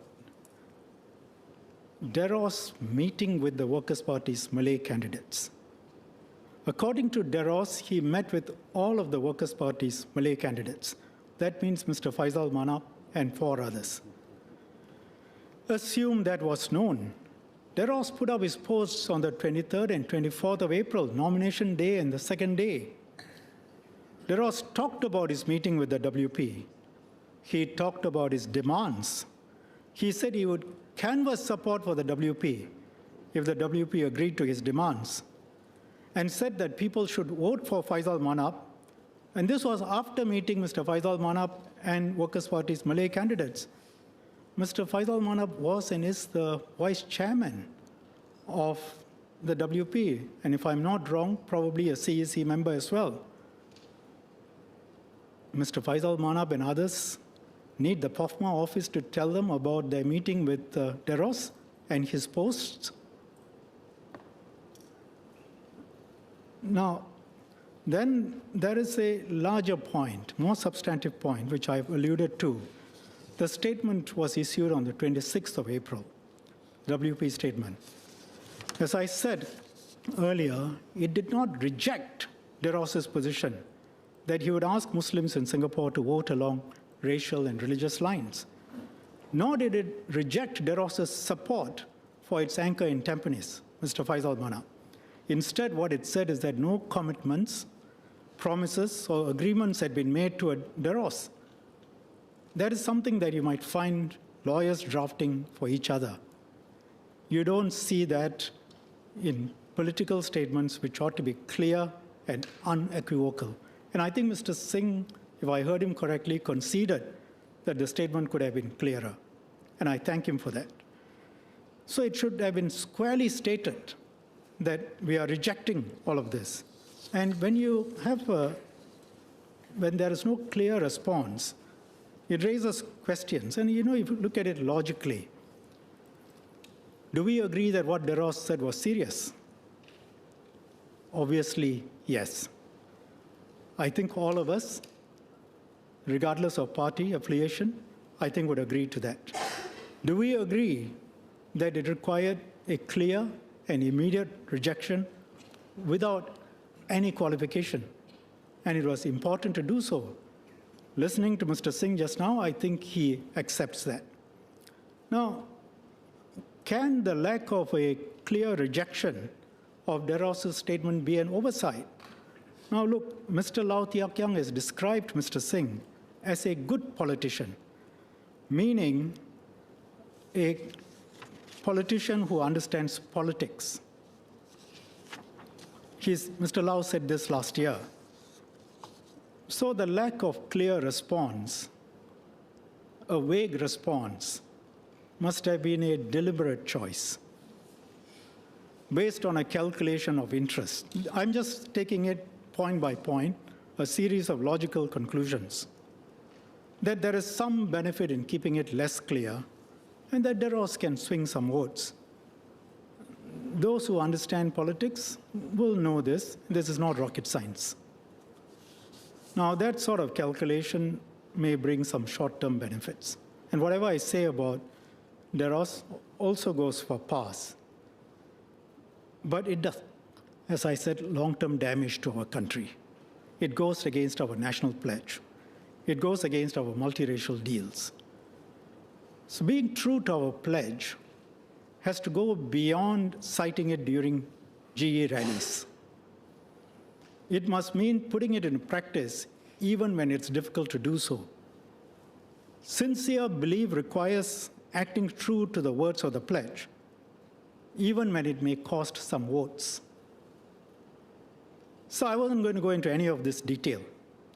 I refrain from saying all of this bluntly in my speech.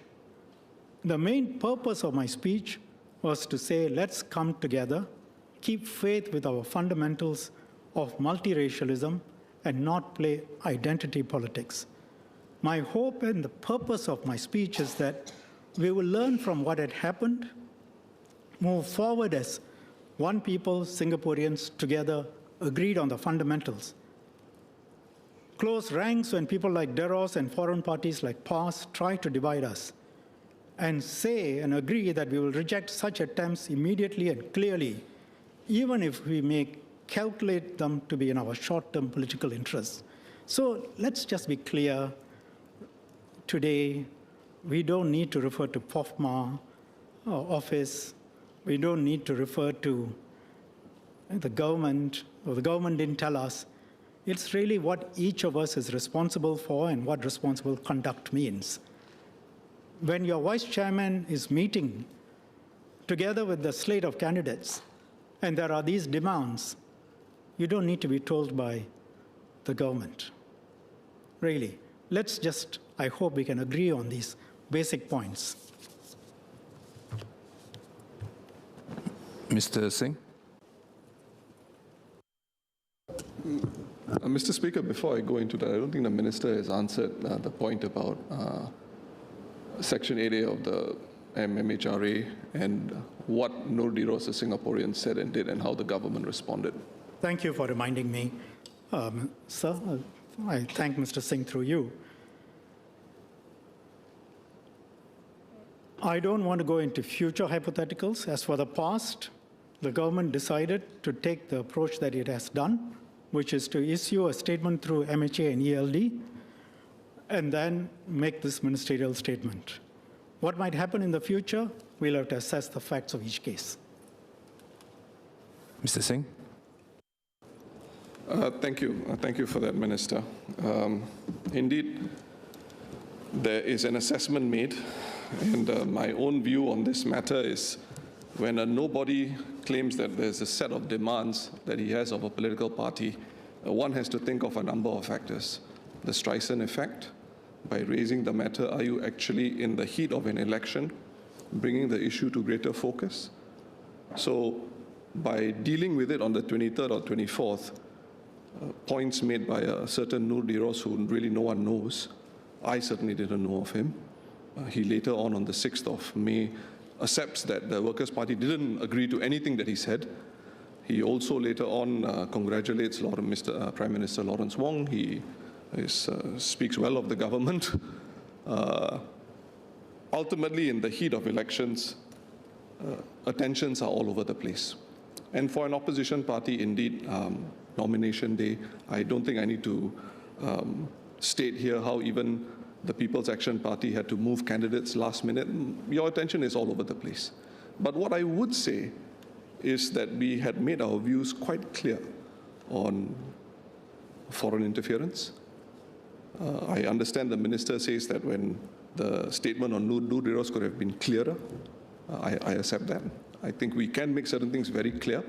But my point is, if we talk about the national interest, if this is so important to the government, there are other ways to deal with it collectively as one Singapore.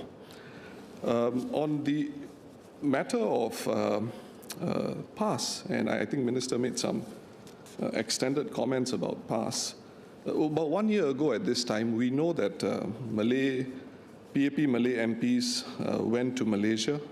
There was the Malay Action Bureau in particular went to Malaysia, and there was some communication with PASS. And I think in the Petir, the government's, the PAP's propaganda, the PAP's publication outlet, it mentioned that it had, just bear with me a minute while I find this. Yes, here we are.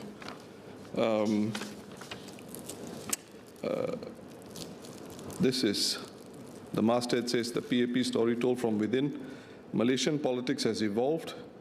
In the past, there was only one dominant party. Now there are multiple Malay parties and those with Malay components. And this is former Malay Muslim Affairs Minister saying, I thought it would be good for party activists to be introduced and build bridges with these parties and personalities. It's an extensive article, and the minister also says, but I thought it would be useful to deploy our Malay activists in a way that would relive the purpose of the Malay, of the MAB. How do we help the party win over the Malay community? Now, I'm not sure what is the party's approach to this matter, and what I would be interested in is, given this relationship that the PAP and PAS seem to have, was there any attempt made by PAP members or intermediaries in private to communicate with PAS and to inform them not to interfere in our elections forthwith?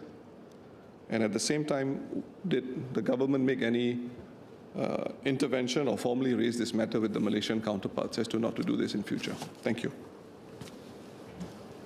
Minister. Thank you, sir. So on Deros, let's keep the two separate. On Deros, I think listening to Mr. Singh, he agrees that it should have been and could have been clearer. And let's just remember, the person meeting Deros was the vice chairman of the party, a CEC member, very senior leader. He was meeting Deros, together with all the WP Malay candidates. So I think let's just take responsibility for it and agree that the statement that came out was not unequivocal. It should have been clearer, and I think Mr. Singh agrees that it should have been clearer. There should have been a clear rejection of Deros's demands. There should have been a rejection of Deros's support for the Workers' Party's Malay candidates. There should have been a rejection of his support for Mr. Faisal Mana. It wasn't done immediately, and when it was done without a clear rejection. What do we learn from this? I think based on what Mr. Singh agrees, in future, we need to be very aware and we need to be clear when we make our rejections. So I thank him for that. Government should be more active, I think, is Mr. Singh's second point. I think we all have to work on this together, but that can only come about if we all agree on the fundamentals. Government issued the statement, MHA. The Prime Minister made an extraordinary move because it was so important. And he came out and he spoke in public during the GE and said this is not acceptable. And I think that then prodded the WP into making clear statements on PASS, but not so much on Deros. Now, on the relationship between the PAP and PAS. Sir, there are a number of political parties in Singapore, PAP, WP, SDP, PSP, and Mr. Singh knows that they all have interactions with various political parties around the world. So let's not seek to confuse the issues. This is not an attempt to try and confuse the public. The PAP can reach out to a whole variety of parties, including PAS and UMNO, and around the region in Indonesia and other places. That is part and parcel of understanding what is going on around the world. That is very different from accepting a foreign endorsement of our candidates. If PAS had endorsed the PAP candidates of any race, I think this House, knowing as it does our philosophy, can be sure we would have rejected it immediately. So let's not confuse the issues. Let's stick to what we are talking about here. One is Deros's endorsement of the Workers' Party's Malay candidates, leading clearly into an identity politics situation, and the other, PAS's endorsement of Workers' Party's Malay Muslim candidates. That is what we are talking about. And we are talking about how do you respond to that. So I hope we can agree and move on. Mr. Singh?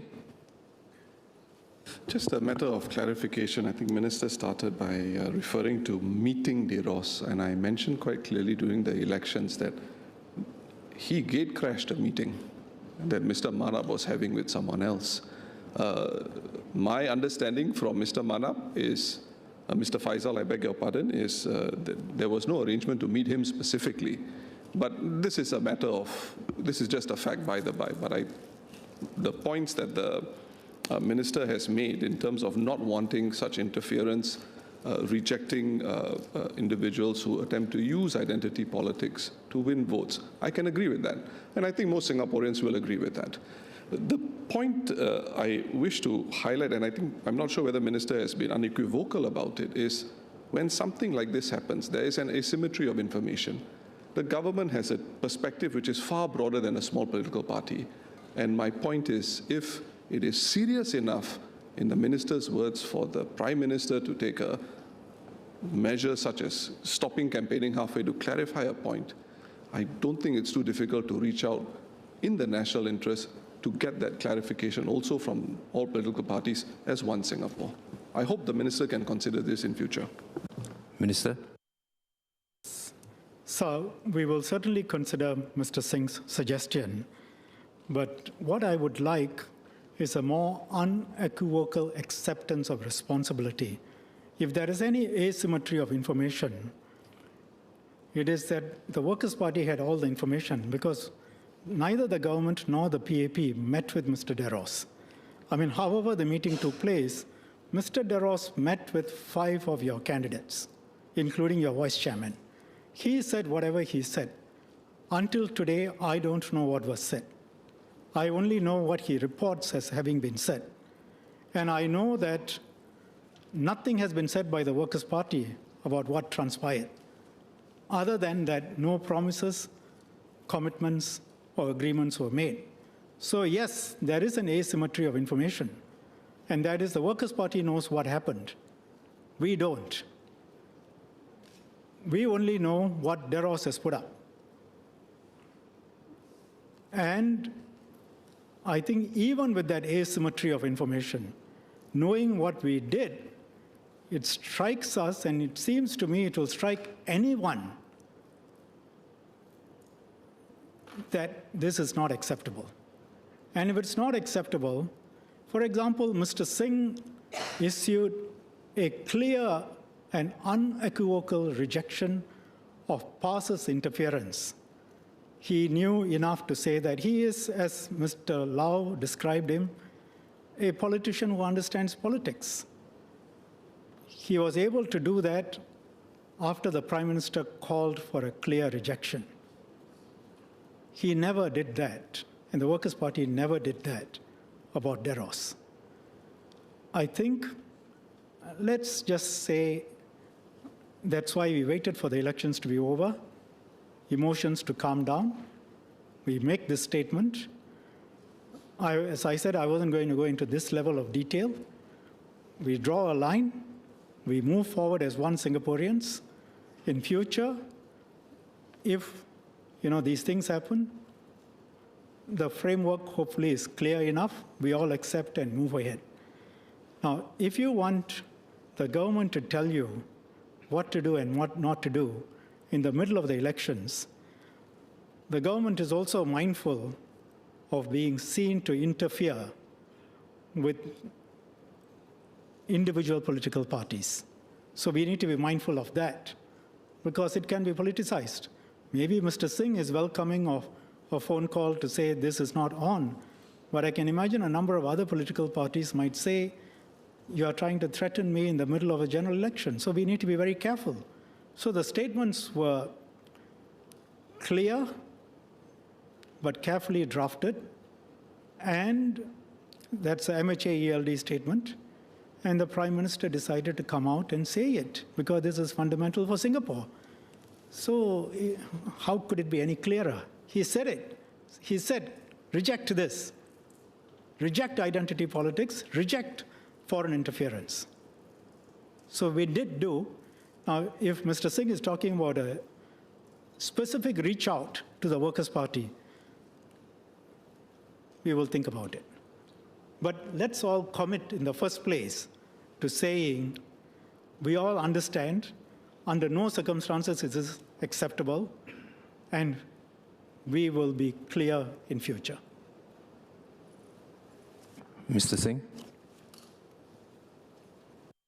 So I don't intend to repeat myself, just to share that the MHA ELD statement, again, did not refer to DROS, but I want to be, the only time it came up officially from the government was when the Prime Minister brought no DROS up specifically. So our statement focused on foreign interference. But as the Prime Minister made his press conference was on the 26th at around noonish, same night, we make our position very clear on needing support from individuals on racial and religious grounds. We don't need that sort of support. So I think that is unequivocal. If the minister wants, I don't think I can be clearer than that. But the substance of what the minister has gone on in his ministerial statement is not objectionable. I think Minister Singh is confusing two different issues, sir. The MHA ELD statement talked about foreign interference. It also dealt with a separate issue, religion and politics. In response, the WP statement dealt with religion and politics and said no agreements, commitments, or promises had been made. On PAS, it said something else, and then I've referred to what Mr. Singh said in his doorstop and further at the rally. So let's keep the two separate. Let's not confuse the two. On DEROS, MHA ELD statement does talk about religion and politics. It doesn't mention DEROS, but it says religion and politics ought not to be mixed. And as I said, the Workers' Party knows. I mean, it's no DEROS. They met with him, and he made all these demands. He made all these calls. I think Mr. Singh has said, yeah, it could have been clearer. Instead of just saying no agreements, promises, or commitments, it should have said we reject his demands. We rejected it when we met him. I don't know. I hope his demands were rejected when there was the meeting. We rejected his demands when we met him. We reject his demands now. This is completely unacceptable. That is all that I'm saying. And I think it is not a very difficult thing to agree to. Let's not confuse that with the PAS statement. On the PAS statement, I said it started out little equivocal, then the doorstop, it became clearer, and after the Prime Minister gave his press conference at night, it was quite clear by Mr. Singh. So keep the two separate. The government dealt with the two different issues, both through the MHA ELD statement though it didn't mention Deros, and through the Prime Minister's press conference. Mr. Zulkarnain Abdurrahim. Thank you, sir. I thank the Minister for the statement. I do agree that identity politics would be disastrous for Singapore, especially minorities, and I thank him for the statement. However, listening to Minister's statement, I can't help but notice that some may interpret his statement as suggesting that a particular group or community, in this case the Malay Muslim community, should bear some responsibility for allowing such sentiments to take root in the first place. Is the Honourable Minister suggesting that?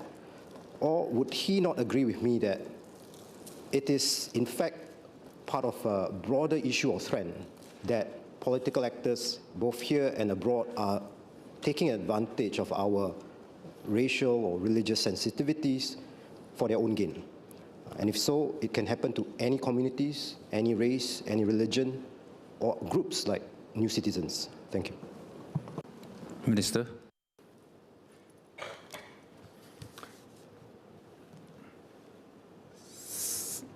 Sir, I think we should be clear.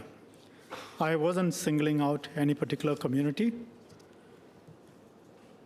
Our Malay Muslim community during this GE was a victim of these tactics. They didn't ask for these provocations, nor did they support these tactics.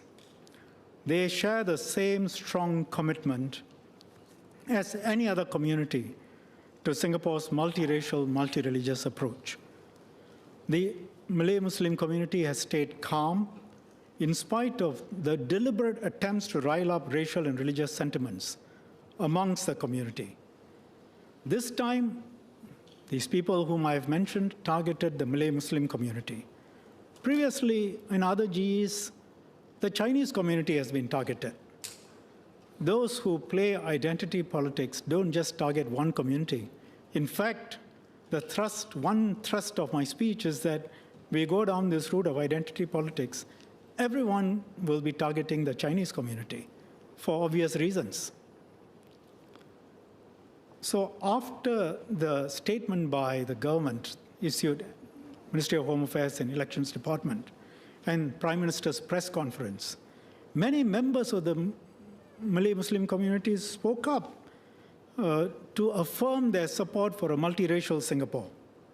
In every society, there will be an attempt to draw invidious comparisons to mobilize different communities. As I've said in my ministerial statement, we have seen this in many countries.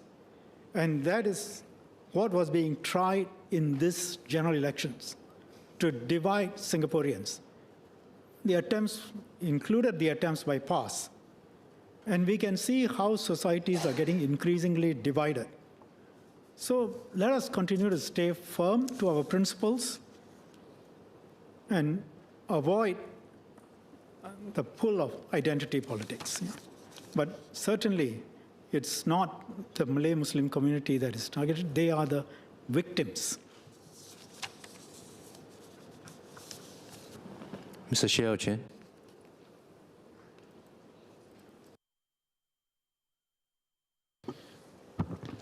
Thank you, Mr. Speaker. I thank the Minister for reminding us all of the absolutely fundamental principles with regard to identity politics. But I also like to ask the Minister to clarify if he is also saying that it would be wrong for any political party to appeal to voters based on what the party can offer to any specific community? Or is he also saying that it would be wrong for an individual to question whether the government has done enough for any community or to demand the government to do more for a specific community? Thank you. Minister. Thank you, sir.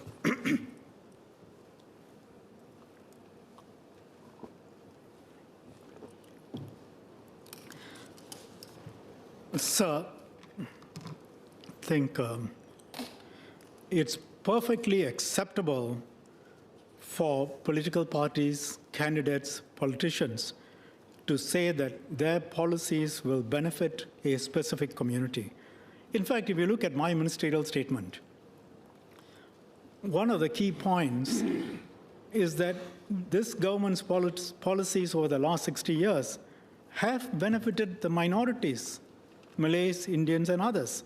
And that if we had followed the norms set in other places in the world, minorities would have been in a far worse position. So it's entirely possible for a PAP politician to go and say, the PAP is the best party to protect minority interests, or protect Malay Muslim interests, to protect Indian interests. It's perfectly possible to say that. And it's perfectly possible for someone to counter and say that's not correct. And if you look at the Malay Muslim community, it's been a long-standing commitment of the PAP government to support and uplift the Malay Muslim community. It dates back to pre-independence, to the days of Mr. Lee Kuan Yew. And successive prime ministers have reiterated this fundamental commitment. That is why our constitution recognizes the special position of Malays. It states that it shall be the responsibility of the government to protect, safeguard, support, foster, promote their political, educational, religious, economic, social, and cultural interests, and the Malay language. So it's entirely acceptable to say or contradict that one of the government's key policies is the upliftment of the Malay Muslim community. There is nothing wrong with advocating ways to advance a particular community or discussing legitimate community concerns. But when we advocate for the concerns of the Malay Muslim community or any other community, we must ensure that our advocacy is conducted responsibly in a manner that upholds Singapore's unity. So just as the government's policies benefit the Malay Muslim community, they must also benefit all other Singaporeans. And there is a distinction between advocating for the legitimate needs of a community versus pitting the different racial and religious groups against each other, or calling on Singaporeans to vote along racial and religious lines. The latter is what causes division. Take Deros as an example. He's entitled to his opinions, ideas, and suggestions, regardless of how absurd these were. But what was troubling was his call for Singaporean Muslims, Malay Muslims, to vote along racial and religious lines for specific candidates. As I said in my speech, if you go down this route, if you go down the route that Mr. Daman Huri has advocated and Deros is advocating, who will benefit? The largest groups will be the ones that all political parties will cater to. And who will suffer? Not the Chinese. And that will be the road to Singapore's ruin, because ultimately the Chinese will also suffer, because we will not remain a country in the way we are. Everyone will suffer. So when raising issues that relate to particular racial or religious community, the tone matters, the setting matters. We have to adopt a give and take approach, avoid a zero-sum mentality, avoid casting every issue as an ideological battle where no compromises can be made. Otherwise, we risk reducing our common space and inviting pushback from other communities. And never insult or belittle any racial or religious group or attempt to pit certain groups against others. Thank you, sir. Ms. Haslina Abdul Halim, Mr. Kenneth Tong, and Dr. Charlene Chen have seen your hands. I'll come to you next.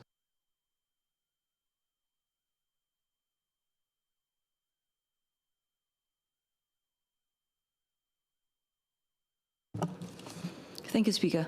I thank the coordinating minister for reminding us the importance of believing how we serve everyone and that this is a Singapore for all.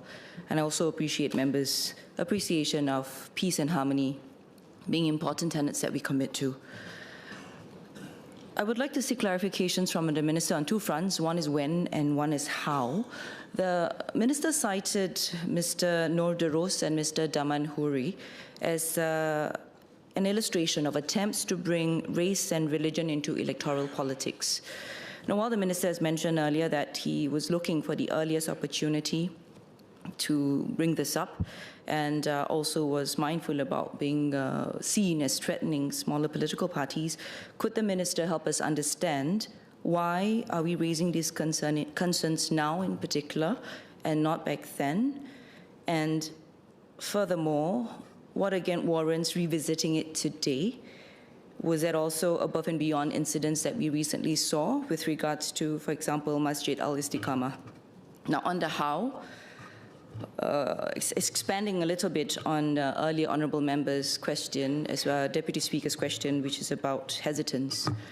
I wanted to highlight that minority voices may hesitate to speak up on discrimination. And so, how can we as Singapore ensure a safer space for us to be able to do that, to ensure that Singaporeans can continue to have difficult, tough, but meaningful conversation on race and religion? In particular, by taking the stand of preserving mutual respect when doing so, and ensuring that it's not misused or not allowed for exploitation, especially due to external forces. Thank you. Minister. So on why now, I have explained, during the elections, the government issued a statement through MHA and ELD. The Prime Minister spoke as Prime Minister, the highest level of intervention, and he said what our principles ought to be, and he set out and asked political parties to make clear their position, and that had some impact. After that, the President's speech mentioned it, the importance. Then the Prime Minister again spoke during the debate on the President's speech. As I said in my ministerial statement, why are we saying this, repeating this over and over again? Because it's fundamental. Without an agreement on this basic point, Singapore will not survive. It's existential, which is why I have pitched my speech as one that I hope all sides can agree on as Singaporeans and learn from for the future. That is very important. How do we deal with such incidents in future? I think responsibility means doing that well. Now, after that, after the Prime Minister's intervention in the President's debate, this is the earliest opportunity. This is an important issue. This is the earliest opportunity. We decided that it should be dealt with in Parliament, and I'm speaking in Parliament at the earliest possible opportunity. So that answers why now. On the incident relating to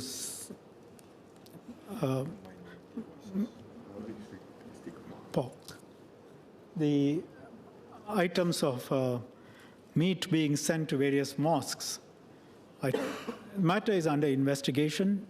You know that somebody has been charged. Our members would have heard me say we take this very seriously. It's not acceptable. And we will deal with it very stiffly in terms of the charging position that we take and decisions that are taken from the government side. Then the Attorney General chambers will have to independently look at it. And what happens in court, that's for the courts to decide. But it's not why you're speaking today. But I'm not speaking today because of the incidents relating to the mosques, just in case members get that impression. The sequence for my speech today is, as I said, after the President's speech, this is the first occasion, and it is a speech that seeks to set out the framework and fundamentals, first to remind ourselves, and second, to guide us for the future, all political parties. so that we accept what is precious in Singapore and we say we will protect it. Now, on safe spaces for minorities, or for anyone really, I mentioned it in my speech. Now, there are various fora. There are, young people, unions, other associations, grassroots, a variety of formats where these issues can be raised, safe spaces. Nobody pulls punches on the substance of things, but they are respectful of each other. Now, beyond that, if people want to organize fora on their own, they are welcome to do so and discuss these issues. All we ask is, first of all, don't attack other religions or races, because that will breach the law, and we will enforce the law. 2, be respectful and take the approach of give and take. Because if you push with only your views, then others will push with only their views. Remember that we are in a multiracial, multi-religious society, so approach it with common sense and give and take. And within that framework, it doesn't mean that you must accept discrimination, you must accept racism. You are entitled to bring it up. And in fact, recently, legislation has been put in place that protects minorities and others from, having their employment terminated for the wrong reasons, including that of race or religion. So, the government will continue doing it in terms of protecting everyone and trying to create a bigger common space. It's also individual responsibility, but my speech should not be understood as saying, oh, you cannot speak about race or religion or discrimination or racism. The way to deal with those is to speak about it, but do so, have a care, do so sensibly. Mr. Kenneth Young.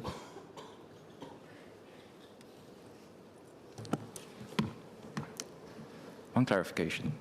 The Minister has set clear bars for responding to foreign influence: immediacy, categorical rejection, and explicit disavowal, regardless of ambiguity or delay.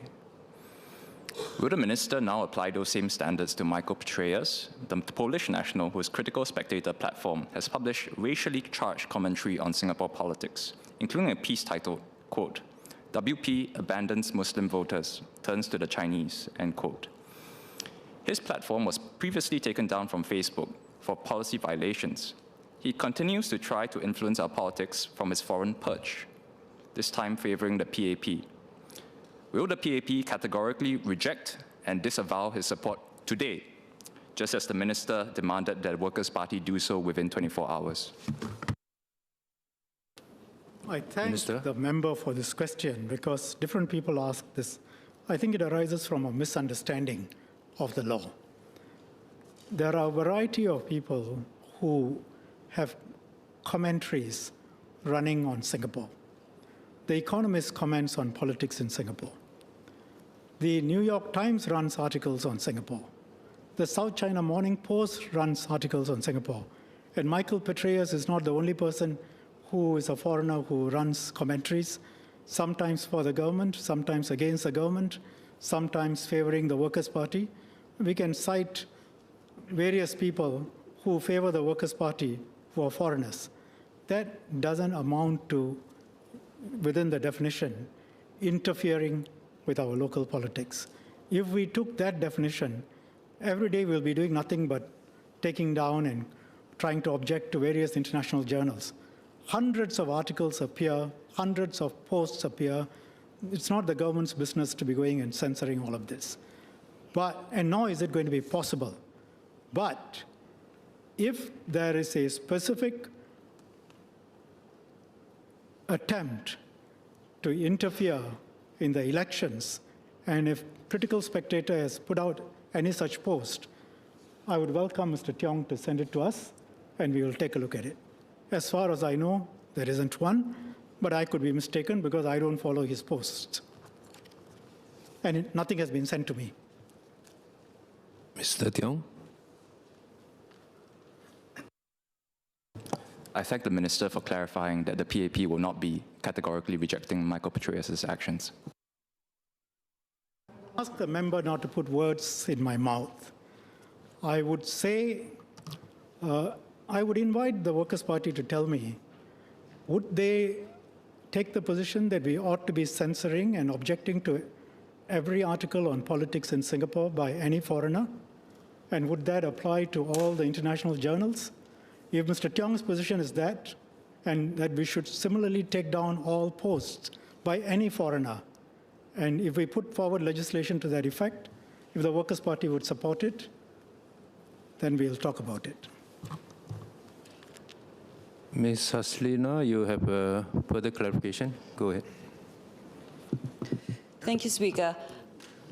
I think it's important to recognize the fact that Singapore is for Singapore, and that's why we're all here today. I was reflecting on the Minister's speech on identity and what it means. It's just a small part of what we can do and what we have to offer and who we serve. I wanted to clarify the point about the Malay community rising above targeted intentions during hustings and actually really seeing the unity of Singapore coming together and taking all of our identities as strengths and really serving for Singapore for all. Not so much feeling victimized, but realizing that while there could have been targets or attempts, it's really about coming together for what's best. Thank you. Minister. Sorry, can I invite the MP to maybe repeat the question because I missed part of it? I'm sorry. Ms. Haslina. Thank you, Minister. It was more of a clarification to state that while there were potentially attempts to make the Malay community victims during hustings, falling for identity politics, we, as a community, I believe, rose above it and took the point of really coming together and realizing their identity is a strength. So that was a point of clarification on not falling victim, but wanting to rise above it while targeted. Would the Minister see in the same light? Yes, I will agree with that description, and that is in fact what I said as well, maybe not as elegantly as the member. Thank you. Dr. Charlene Chen. Speaker, sir, I'd like to thank the Minister for his ministerial statement. I'd just like to say that Tampines has a very diverse yet mutually respectful community. And our residents in Tampines would agree that Singapore's survival depends on our unity. And I believe that harmony comes from confidence and trust, and sometimes not avoiding difficult conversations.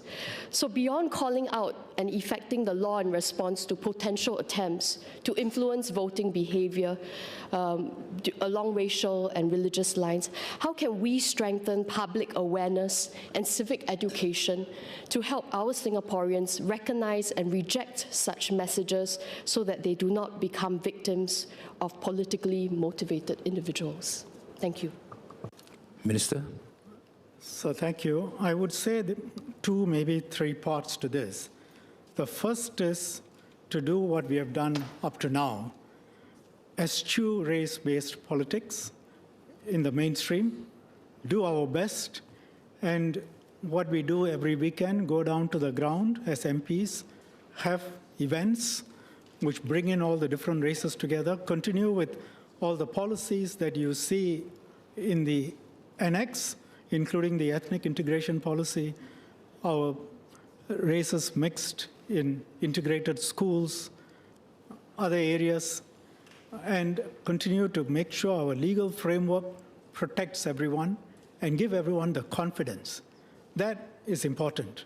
And of course, everyone must feel, regardless of race, language, or religion, that they are participating in the economic progress, in the social progress of Singapore. Now, the second is when there are attempts to play the race card or the religious card, I think we have to be clear and we have to stand firm which is why I said, it would have been far easier for me not to make this statement and just move on.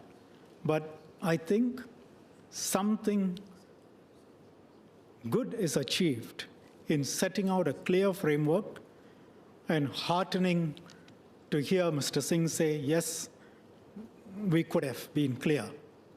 We could have been clearer on Deros. On timing, to me, every day matters. He says he disagrees, but I'm sure on reflection he will agree that during campaign, it should just have been immediate, the moment it comes out, the response. So I think we have achieved some degree of common ground, and we hope that through statements of this nature, serious discussions in Parliament, our understanding increases. Every member of Parliament here goes away with a better understanding of the framework. You will be able to talk to your grassroots leaders, to your residents, and also put the points across. This is what matters in Singapore. And going forward, we have to continue with that. There will always be attempts to divide us, both from outside and from within, and it's up to us, each one of us, to be standing strong against it, and essentially our society has to be given the immunity. Immunity comes from these discussions. And when the leader of the opposition stands up and says he agrees, then I think the immunity increases. Thank you, sir. Mr. Andre Loh. Thank you, Speaker. I have one clarification for the Minister. So in his speech, he referred to one of the policy pillars being our reasonable, calibrated approach to discussing such views in public, referring to religious issues. Now, I want to refer to the Minister's citing of the Institute of Policy Studies 2024 survey on racial and religious harmony, and the headline statistic in Annex C, where it stated that 65.4% of respondents rated Singapore's racial and religious harmony as high or very high, and this is on the uptrend from the last time the survey was run. Now, of course, this is a heartening statistic, but there is some nuance to it. That same report highlighted that there was a perception gap between what the Chinese majority felt versus our minorities, quite a significant one, as well as a perception gap between the younger generation and the older generation. The below 35s, the 35s and below felt that racial and religious harmony was worse than the older respondents. So my clarification for the Minister is, would the Minister consider recalibrating that reasonable and calibrated approach that the government has taken to racial and religious harmony in Singapore, given these findings? Maybe it's perhaps not working for certain demographics, such as our younger Singaporeans, who may feel that safe spaces, as my fellow member referred to, can be more open, because if you're constantly wary of tripping over whether it's actual legislation or perhaps unseen OB markers, perhaps these conversations might not be had in the most open and respectful manner. Minister. Thank the member for the clarification. As I listened to him, and I think this is a point he might have made in his maiden speech as well, all these fora that the government talks about are curated. They are not quote-unquote real fora. Real fora is where people come and they can speak whatever they like. We have many examples of such real fora. Look around the world. The United States, you have such fora. Are we colonized in our minds so much that we have to continue to hark back to these theories which have failed all around the world? What's happened in the US? What's happened in the UK, where they have all these fora that you refer to? What's happened in France? What's happened in Germany? Go look at the statistics. The far right in Germany is getting into power. The far right in France is now getting into power too. Because when you allow such free-flowing expressions without any kind of legal framework, what's going to happen? Identity politics. What will be the identity politics in Singapore? I'm Chinese, you are Chinese, vote for me. Why do you want to vote for that Malay or that Indian? So you have GRC systems. You have Maintenance of Racial Harmony Act. Why don't we look at what we have and objectively ask, is it better than what is there elsewhere? That's the first question. Is our situation better than what you see in the United States, in Europe, in many Asian countries? Yes, no. If the answer is yes, what has worked? Something has worked. I have listed the things that have worked. Now, is it perfect? No. I said it's work in progress. Perhaps it will always be work in progress because of the deep-seated human emotions. And I think it is very pertinent then to say, how are the demographics working out? Is there a difference? Are the younger people less accepting? Is there an issue? I think that is something that should be looked at. But the answer then is not to jump immediately to models which have failed miserably everywhere else. The answer is to say, how do we reach these people? How do we get them to come and talk? Now, these so-called curated fora, all it means is a safe space is created, different people with different views come together, moderators come in, they discuss. It's hard-hitting, and on substance, nobody pulls their punches, but they are respectful. And as I said earlier, there is nothing to stop Mr. Low or anyone else from organizing more of such on their own terms, as long as you don't insult any race or religion, and hopefully you will encourage people to be more respectful. But the answer is not to do away with the Maintenance of Racial Harmony Act or Maintenance of Religious Harmony Act. That's a false solution. That simply means that you're colonized in your minds. I'm not saying Mr. Low is, but I frequently read, from often foreigners telling us, advising us on how we should run our country, and among that would be, you shouldn't have all these laws.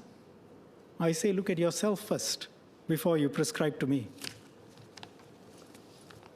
Mr. Satyandi Supat.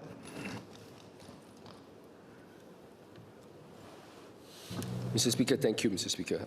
I have a clarification with Minister, but before that, I would like to thank Minister for his speech, where he mentioned the historical sort of story fact that the Malays being offered land back in the 1960s, and none has actually gone over during the 1960s. I think that sort of brings out the fact about our older generation of the Malay community being part of Singapore identity going forward. So I thank Minister for highlighting that.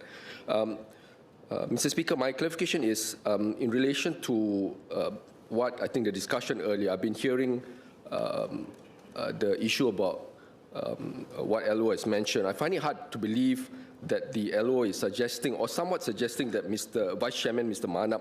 Faisal Manap, did not know who Mr. Duros is and what were the implications of his endorsement, given that his reach is quite significant online, and his positions have been quite clear.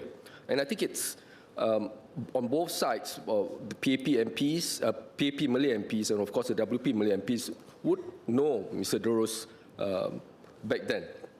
So I think my clarification is somewhat related to that in some ways in terms of the guidelines and framework, Minister. Can you share a bit more about the guidelines and framework and I think because the situation happened during the heat of the general elections, how can we be more clearer going forward in terms of how the guidelines and framework that you've shared? And I think I truly support the fact that having a very clear guideline and framework, as you have shared during this ministerial statement, will go a long way in bringing a bit more clear direction into how we should deal in relation to race and religion going forward. Thank you, Minister. Minister. So on the points relating to Mr. Singh and the Workers' Party and Mr. Faisal Manap, I think I've said what I needed to say. I think listening carefully to Mr. Singh, he doesn't say Mr. Faisal Manap didn't know. He doesn't say that the Workers' Party Malay Muslim candidates didn't know. So anyway, it's obvious that they know about Mr. Duros, They went to meet Deros. What was discussed, as I said, we don't know. Deros put out his posts. I think we have talked about it. I think Mr. Singh agrees it should have been responded to clearly. I think we leave it at that. Now, in terms of in terms of the framework and guidelines, there is one set of hard framework and guidelines in the law. Then there is common sense and the way we have applied, and frankly, it hasn't been too bad in Singapore. Most people have kept to that framework, or one of trying to achieve consensus, trying to achieve a common ground and increase the common space. And in my speech, I've given some indicators. You don't need to pull back on the substance, but remember, it's a multiracial society. You have demands, others have demands too.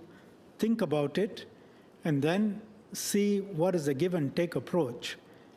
But that doesn't mean you ought to allow yourself to be discriminated against. You shouldn't agree or keep quiet when there is racism. But in terms of demands for the community, what do you want? What can others ask? Remember, in a democracy, everyone can demand. So what is reasonable? How do we mediate these? And if you leave it for a free-for-all, the domination will be by the majority community. So we need politicians to be actually in there as leaders to try and give a framework and bring good sense to these discussions and guide.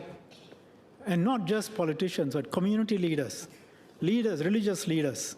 So in Singapore, a lot of that goes on, the constant linkage and interactions between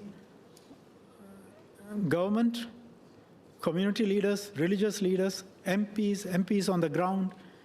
That is Singapore's another secret sauce. That's why we succeed so far. But as Mr. Loh points out, some of the statistics for the younger generation are slightly different. We have to look at that. We look at that, but there are many reasons for it, amongst which is the role of the internet and external influences which are coming in, and people now forming tribes on the net amongst themselves and not forming relationships and communities on the ground. And therefore, it becomes more difficult to reach out to them and get them to buy into shared values, because their shared values are with their own net communities. That is also happening. So these studies are going on. And also, as regards the Malay community, and as Ms. Hazlinda said, and you have alluded to, I said they were the victims, meaning they were being the targets, but they were bigger and they rose. They didn't allow themselves to become victims. They rose above it, and they dealt with it. Mr. Singh. Thank you, Mr. Speaker. I did not intend to participate further in this exchange, but as Member Saktiandi seems to suggest, I shared publicly the circumstances which relate to how Mr. Nur Diros met up with the Workers' Party candidates, certain Workers' Party candidates. Mr. Nur Diros himself, in a post on the 6th of May, says he was invited by an ustaz, delegated by Mr. Faisal Manab. That's those are his views. This idea that, just like the minister says, we meet with people from all walks of life. I believe there was a Channel News Asia article shortly after the elections. Ong Yi Kang Chi Ong Tat have no dealings with Fu Chien gang members Su Hai Jin, says press secretaries.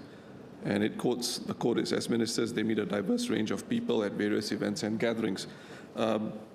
Key point to note is, Mr. Nur Diros has some views. He wants to advance a certain view of society. The Workers' Party rejected it. Minister? I think we need to be very clear, sir. Workers' Party never rejected Deros's views. I think never rejected his endorsement, never rejected him saying, vote for Mr. Faisal Manap over Minister Masagos.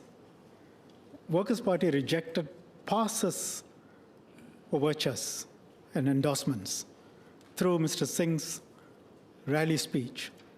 On Deros, the most that was said was that we made no commitments, promises, or agreements.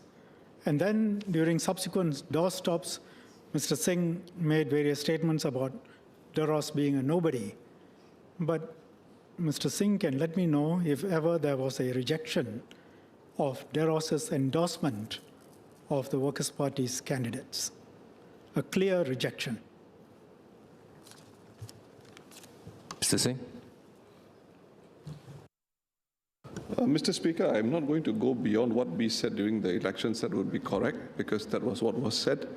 But the point that I made earlier on before this exchange is, it was quite unequivocal, in my understanding, by the time the matter came to a head at the Tampines rally. The statements that were made, I think it was very clear where we stood on involvement of race or religion in politics. Now, if somebody comes along and says, we are going, I am of a certain race, and the Workers' Party should support us because we are taking certain identity politics type of arguments forward, we will reject those, as we have to. Minister? I'm glad to hear that, except that it was not done for this election. Deros's endorsement on the basis of race and religion was not rejected during the last GE. We hope that going forward, it will be rejected unequivocally and immediately. What was done was to say, we don't know who he is, he's a nobody, and we made no promises, agreements, or commitments, which is very different from a rejection. And Mr. Singh knows what a rejection sounds like, because he was clear and unequivocal after the Prime Minister called for a clear rejection. He was rejected Passes endorsement, but he never rejected, neither the Workers' Party nor Mr. Singh ever rejected Deros's endorsement of the Workers' Party's Malay candidates, nor, quite crucially, Deros's endorsement of Mr. Faisal Manap for Tampines. Mr. Singh? Mr. Speaker, I just want to clarify this for the record. And I think it's important that I do so. And this is an extract of a question that was asked to me during the doorstop. And the minister can take a view whether the Workers' Party rejected what Mr. Deros was proposing. And in my view, I believe we did.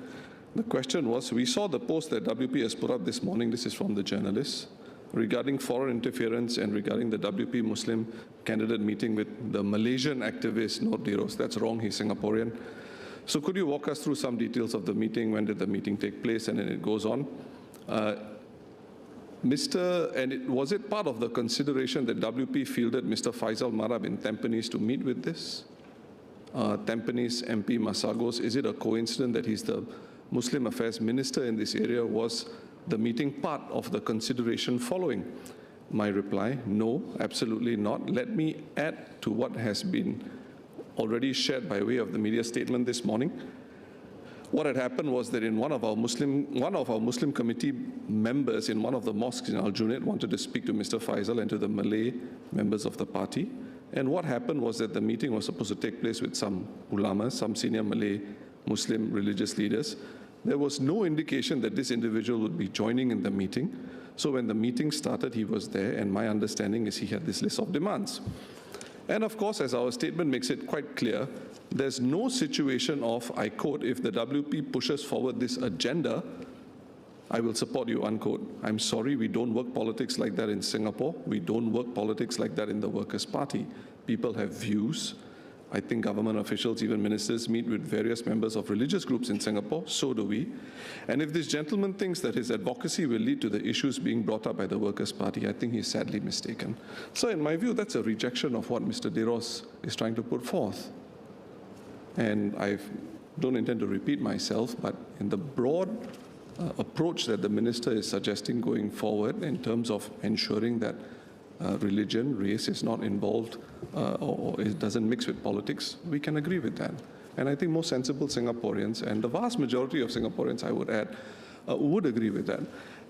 The ministerial statement today was about race or religion. I want to pick up on a second point which Mr. Loh was alluding to. I believe after the last elections, the ones before in GE 2020, a minister himself came out to say that an older generation of Singaporeans has a certain approach with regard to race and religion, and a younger generation take a different approach. Now, can I confirm with the minister, is there a new framework that the government is considering in view of this difference of approach in addressing race or religion issues?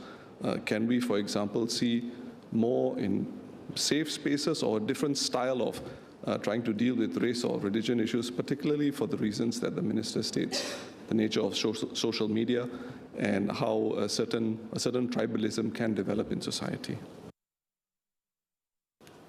Minister? There are two different parts.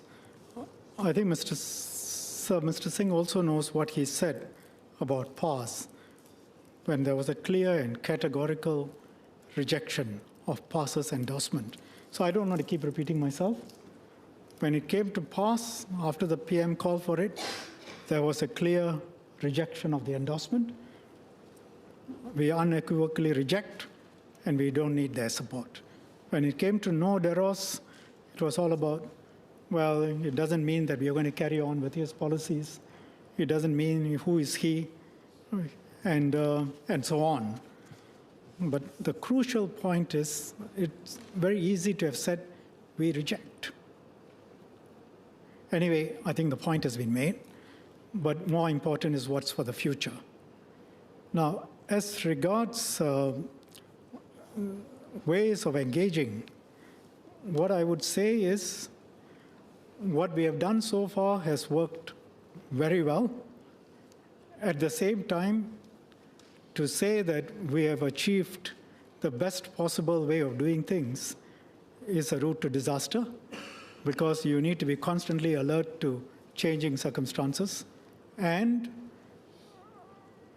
we read the surveys just as Mr. Singh does and Mr. Loh does and others do. We all have our different interpretations. I don't necessarily agree with all the interpretations he puts forward, but on many issues, demographically, there are different viewpoints. And it's important to analyze them carefully, not jump to conclusions. What are the reasons for these diverse viewpoints? On some issues, the younger people are more nationalistic and more Singaporean compared with older generations. And we find that younger Singaporeans are less prone to foreign influence compared with some demographics in the older generation. So there are these variances, and what influences are working on them. Often we find that these are influences from outside of Singapore. So there are a variety of things that the government is doing and also is constantly analyzing.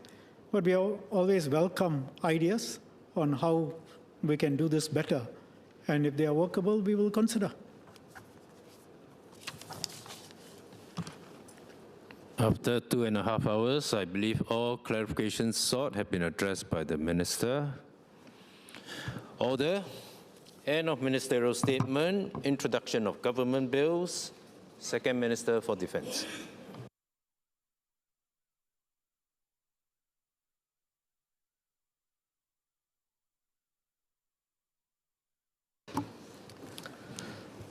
Mr. Speaker, sir, on behalf of the Second Minister of Finance, I signify that the President's recommendation for the introduction of this bill has been obtained. and I introduce the bill intituled An Act to Amend the Income Tax Act 1947 and the Multinational Enterprise Minimum Tax 2024, and to make a related amendment to the Goods and Services Tax Act of 1993.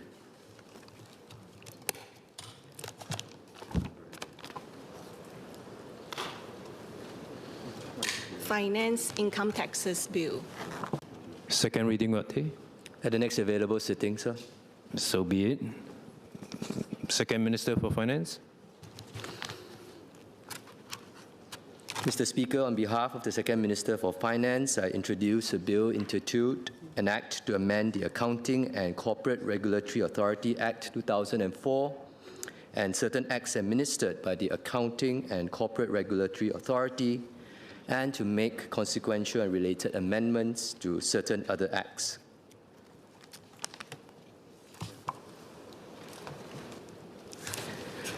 Corporate and Accounting Laws Amendment Bill. Second reading what day? At the next available sitting. So be it. Deputy Prime Minister and Minister for Trade and Industry.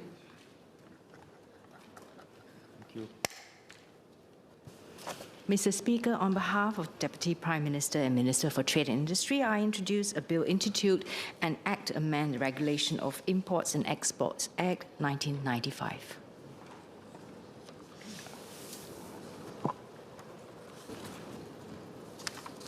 Regulation of Imports and Exports Amendment Bill. Second reading what day? At the next available sitting. So be it. Coordinating Minister for National Security and Minister for Home Affairs.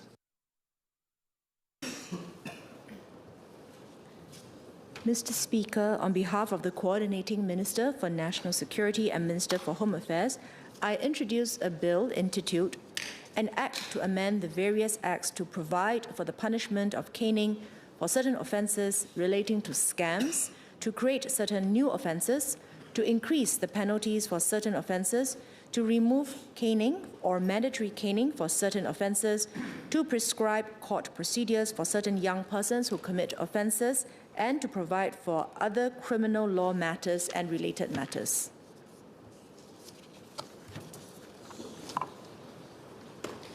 Criminal Law Miscellaneous Amendments Bill. Second reading what day? At the next available sitting. So be it. Minister for Manpower.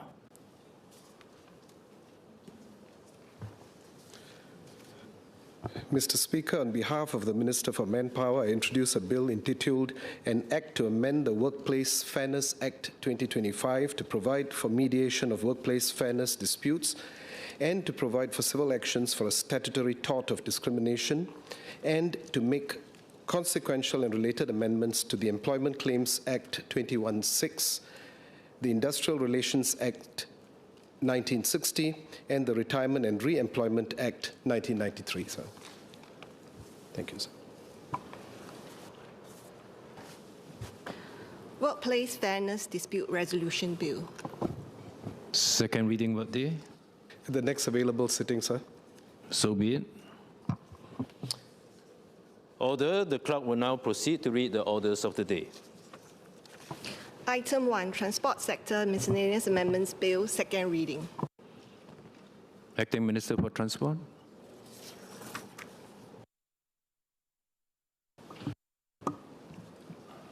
Mr. Speaker, sir, on behalf of the Acting Minister for Transport, I move that the bill be now read a second time. The Transport Sector Miscellaneous Amendments Bill 2025, or the TSMA Bill in short, seeks to make various amendments to land and sea transport-related legislation and a related amendment to the Public Utilities Act 2001. The bill covers 5 areas. First, the bill reinforces our efforts to make our public transport system more secure and more comfortable for all. As announced at MOT's Committee of Supply debate this year, we intend to regulate the conduct of commuters to prevent inconsiderate behavior on public buses and bus interchanges.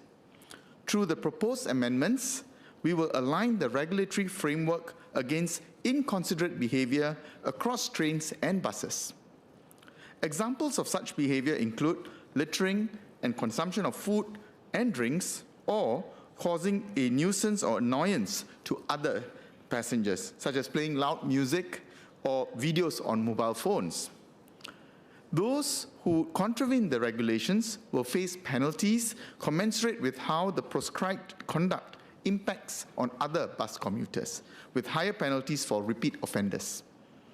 To enable the intent, clauses 2A, F, and I of the bill amends the Bus Service Industry Act to provide for regulation-making powers to regulate the conduct of bus passengers and members of the public, which includes prohibiting disruptive and nuisance-causing behavior on board buses and at bus interchanges. The regulations, which will be made later, will take reference from existing regulations under the Rapid Transit Systems Act, or RTSA, which prohibits certain behavior within the MRT framework network. Clause 2I also includes a new Part 7A that provides for the screening of bus passengers and entrance to bus interchanges, and prohibits the carriage of dangerous items onto buses and in bus interchanges. These provisions are currently found in the Road Traffic Act 1961 and are now being consolidated in the Bus Service Industry Act 2015. Hence, this is not a new requirement at law. It is also aligned with the same requirements under the Rapid Transit Systems Act, which deals with the MRT system, as provided for in Section 23A of the RTSA and Regulation 9 of the Rapid Transit Systems Regulations. In addition, Sections 42AC and 42AD of the new Part 7A also provides that it will be an offense for someone to willfully do anything or omit to do anything in relation to a bus, bus depot, or bus interchange, thereby endangering the safety of anyone on buses or within bus depot or bus interchange, or cause damage to anything that is part of any bus, bus depot, or bus interchange. These offenses will be aligned with existing offenses provided for in Sections 25 and 26 of the RTSA in relation to railway and railway premises. Once this bill is passed, we will be able to set out the prohibited behaviors in the regulations and take enforcement against those who do not comply. With these changes, authorized officers such as LTA enforcement officers and public transport staff like ticket inspectors and interchange staff who are empowered by LTA to carry out enforcement will be able to better protect members of public at bus depots, interchanges, and public buses. Second, Clause 4 amends Section 32 of the Public Transport Council Act, or PTCA, to allow the Public Transport Council, or PTC, to grant an application by bus operators to withdraw monies from the fuel equalization fund that they originally contributed. The withdrawals can be granted for reasons unassociated with the original purpose of the fund. The fund was set up in 1992 to mitigate the effects of transient increases in fuel or electricity prices. Operators contributed to their own fund accounts when energy prices fell below a reference price and could apply to PTC to withdraw funds when energy prices were higher. With the implementation of the bus contracting model in 2016, the impact of any increases in the fuel price and electricity tariff on bus operators is already mitigated, as the government pays service fees to the bus operators which are indexed to the corresponding energy prices. Therefore, this amendment seeks to allow bus operators to withdraw monies that they have contributed to the fund over the years before contributions were suspended. Third, Clause 4 also raises the maximum composition sum under the PTC Act from $500 to $10,000, or half the amount of the maximum fine that is prescribed for the offense, whichever is lower. This will allow PTC to increase the deterrence effect of composition sums imposed against point-to-point transport P2P operators for breaches under the PTC Act. For example, this could cover instances where a ride-hail platform operator charges incorrect fares arising from system errors. At present, the maximum composition sum of $500 under the Act is not commensurate with the severity of the offense, as operators are otherwise liable on conviction to a fine of up to $100,000. Therefore, this offense is not currently prescribed to be compoundable. With these amendments, we will be able to prescribe this offense as a compoundable offense and to offer composition of up to $10,000 per offense in less egregious cases. Fourth, Clause 6F amends the Maritime and Port Authority of Singapore Act 1996 to empower MPA to demarcate deposit sites for the dumping of objects and materials, such as dredged and reclamation materials. Clause 6E allows MPA to prescribe fees with the approval of the Minister for Transport for the use of these deposit sites. These fees recover MPA's costs in relation to the deposit sites, including developing, managing, monitoring, and maintaining deposit sites, monitoring the deposit of materials at the deposit sites, and investigating the impact of the deposits on the surrounding seabed and marine environment. These matters are essential to ensure safe navigation and safeguarding of the environment. The fees were originally introduced by the then Port of Singapore Authority and subsequently continued by MPA when it established in 1996. They were not formally prescribed in legislation, as the then PSA and MPA had regarded them as charges for private contractual services. Following the Auditor General's Office FY 2024-2025 report, MPA has been advised that the fees must be prescribed in legislation. This amendment will therefore provide legislative basis for MPA to continue collecting such fees. As MPA has already incurred significant costs in maintaining the deposit sites and managing dumping activities since 1996, and has been collecting fees in connection with the dumping activities, Clause 7 will also validate the past collection of such fees up to the commencement of the new provisions.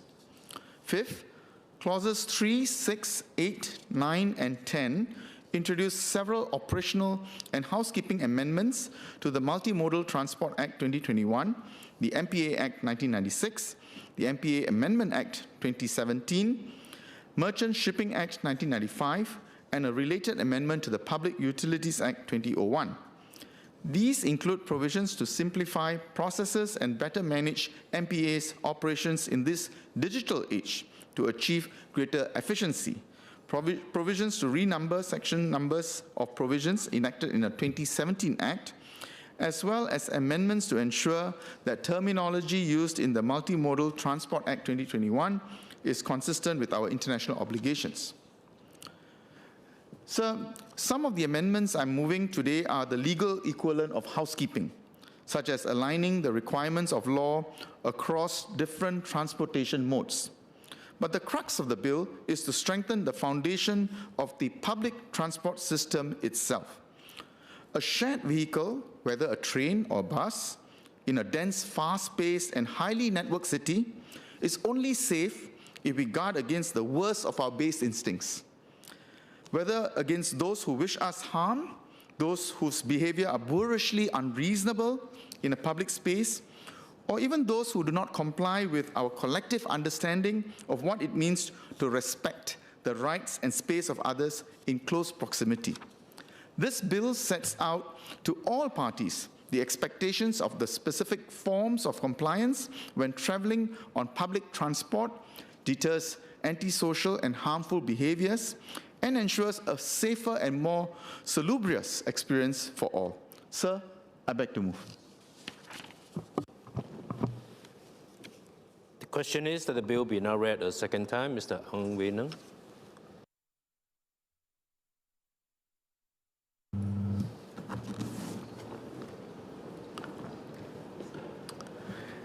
Mr. Speaker, sir, I would first like to declare my interest as a CEO of Stripe Premier, a subsidiary of SMRT. In 2012, I stood in this house to speak up for a bus captain, to raise a concern close to my heart. At the time, we had a glaring inconsistency. If a passenger brought a dangerous item on board a bus, the bus captain, not the passengers, faced a penalty. Yet, for the same offence on our trains, the passenger was held accountable. This was not just a policy gap. It was a profound injustice for the hard-working men and women at the wheel. I was relieved and thankful when the ministry moved decisively to rectify this anomaly with the advent of the bus contracting model. Now, with Section 42AB of the Bus Service Industry Amendment Bill, it is clearly the responsibility of the bus passengers not to bring dangerous items on board the bus. The bus contracting model, or BCM, was a watershed moment because it forced a fundamental shift in perspective. With BCM, LTA took direct ownership of bus service levels, and the result has been transformative. Service improved significantly. Crucially, the first tender set a new and strong benchmark focused on quality and service, not just the lowest cost. However, a concerning trend has since emerged. From 2015 to 2024, almost all the bus packages have been awarded based on the lowest or second lowest price. And the service fee per kilometer has also been on a decreasing trend over the last decade. While this has driven apparent cost efficiency, even as bus captains' starting pay rightly rose from just over $2,000 a month in 2013 to about $4,000 a month today. We must ask, how far can we push this? There's a limit to efficiency. Internationally, in the UK and in Australia, similar systems have shown a tipping point at CIS. It seems that we also have reached our tipping point. The recent Tampines bus package was awarded not to the lowest bidder, but to an operator with the highest bid, significantly higher than competitors.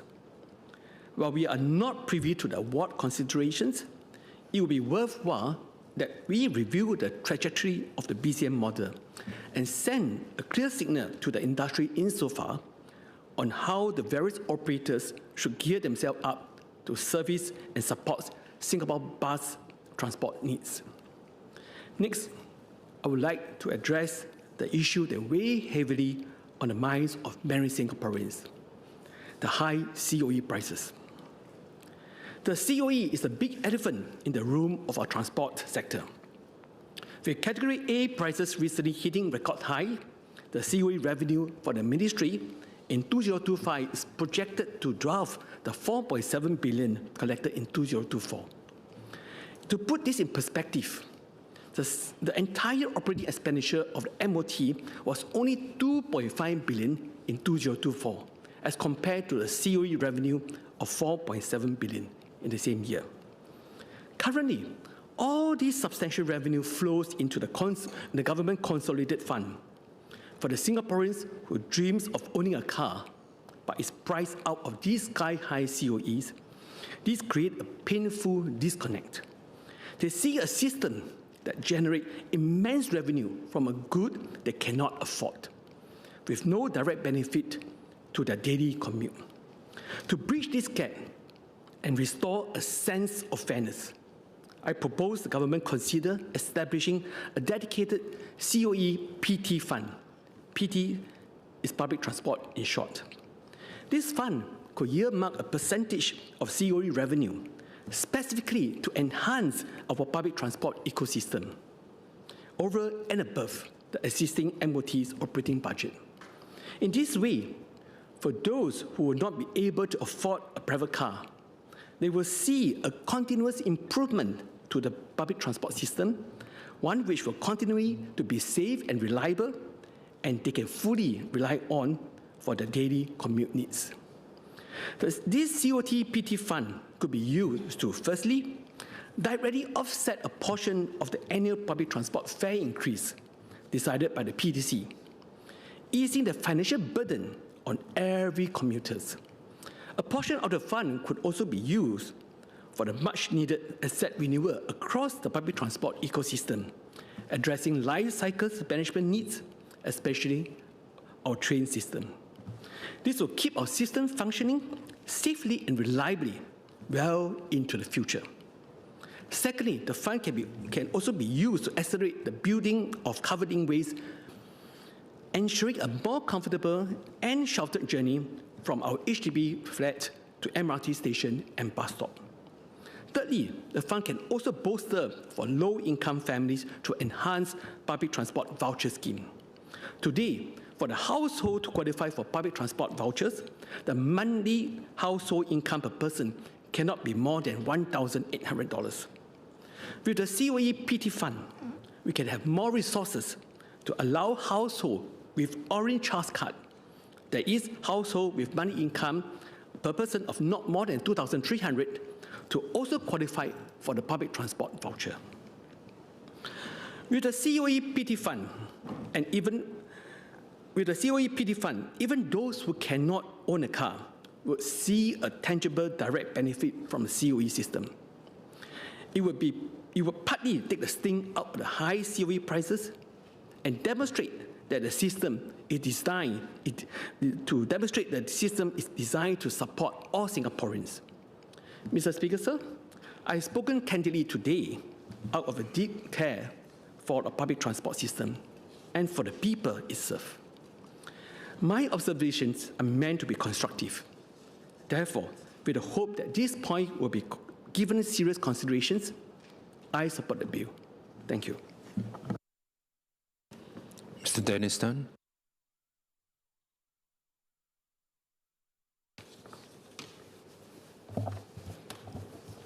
Thank you, Mr. Speaker. Mr. Speaker, while I support the broader objectives of this bill, particularly the administrative amendments that seek to streamline our land and sea transport regulations for greater efficiency, I have a number of questions regarding the proposed amendments to the Bus Services Industry Act, BSIA, concerning security screening and searches. We have already traveled this road with the rail network.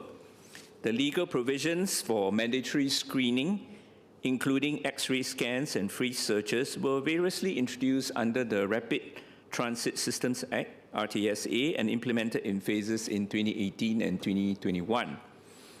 I have no issue with the principle of transport security, but I have some questions regarding the proposed expansion to the bus network and ensuring that we learn from the rollout on the MRT. One, justification for expansion. What did we learn from the RTSA rollout? The existing security paradigm has already been seen the implementation of enhanced security MRT stations, many of which are physically integrated with bus interchanges.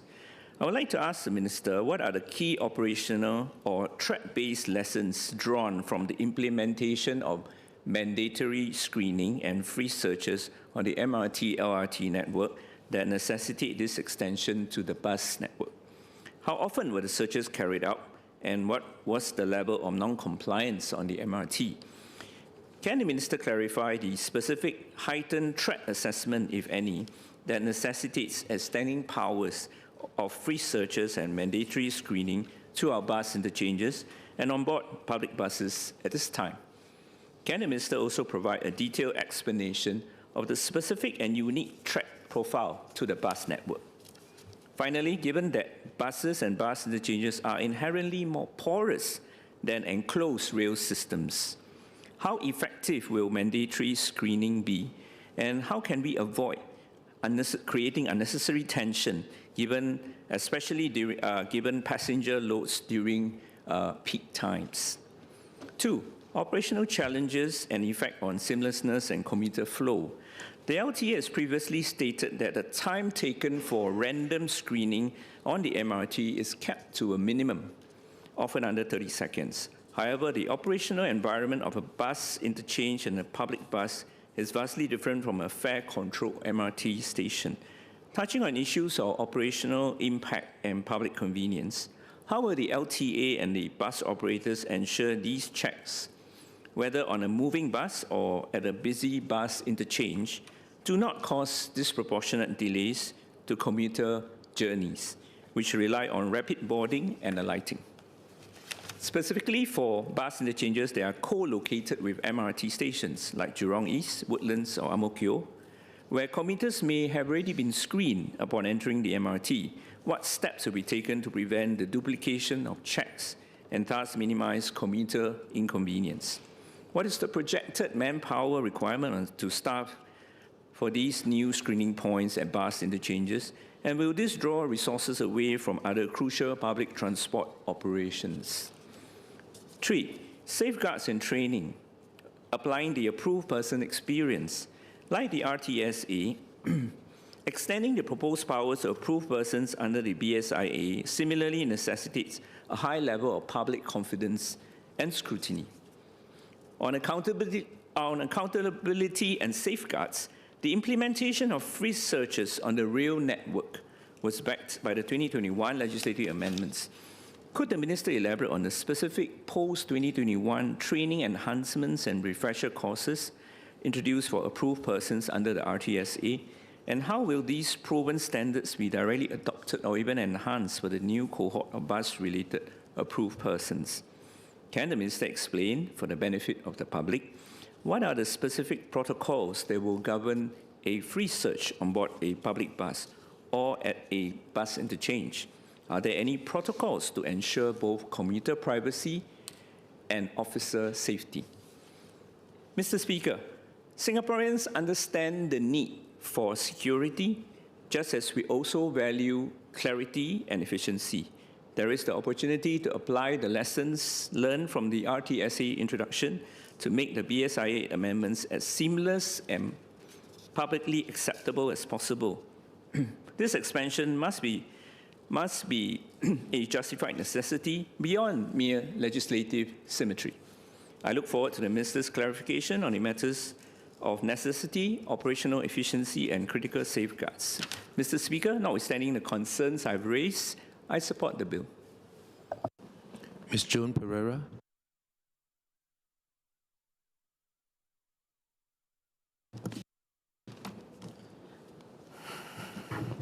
Mr. Speaker, sir, I welcome the proposed amendments to the bill.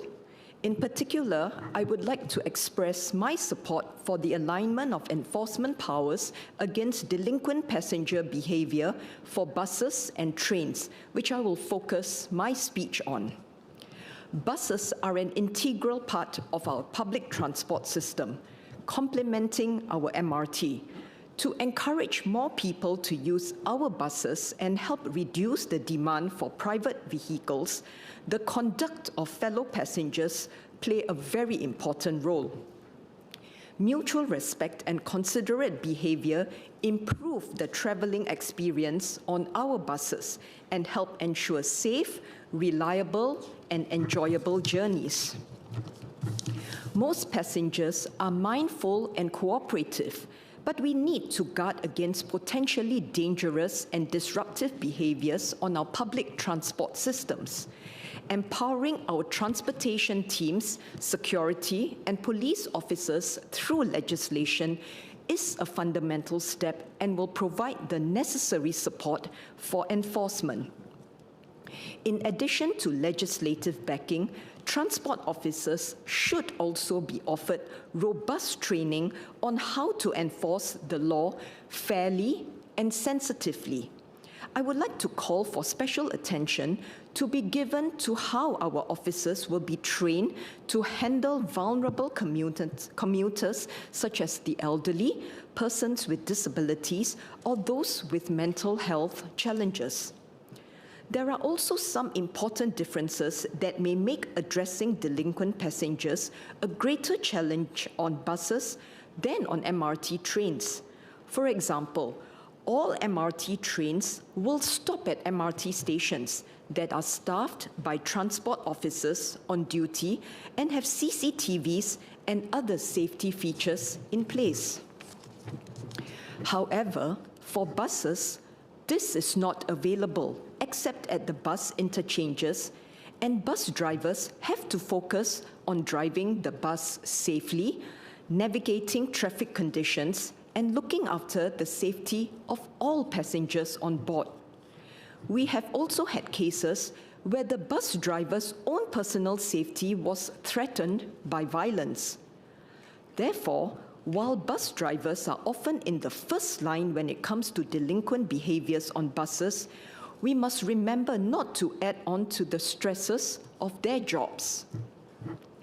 With enforcement powers now available, I hope that the ministry will continue to prioritize the safety of our bus drivers as well as this is being rolled out.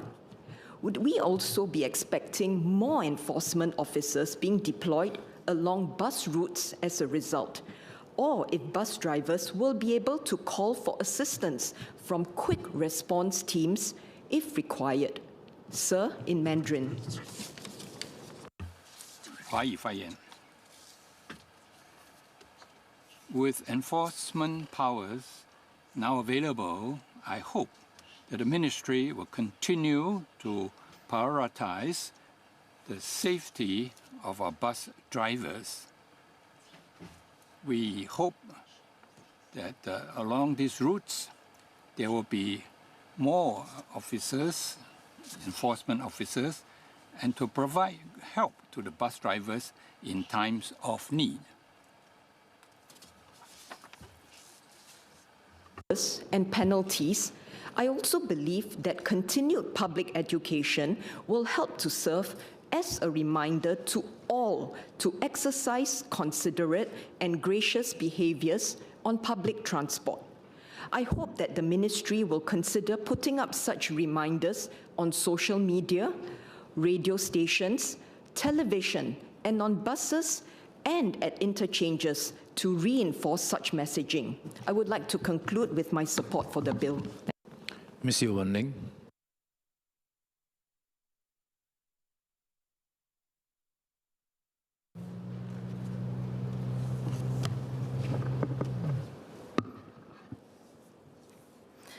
Mr. Speaker, sir, I declare my current appointment as the Executive Secretary of the National Transport Workers Union. For decades, our transport workers have done far more than simply get us from point A to point B. With quiet dedication and pride, they have stepped forward time and again to keep Singapore moving, not just in routine times, peace times, but in moments that truly mattered. They are the first to welcome our visitors during large-scale concerts and events. They are also the ones who hold out a steady hand to help a senior on board a bus. And they are the ones who ensure millions reach their destinations safely every single day. During the pandemic, when the nation was tested, they stood firm, calmly and consistently, ensuring public compliance with mask wearing. And more recently, they once again stepped up to support the nationwide crackdown on e-vapes. Every time, they answered the call with professionalism, resilience, and heart. I note that the passenger screening provisions have long existed under the Road Traffic Act. The bill rightly consolidates these under the Bus Services Industry Act 2015, bringing greater clarity and strengthening our public safety. But, Mr. Speaker, as we enhance security, we must also remember what our transport workers are and what they are not. Their primary duty is and must remain to operate our public transport system safely, reliably, and efficiently. If additional responsibilities such as passenger screening are needed, this should ideally be undertaken by personnel who are trained and equipped for security enforcement. And where our public transport workers are expected to support these efforts, we must set them up for success. This means clear, simple, and practical operating procedures and ensuring that these new duties do not compromise their core responsibilities. We have seen what clarity can achieve. When the vaping crackdown began, many workers from our unions, we heard, were understandably anxious about being tasked to seize e-vapes. These concerns were addressed only after clear rules of engagements were laid out and their roles alongside HSA authority were properly explained. Once they had that clarity, they adapted quickly and effectively. Their professionalism helped lead to around 60 offenders being caught around the public transport network using vapes. And therein, this is the powerful reminder that we're looking at. When we support our workers will rise to the occasion. And that's why I urge the government to ensure they continue to receive proper training, clear protocols, sufficient equipment, and manpower support, not just only for this initiative, but for all future national assignments that our public transport workers will see coming their way. Mr. Speaker, sir, this bill introduces penalties against those who endanger the safety of individuals on buses and in interchanges. I seek clarification on whether this protection also covers cases of abuse or harassment against the public transport workers themselves, because abuse, whether physical or verbal, endangers not only just their well-being, but the safety of everyone else who relies on our public transport workers. Every single day, our transport workers serve around 7.5 million commuter journeys. Their constant engagement with the public means they face a higher risk of abuse. Most commuters are, of course, gracious and respectful, but when incidents happen, it can be devastating. I recently heard of a bus captain who was kicked in the face after asking a commuter to lower the volume on his phone. He required stitches on his eye, near his eye. Thankfully, the injuries were not permanent, but then again, they could have very easily been so. And we must not forget the early months of the pandemic when our bus captains bore the frustrations of some commuters while enforcing mask requirements. But I must say they stood their ground with calm professionalism. Preventing abuse requires a comprehensive approach, but deterrence through legislation is an important part of that strategy.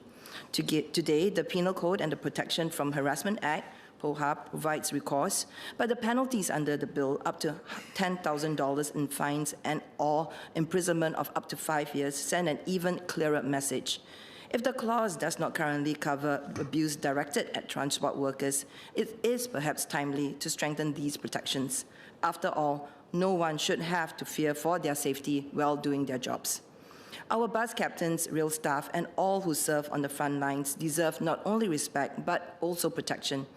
Tougher penalties are not just about punishment, they are about recognizing their dignity and standing firmly behind them. Mr. Speaker, a world-class transport system is not built by buses or trains alone, it is built by people. More than 20,000 men and women who keep Singapore moving every single day. Their work is often unseen, but it is indispensable. They adapt to new responsibilities at speed. They shoulder national duties without hesitation, and they do this with quiet pride and with a deep commitment to serving others. So let us match their dedication with our support. Let us give them the training, protection, and recognition they deserve, and let us make it clear through both words and action that Singapore stands firmly behind those who keep us moving. And with this, I support the bill. Thank you. SMS Murali.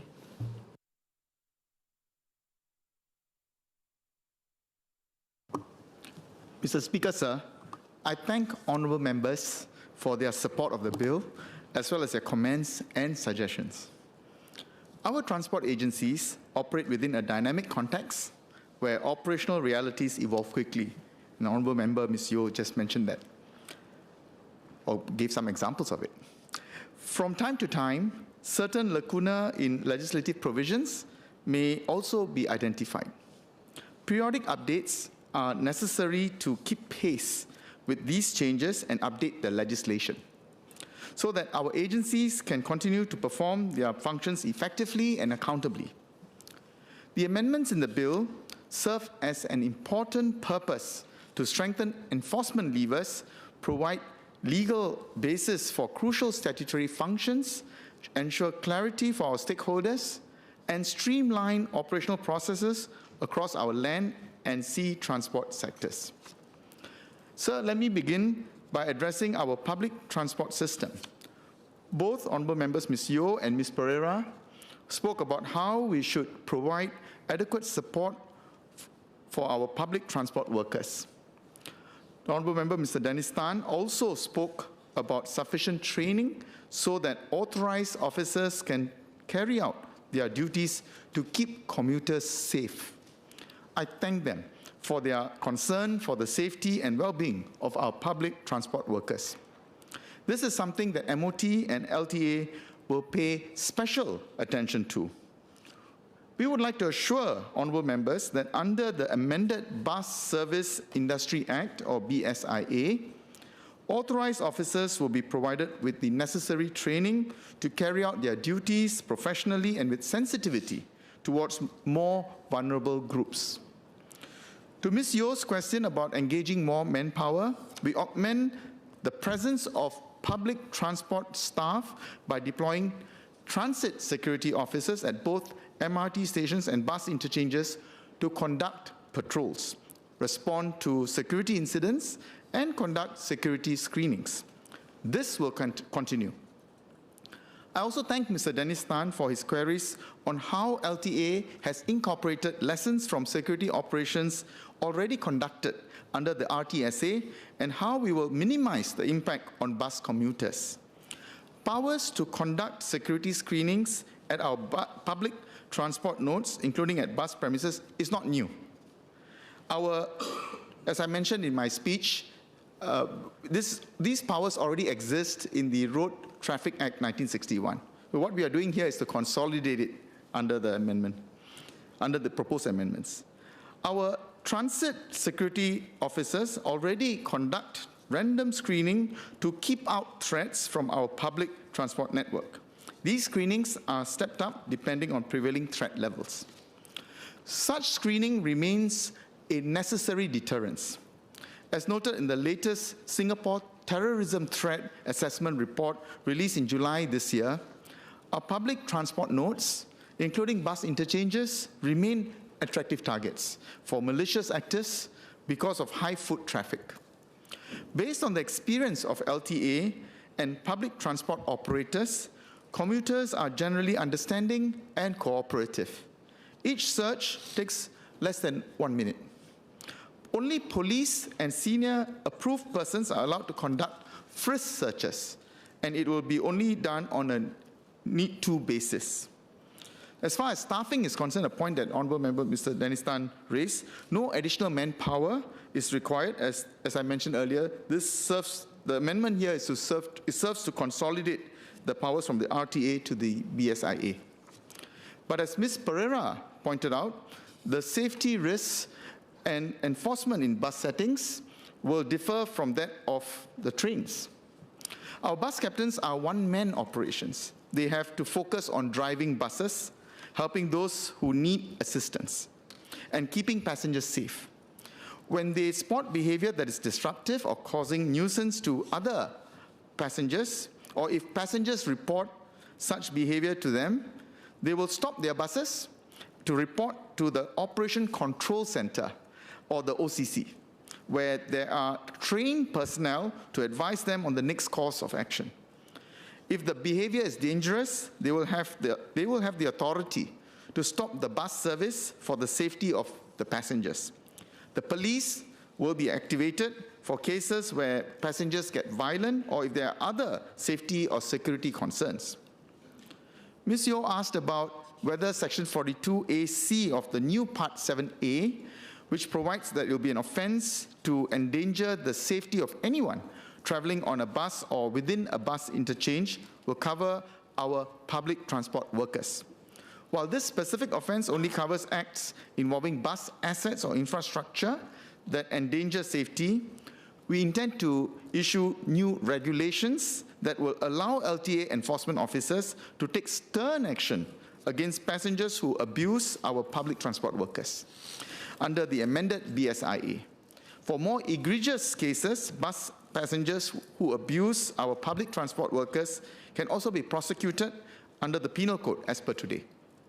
Indeed, a major reason for the amendments to the Bus Services Industry Act is to ensure that our buses continue to offer passengers and our workers a more pleasant and secure environment. In this same vein, I thank Mr. Ang Wei Neng for sharing his views on the bus contracting model. We agree with the Honourable Member that we should not be chasing ever lower prices. That is not our intent. LTA evaluates bus tenders based on the two-envelope process, where quality evaluation is conducted before looking at price submissions. The goal is not to have the cheapest bid, but the best value for money proposal. Beyond price and quality factors at each individual tender, LTA also works closely with the National Transport Workers Union and transport operators to improve the attractiveness and sustainability of the sector.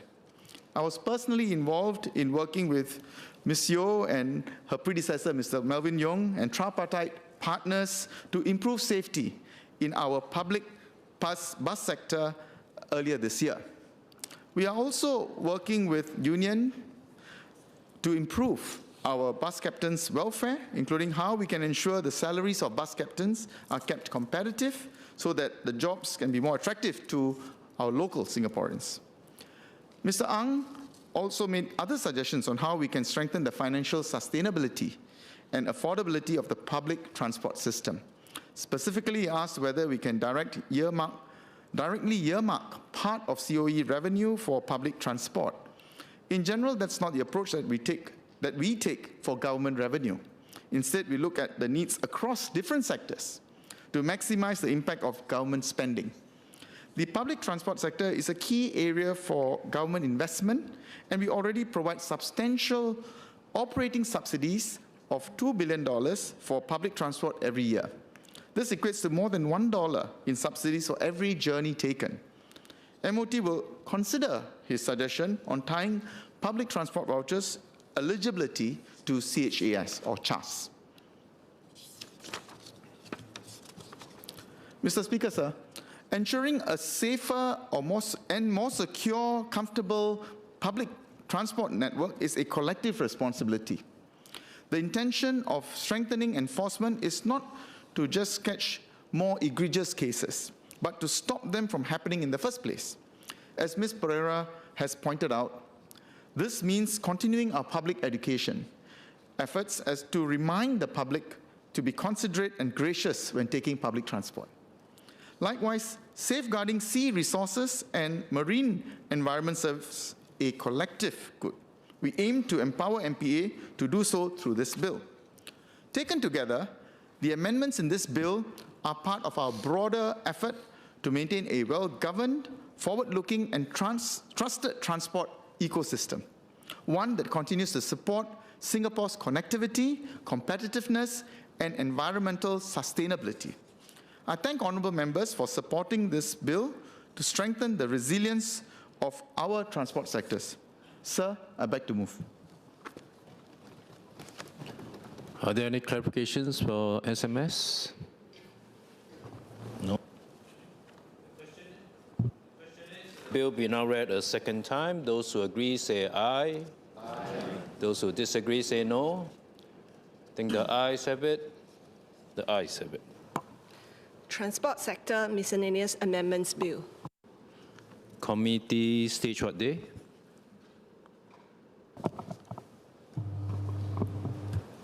Now, sir, I move that Parliament will immediately resolve itself into a committee on the bill. The question is that Parliament will immediately resolve itself into a committee on the bill. Those who agree say aye. Aye. Those who disagree say no. I think the ayes have it. The ayes have it.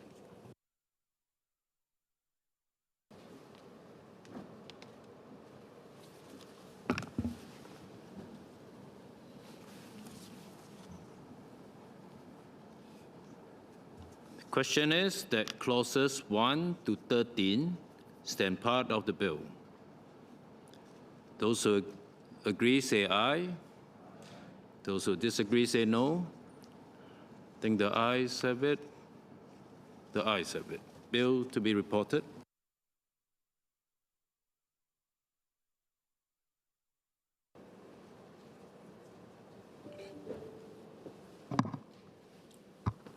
SMS Murali. Mr. Speaker, sir, on behalf of the Acting Minister for Transport, I report that the bill has been considered in committee and agreed to without amendment. Third reading what day? Now, sir, I move that the bill be now read a third time. The question is that the bill be now read a third time. Those who agree say aye. Aye. Those who disagree say no. Think the ayes have it. The ayes have it. Transport Sector Miscellaneous Amendments Bill. It's been some time since we said. Order, I propose to take a break now. I will suspend the sitting and will take the chair at 4:35 p.m. Order, order.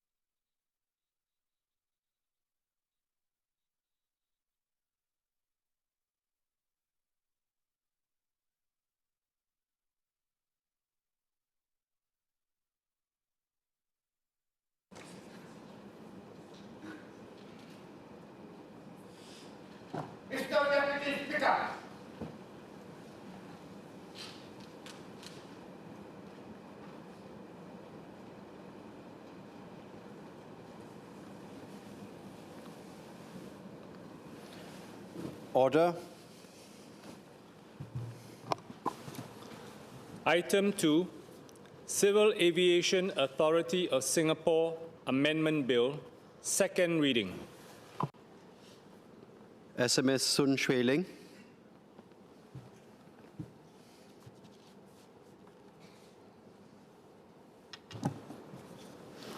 Mr. Deputy Speaker, on behalf of the Acting Minister for Transport, I move that the bill be now read a second time. Aviation is a critical sector for Singapore. It connects us to the world and anchors our status as a global hub. Prime Minister Lawrence Wong just broke ground on Terminal 5, which will increase Changi's capacity by about 50 million passengers a year. As we continue to grow, we want to do so sustainably, so that future generations of Singaporeans can also experience the joy of air travel, and Singapore can continue to serve as a premier air hub for the region and the world. The International Civil Aviation Organization, or ICAO, has set a long-term aspirational goal of net zero carbon emissions for international aviation by 2050. As a member of the International Civil Aviation Community and an ICAO Council member, we are committed to working towards that goal. We will do so in a practical manner, advancing both sustainability and competitiveness, not one at the expense of the other. The Singapore Sustainable Air Hub Blueprint was launched last year and sets out Singapore's approach. Within this, the implementation of sustainable aviation fuels, or SAF in short, is a critical pathway for us to realize our aviation decarbonization goals. This bill provides the legislative framework to enable its adoption in Singapore. SAF is the most practical way to decarbonize aviation today. It is a drop-in fuel that can be blended with jet fuel for use with existing aircraft and refueling infrastructure without the need for costly modifications.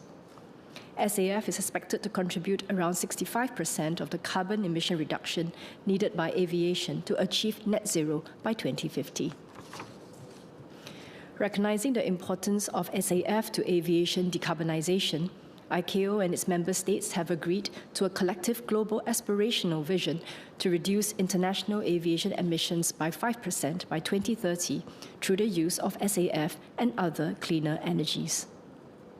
However, there are challenges in the adoption of SAF. Firstly, global supply remains limited, with production capacity only gradually scaling up. Number two, on the demand side, uptake is uneven and often concentrated in regions with strong mandates or subsidies. Number three, the sector is still nascent and the costs remain high and volatile. Currently, SAF costs about 3 to 4 times more than conventional jet fuel. Countries around the world have taken different approaches. Some jurisdictions adopt mandates. They require fuel suppliers to blend SAF into conventional jet fuel. The EU's Refuel EU Aviation Regulation, for instance, requires a 2% SAF blend by 2025, rising progressively to 70% by 2050. The UK's SAF mandate targets a 10% blend by 2030. They are exploring a revenue certainty mechanism to encourage investment in SAF production. This includes a guaranteed minimum level of revenue for SAF producers, even when market prices fluctuate. Other jurisdictions use incentives. In the United States, federal incentives as well as state-level programs help to lower the cost of SAF and encourage domestic production. We have studied these approaches for Singapore carefully.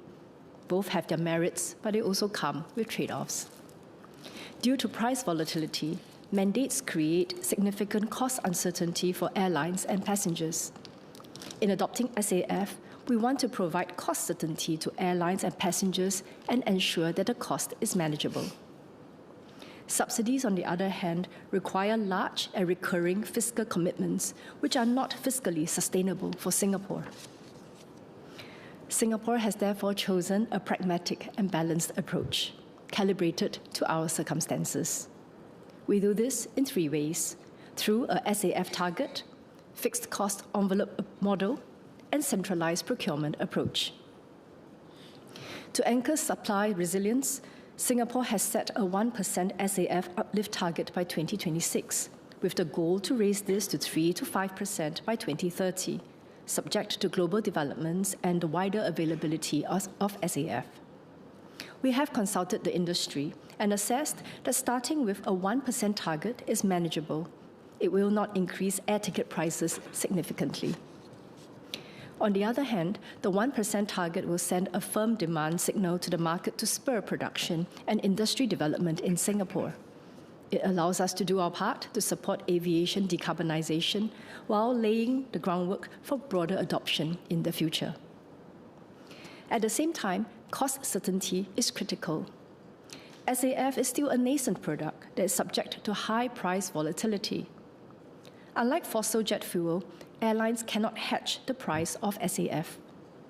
Simply mandating the use of SAF would impose unpredictable and unsustainable costs on airlines and passengers, as SAF prices may vary significantly.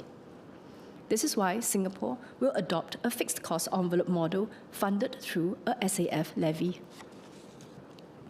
Under this model, the total amount spent on SAF each year will be predetermined based on our SAF target and the projected SAF premium. The amount needed will be collected upfront via the SAF levy.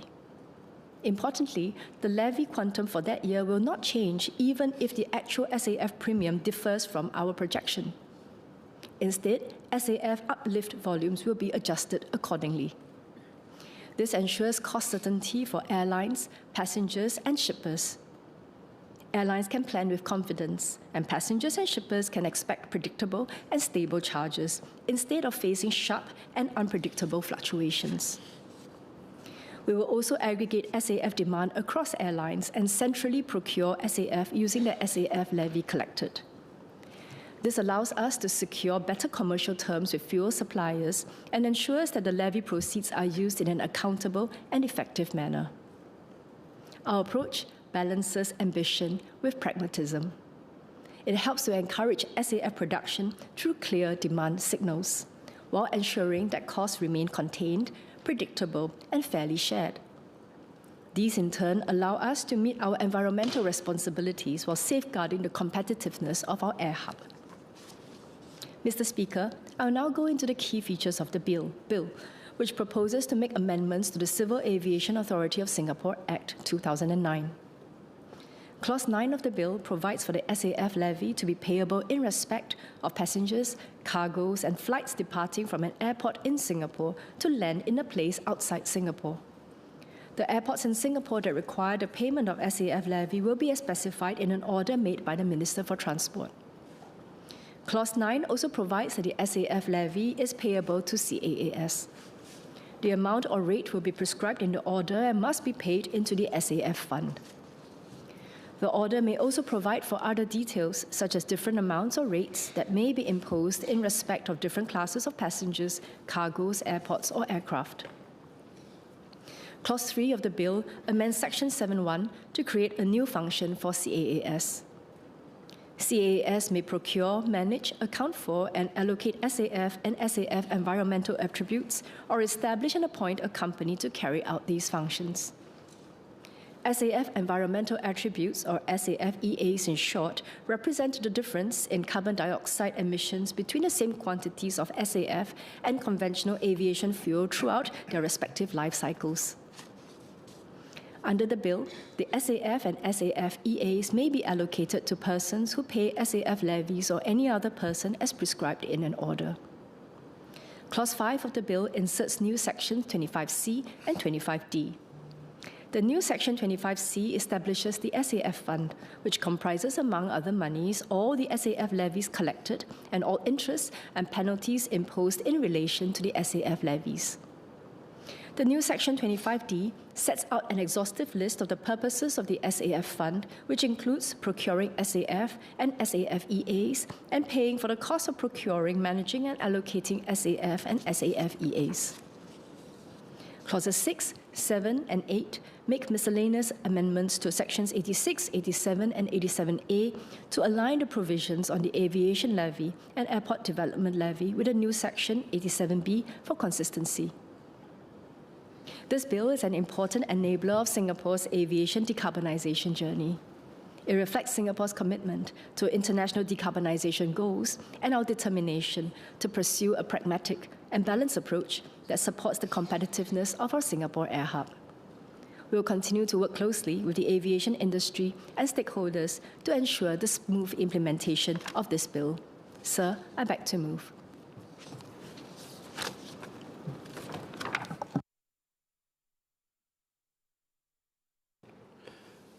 Mr. Edward Chia.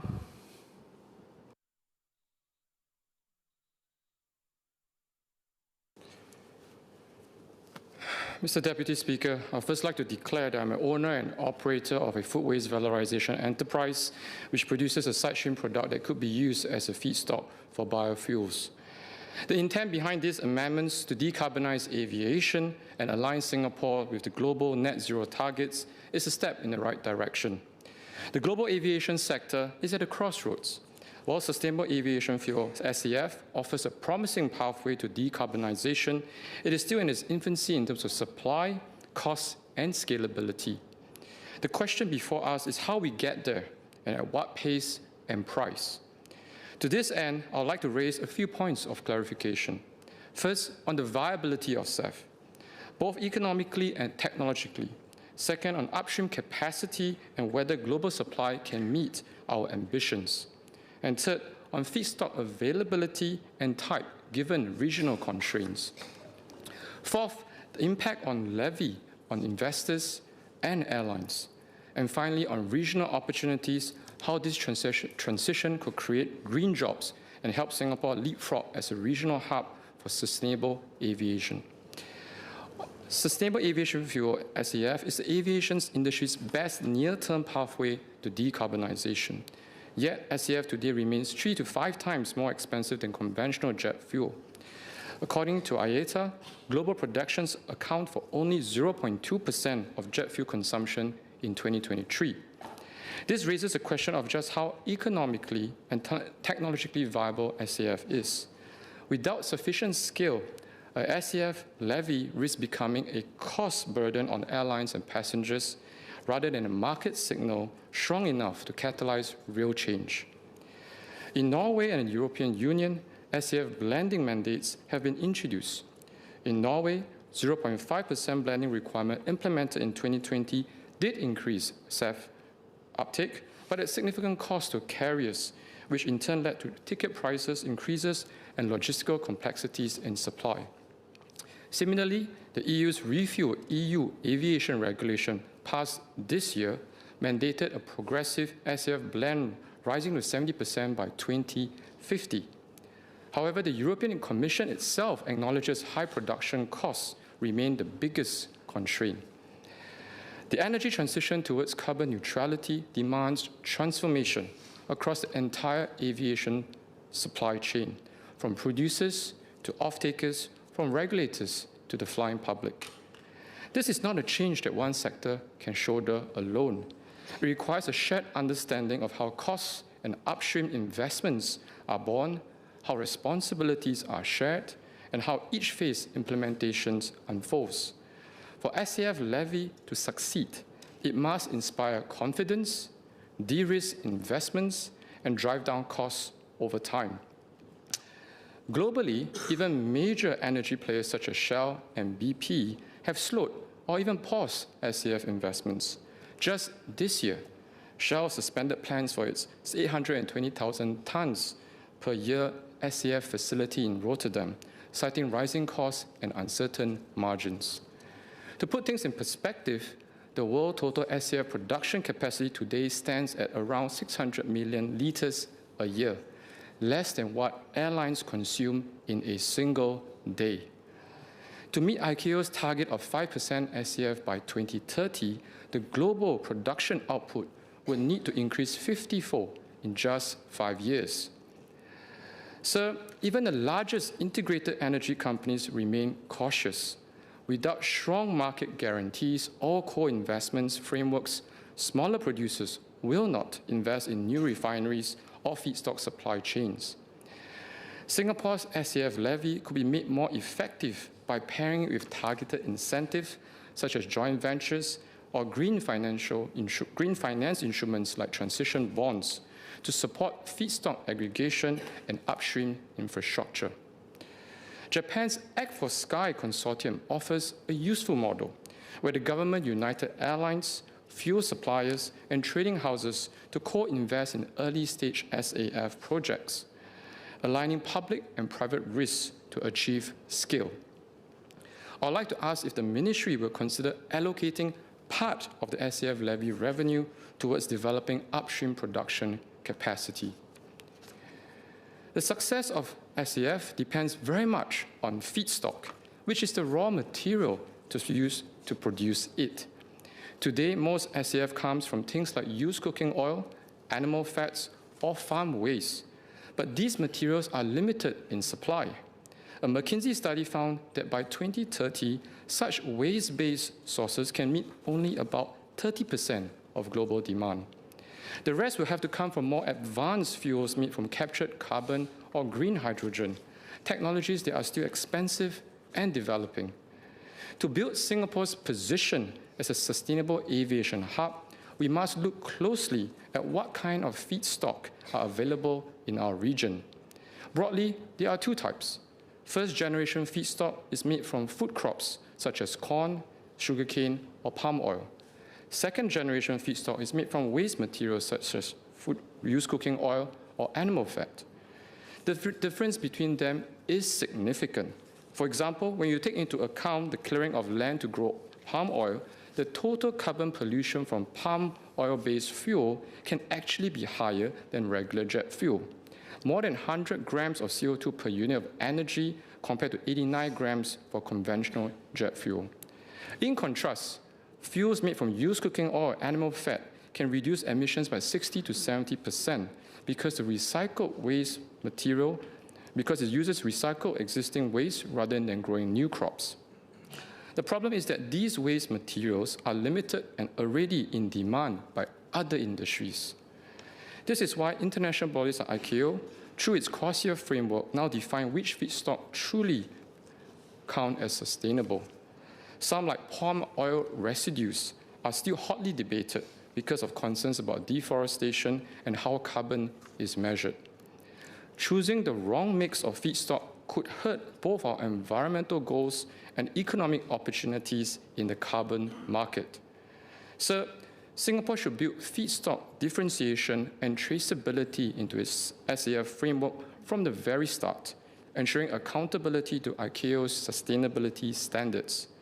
Alternatively, a more practical approach could be to set uniform emission targets, adjusting according to each feedstock carbon intensity, so the producers are rewarded for using cleaner inputs and held accountable for those with higher carbon intensities.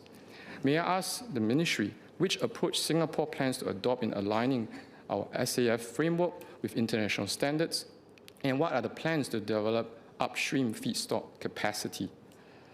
Sir, the SAF levy has been introduced as a flat charge to provide price predictability for end consumers and airlines. The levy takings will be used to purchase SAF at market prices, meaning that the volume of offtake will fluctuate in response to price movements. This design ensures cost stability for airlines and travelers, but not volume stability for producers. For investors developing refineries, feedstock logistics, or synthetic fuel technologies, such uncertainty poses a challenge. Manufacturing operations require minimum scale to be viable. The SAF levy rightly internalizes environmental costs and encourages greener choices, but does it drive more upstream investments? Experience abroad offers valuable lessons. In the United States, the Inflation Reduction Act introduced SAF tax credits of up to $1.75 per gallon, narrowing the price gap with conventional jet fuel. That single policy unlocked billions in private investments across 14 states, demonstrating how clear price and volume signals coupled with investments incentive can provide the certainty needed to scale production. I'd like to emphasize my earlier point. Singapore could consider a similar approach, such as a performance-linked rebate or co-investment scheme where part of the levy revenue is directed into SAF R&D, production infrastructure, or feedstock aggregation. This will create a more circular levy and crucially send a strong signal of long-term policy confidence to investors. Another avenue to enable voluntary contributions is actually voluntary contributions, especially from corporate travelers, to fund SAF adoption. This will expand financing options and engage the public in Changi's sustainability journey. Ultimately, producers need predictability in terms of offtake volumes to justify investments. The current levy provides price certainty, but it risks volume volatility. A minimum offtake commitment could help bridge that gap. So may I ask the government, what are the plans to ensure minimum offtake guarantees for producers while maintaining price stability for airlines and travelers? Despite these challenges, sir, there are promising opportunities. With strategic design, the SAF levy could put us in the lead as a regional hub for sustainable aviation fuel, attracting new green investments, encouraging co-location of upstream production facility, creating high-value jobs across the feedstock, refining, and carbon management value chains. Given our established petrochemical expertise and proximity to Southeast Asia agriculture base, Singapore is uniquely positioned to coordinate feedstock to fuel supply chains. A collaborative framework with ASEAN partners could enable joint certification, financing, and trade of SAF across borders, much like how Singapore pioneered regional liquefied natural gas trading. Beyond serving as a trading and refining hub, Singapore can also derive direct benefits from co-locating SAF production and carbon management activities. This would generate quality employment in advanced manufacturing, logistics, and sustainability services, and anchor Singapore in the upstream value chain, from feedstock aggregation and processing to downstream carbon credit generation through verified emission reductions. May I ask the Minister how the Ministry plans to grow the broader SAF ecosystem, and what are the new high-value jobs and opportunities for local enterprises it expects to create through this transition? Sir, to summarize, the success of SAF levy will depend on how well we drive real investments and innovation across the value chain. I've raised clarifications on 5 areas. 1, the viability of SAF. 2, upstream production capacity. 3, feedstock standards. 4, investment capacities. And 5, regional opportunities. In particular, how the Ministry plans to support upstream development, ensure offtake stability for producers, and grow high-value jobs and opportunities for local enterprises through this transition.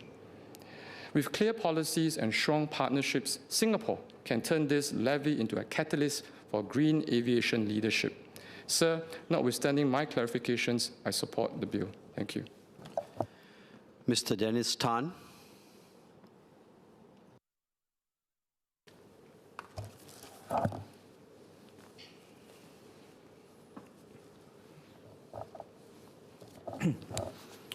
Mr. Deputy Speaker, the Civil Aviation Authority of Singapore Amendment Bill, while seemingly technical, is a critical piece of legislation that puts into policy and operationalizes Singapore's commitment to tackling carbon emissions from the aviation sector through the increased adoption of sustainable aviation fuel, or SAF. The adoption of SAF is broadly recognized by the scientific community and the industry as a necessary step in our pathway towards achieving net zero emissions by 2050, and crucially in striving to meet the Paris Agreement goals of limiting global warming to below 2 degrees Celsius. The production of SAF is still nascent, and breakthroughs may come in spurts, so Singapore must stay agile to capitalize on them. With our world-class logistics, trade links, and existing refinery presence, we are well placed to lead in the regional SAF industry. We can build flexibility into our SAF regime so that when new pathways mature, we can scale up quickly. As a party that supports ambitious climate action in line with scientific consensus, the Workers' Party supports the intent and broad purpose of this bill. We believe it is important to tackle carbon emissions from international aviation, even if they are not covered under Singapore's national carbon budget. This is because it is the right thing to do. It is an area where we have a measure of control, and it is a move that will benefit our economy and society in the long run by future-proofing our status as an international aviation hub. Generally, the new provisions in the bill allow for a more straightforward and policy-stable approach to SAF adoption. This is commendable. Nevertheless, I have some clarifications to seek from the Minister regarding the mechanics and implications of this legislation. My queries fall broadly into the following categories. 1. The rationale and transparency of the proposed SAF fund mechanism. 2. Issues of process regarding the implementation of the fund. 3.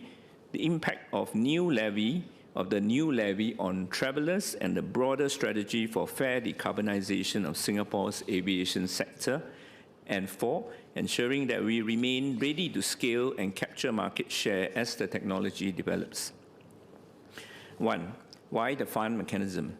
Mr. Deputy Speaker, according to Clause 9 of this bill, airlines are expected to potentially pass down the cost of SAF adoption to travellers. If the costs are ultimately borne by the consumer, may I ask why has the government chosen the method of establishing a fund for the collection of SAF levies to procure SAF over other methods? I note this is different from the funding mechanism in, say, the EU or the UK. Why not allow the cost to be passed through directly and transparently by the airlines? Is the fund primarily intended as a risk-pooling mechanism, or does it serve another strategic purpose? Secondly, on the issue of transparency, I would like to ask, will the collections, purchases, and timing of SAF procurement through the fund be made public and transparent? It is stated that the fund will not form part of the CAS revenue and will also be used for administrative costs. Given that the fund appears designed to have some slack after SAF purchases, which is prudent, will the public have access to information on how much surplus or slack there is in the fund annually? Furthermore, does the government have any objections yet on the annual total collections have any projections yet on the annual total collections via the levy? This information is vital for public accountability and for assessing the efficiency and scale of this new policy tool. 2. Issues of process for the implementation of the SAF procurement mechanism. I turn to the issues of process regarding the implementation of the procurement mechanism. It is not entirely clear from the bill who or what will be the procuring entity mentioned in Clause 5, which outlines the purposes of the SAF fund. Currently, there's only one major SAF operator in Singapore. Given that we have ambitions to scale up the sector, how can new players be assured that the procurement process is fair and open to all? I would also like to ask the Minister, what is the timeline for the formal establishment and operationalization of this procuring entity? In the interim, before the entity is formally set up, is the CAS the designated procuring entity? How is the procuring entity going to be appointed and governed? Will its structure be similar to existing models, such as the Singapore Gas Co. Private Limited under the Energy Market Authority? Will private sector firms be involved in this procuring entity? Regardless of whether it is a wholly owned public or mixed entity, will the procuring entity be subject to the standard public agency procurement rules to ensure fair and competitive processing of SAF? Mr. Deputy Speaker, as a small nation, Singapore does not produce enough convertible feedstock to be self-sufficient in SAFs, especially given our status as a regional air hub. However, our neighbors in Malaysia, Indonesia, and Australia produce or are capable of producing large volumes of feedstock. We have healthy trade relationships with many economies in the region, and we should consider establishing a cooperative framework that can ensure a steady supply of feedstock into our facilities. Having a clear and fair framework for regional cooperation will also strengthen Singapore's status as a leader in decarbonization efforts in the region. Furthermore, not all feedstock are made equal. Some have significantly higher GHG emissions due to inefficient conversion, higher carbon costs at production, or polluting byproducts. We must ensure that we do not inadvertently become a tool for greenwashing in our quest to be a leader in the nascent SAF industry. We can perhaps strengthen safeguards by defining categories of feedstock acceptable under this bill. Next, the impact on travelers and fare decarbonization. Mr. Deputy Speaker, I'm conscious of the potential financial impact this levy will have on travelers, especially those who rely on air travel to visit family or pursue work opportunities. This is set against the context that Singapore already charges fairly high airport fees, for example, due to the Terminal 5 Development Levy, otherwise known as Airport Development Levy.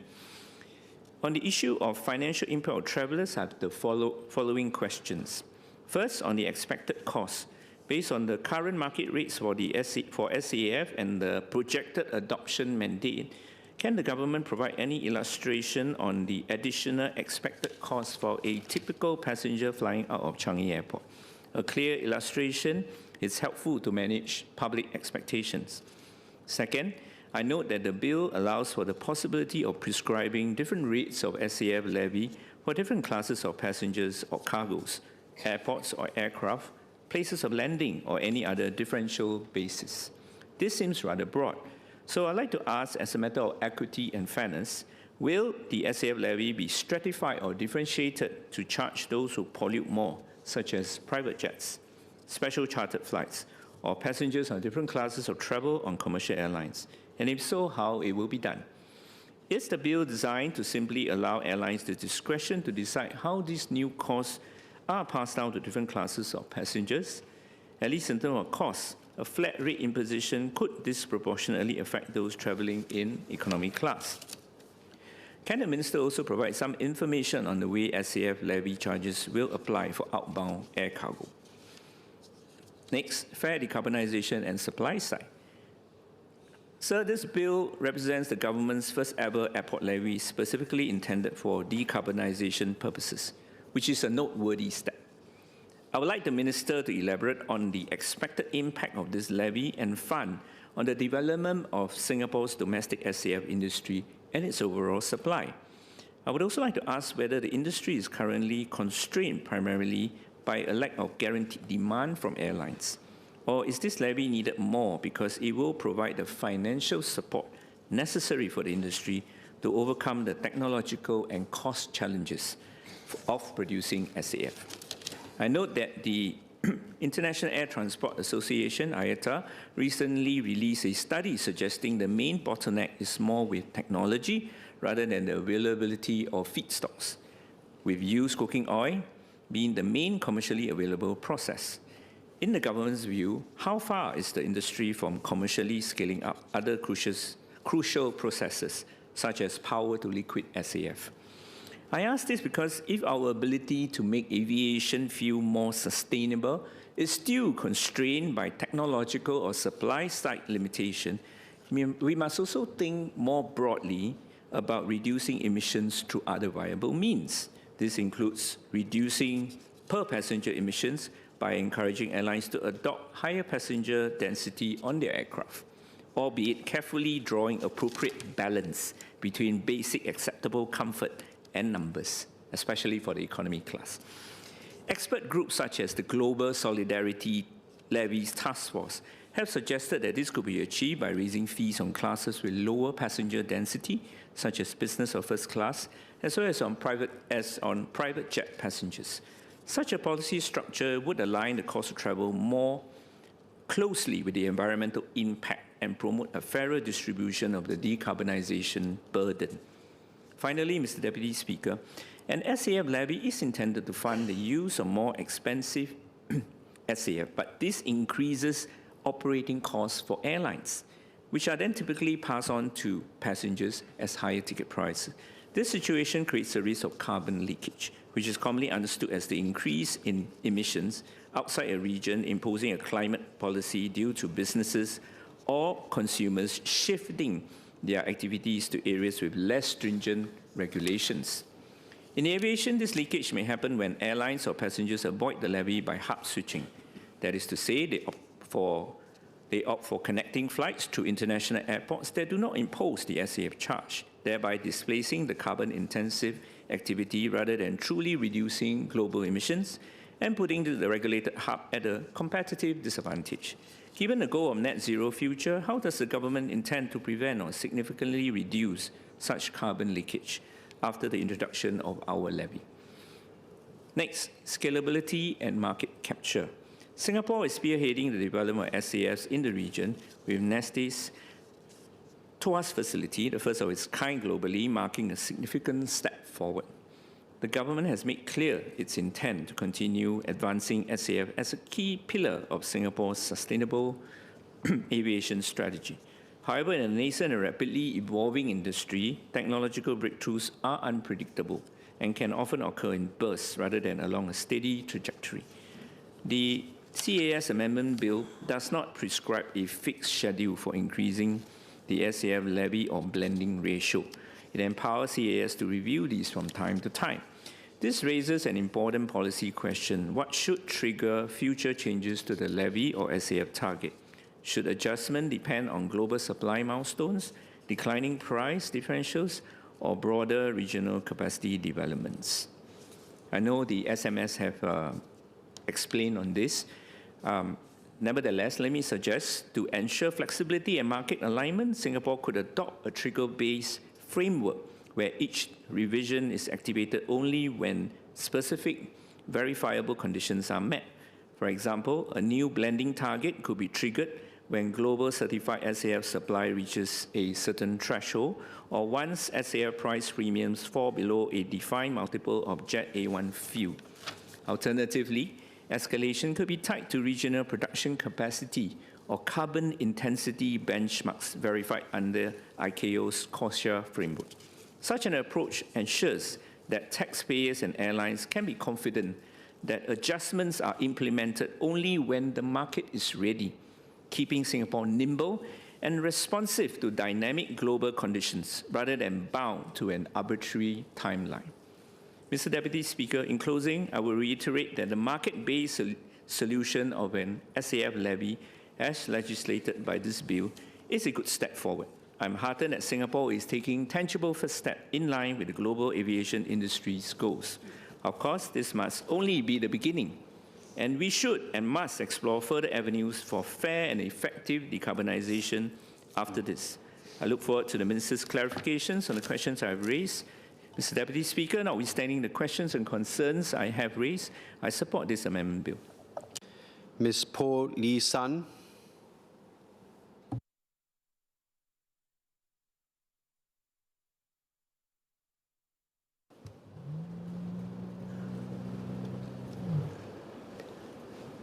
Mr. Deputy Speaker, I declare my interest as an employee in the aviation sector.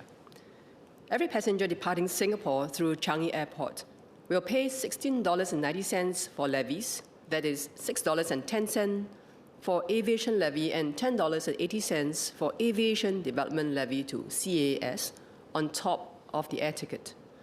With the SAF levy, the total levy per trip will increase to between $19.90 and $32.90, or an increase of between 18% and 95%, depending on the distance of the destination. This is a price which every departing passenger has to pay, and while it may be a small amount, it is one in which consumers have no choice in, have no control over in terms of adapting their behaviors to the change in price, and actually from which they enjoy no benefit except indirectly. In my speech, I will request for clarifications on 3 points. A, why is the cost burden levied solely on passengers? B, will SAF levy rates increase in the future? And C, is the central procurement model necessarily the most cost-effective?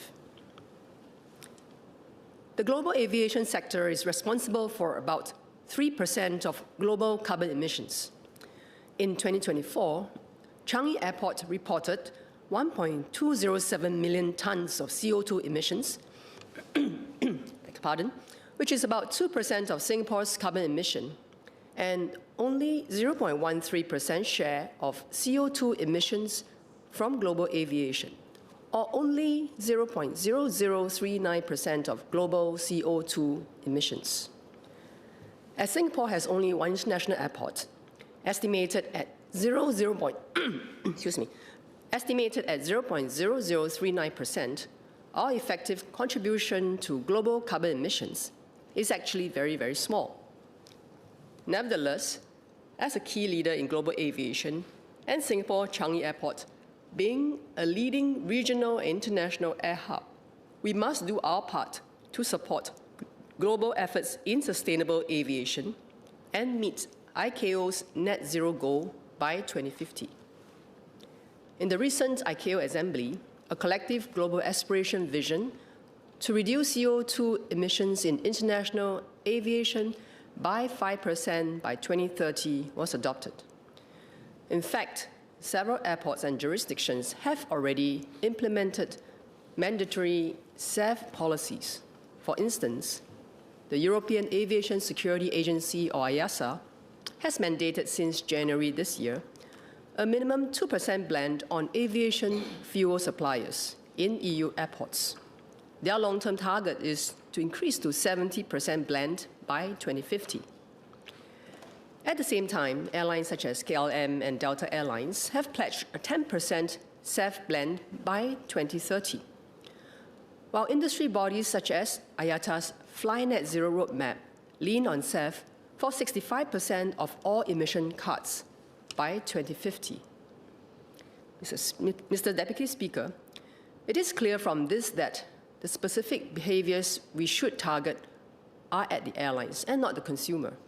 At the same time, it is the airlines which will benefit from the carbon credits that accrue from the use of these clean fuels. It is therefore the airlines and not the consumer who should be the object of taxes. In many countries and jurisdictions, the cost of SAF is indeed directly borne by airlines or by aviation fuel suppliers. In fact, Singapore is the only country to have a SAF levy imposed solely on passengers. Hence, the first question is, why do passengers and not the airlines pay? Second, why does the government even need to mandate a SAF levy on passengers when some airlines have already voluntarily committed to decarbonization through SAF for their corporate decarbonization targets? Some airlines have also signed up on the Carbon Offsetting and Reduction Scheme for International Aviation, or CORSIA in short, under ICAO to reduce their carbon footprint. If I may draw an analogy, it is akin to restaurants using styrofoam packaging and the government wanting them to switch to green packaging. And rather than levying taxes on those restaurants using styrofoams, the government then decides to tax the diners instead. Further, this tax is not only on diners at restaurants with styrofoam packaging, but on all diners, even those dining at establishments that are already using green packaging. This is, to say the least, a very odd state of affairs. I hope the Minister can clarify why is Singapore's approach different from all countries in the world? Was there public engagement with passengers on the imposition of the SAF levy? Also, can the Minister clarify if there is a plan to roll back on the SAF levy if more airlines are voluntarily committing to decarbonization?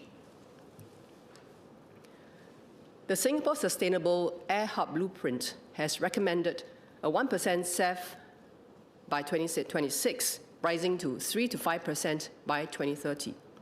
This is a small step in the right direction. In 2024, Changi Airport contributed only 0.13% to global aviation carbon emissions. With a 3 to 5% blend, what is the effectiveness in reducing the global aviation's carbon emissions? In order for Singapore to contribute more meaningfully to ICAO's net zero by 2050 goal, do we expect a steady increase in the SAF blend requirement above 5% after 2030? If so, will the SAF levy correspondingly increase in the future? Currently, SAF is 2 to 5 times more expensive than Jet A1 fuel. As demand for SAF increases, the cost may also increase if supply of feedstock continues to be limited. If the revenue from levy collected is insufficient to cope with the SAF price increase, will the SAF levy be expected to increase in the future? Following the successful expansion of a renewable diesel refinery in Tuas, up to 1 million tons of SAF can now be produced per annum at the Singapore facility. This makes Singapore the largest producer of renewable jet fuel in the world. The expanded facility is owned and operated by Finnish energy company Neste. With Neste being the only SAF producer in Singapore, how does the SAF Co then ensure that the SAF produced is most cost-effective? How will the SAF Co bring more producers in to increase competition? Currently, airlines have their own teams that will procure Jet A1 fuel. Many airlines hedge forward fuel prices, and some, which predict the trend wrongly, may turn airlines into huge losses. How can the SAF Co ensure they have the talents, who have the expertise, experience, and the market network of oil traders who can trade on behalf of the airlines and seek best value for the SAF levy collected from passengers, which is likely to be in the tune of a few $100 million per annum? SAF is just one of the many ways to decarbonize the industry. At present, it is the most mature and easy to use as it is a drop-in fuel. However, its scalability is limited by the high price, which is, in turn, caused by limited feedstock. There are ongoing studies and trials on other pathways to reduce carbon emissions by airlines, such as hydrogen-powered aircraft, battery-operated aircraft for short-haul flights, and contrail avoidance routes, etc. While we get started on SAF operations, we should also keep an open mind on other viable options along the way. Mr. Speaker, Mr. Deputy Speaker, I would ask for serious consideration on my first question on whether passengers ought to be paying the levies. Notwithstanding, I support the bill amendment. Ms. Lee Hui Ying.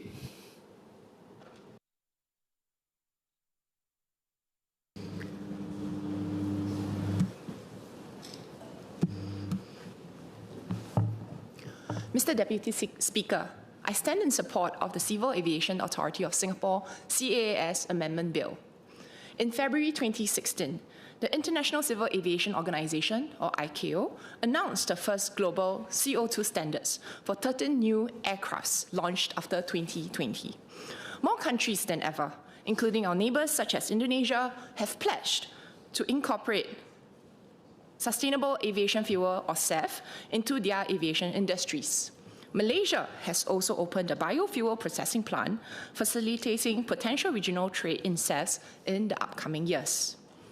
I'm glad that Singapore is joining this initiative, or this global movement, to achieve net zero emissions domestically and internationally in aviation emissions by 2050. The aviation industry is responsible for 2.5% of global emissions, and SAFs can contribute around 65% reduction in emissions. The CAAS bill, therefore, aims to aid Singapore towards this endeavour. On this bill, I have two questions.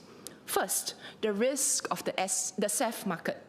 And number two, the levy impact on consumers while we maintain our competitiveness as an aviation hub. My first question really touches on the risk of investing in the SAF market, which is a novel market subject to high uncertainty. The new sections 25C and 25D proposed in the bill state that the authority may use the SAF fund to carry out investments. The net income of the fund is calculated by an addition or reduction from the income derived from investments. The bill also accounts for instances where such investments could lead to losses. A big concern in the sustainable aviation fuel industry is in its novelty stage, especially in second-generation SAF processes, which are not yet proven to be commercially viable. Many global players, like the US, the UK, and the EU, have enacted specific legislations that invest in the development of second-generation SAFs, as the available biofuels currently made from the HEFA process are in limited supply. The success of these projects is uncertain, whereby the cost of failed ventures are largely incurred by investors, and in this case, the SAF fund. Therefore, the SAF fund is inherently risky, as the SAF industry is still in an early stage, and profits may be vulnerable to sudden changes in technological advancements, viability of second-generation SAFs, and policies of other countries. I'd like to ask the Minister, what steps will be taken by the government to ensure the resilience of the SAF fund while managing the risk and fluctuations in the SAF industry due to technological developments and a global political uncertainty? In particular, will the SAF fund invest in the second-generation SAF industry? Second, on levy impact on consumers and maintaining competitiveness as an aviation hub. I'd like to touch on the costs that would be incurred by consumers as a result of this act. Research has shown that biojet fuel can be 2 to 8 times more expensive than conventional kerosene jet fuel. Singapore is fortunate enough that we can afford to expend more to protect the environment, and the levies and funds set out in Clause 9 of the bill today would certainly assist us in affording this transitions towards SAFs. However, air travel in Singapore is already considerably expensive for regular consumers. I'd like to ask the Minister for Transport if the government has calculated how much of the levy costs are predicted to be shifted on to consumers versus industry stakeholders. What is the expected impact of the levy on passengers' fares and also air freight costs? And how does the government plan to maintain Singapore's competitiveness and perhaps also harmonize standards as an aviation hub, given that other regional airports may not impose a similar levy? Mr. Deputy Speaker, these questions aside, I support the bill and hope that such sustainable spirit would expand in future to other aviation adjacent industries. Thank you. Mr. Yip Hon Weng.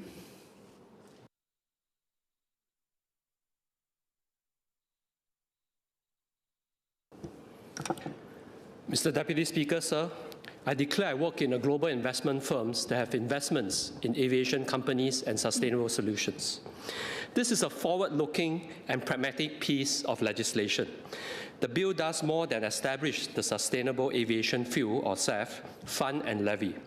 It gives us a clear, stable framework to turn our sustainable air hub blueprint from aspiration into action.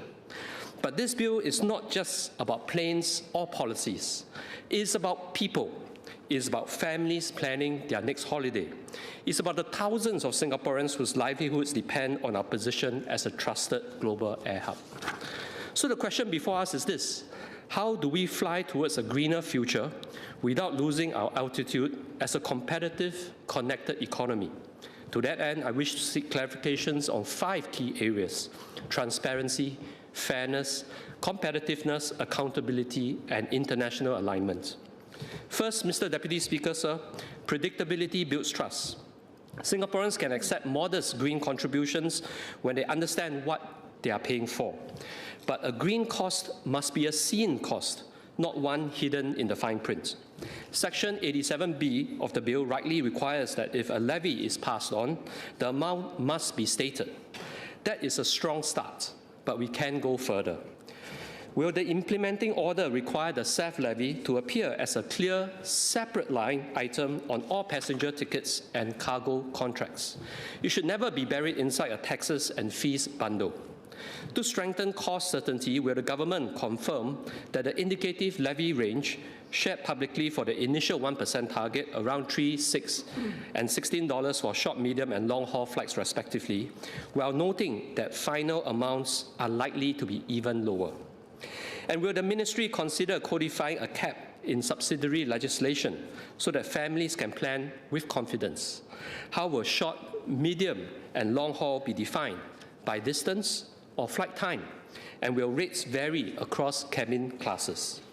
For SMEs, predictability matters even more. Can the Minister ensure that cargo levies are transparently itemized in freight contracts instead of being rolled into all-in rates? This transparency gives our sport exporters the clarity to price their goods competitively and hold logistics partners accountable. Second, Mr. Deputy Speaker, sir, for this levy to be legitimate, it must also be fair. Those who contribute more to carbon emissions should bear a proportionate share of the cost. The bill's powers for differentiation and remission under Section 87B are therefore critical. Can the Ministry commit to a progressive levy structure where non-commercial, private and business jets contribute more than regular families flying economy? Globally, there's a growing call for fairness in climate policy. Studies show that a small fraction of frequent flyers and premium travelers account for a disproportionately large share of aviation emissions. Many countries are exploring progressive levies to address that imbalance. Singapore should not shy away from this conversation. On the other hand, essential flights, such as humanitarian missions, medical evacuations, or pilot training, should rightly be exempted. Will the Ministry publish clear exemption criteria so operators are not left guessing in an emergency? Will it also disclose annually how many exemptions were granted and why, so the public can see fairness in action? For SMEs facing urgent cargo needs, will there be a defined remission process, especially when cost pressures or timing makes the levy burdensome? Fairness is not only about who pays, it's about ensuring no one is penalized for trying to do the right thing. Third, Mr. Deputy Speaker, sir, our air hub is the heartbeat of our economy. Tens of thousands of Singaporeans, pilots, engineers, caterers, cleaners, depend on it every day. Section 87B specifies that the levy applies to flights taking off from Singapore. Can the Minister confirm that the levy will not apply to transit or transfer passengers? They are the lifeblood of Changi's success and essential to its competitiveness. We must also guard against what some have called green fatigue. Around the world, passengers and politicians are showing signs of giving up on greener air travel, weary of rising costs, divided politics, and confusing regulations. Singapore cannot afford to be part of that retreat. We must show that ambition and accountability can coexist. That is why the timing and design of this levy matter. Changi Airport raised passenger and airline fees in November 2024 to fund its $3 billion infrastructural plan. If we now add a new SAF levy, will that risk pricing Singapore out of the regional race, pushing airlines towards Bangkok or KLIA? Likewise, with sustainable fuel procurement mandated, will budget carriers with thinner margins struggle to operate here? Could that affect connectivity and affordability for travellers? Predictability is key. Will the Ministry consider publishing a multi-year levy schedule, setting out indicative rates for the next 3 to 5 years? A transparent roadmap will give both households and businesses the confidence to plan ahead. For cargo operators, can the Minister ensure that levies are structured with stable, geography-based rates and weights bands? That clarity will help our SMEs maintain Singapore's reputation as a reliable logistics hub. Next, Mr. Deputy Speaker, sir, every green dollar must now show its work. Singaporeans will support this levy only if they know each cent is used responsibly and effectively to make our skies cleaner. The creation of a ring-fence SAF fund under Section 25C is the step in the right direction. But good governance demands more than just structure. It demands clarity, scrutiny, and stewardship. Will CAAS be required to publish a detailed annual report showing how much was collected, how much SAF was purchased, where it was sourced, who supplied it, and how the SAF environmental attributes were allocated? What KPIs will the SAF procuring entity be measured against? Competitive pricing, source diversification, and maximizing physical uplift at Changi? Will the fund and its registry undergo independent audits with findings made public? And will the Ministry consider a statutory review clause, perhaps every 3 years, to assess whether the levy and fund remain effective and fit for purpose? We must also be realistic. SAF currently accounts for less than 1% of global jet fuel consumption. Production remains costly and feedstocks are limited. That's why Singapore's approach must be pragmatic, scaling gradually, aggregating demand, and building credibility step by step. Furthermore, when sourcing SAF, can we assure that Singapore's investment strengthens domestic and regional capabilities, building our own production base where feasible and positioning local firms within the green aviation value chain? Lastly, Mr. Deputy Speaker, sir, this bill must also work hand in hand with international frameworks, especially the Carbon Offsetting and Reduction Scheme for International Aviation, or CORSIA. Singapore already mandates monitoring and reporting through the air navigation regulations, but we have not yet legislated the offsetting duties or penalties for non-compliance. Why stop halfway?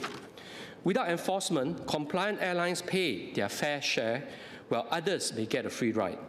More importantly, passengers risk being double charged, once under the SAF levy and again under separate CORSIA-related offsets.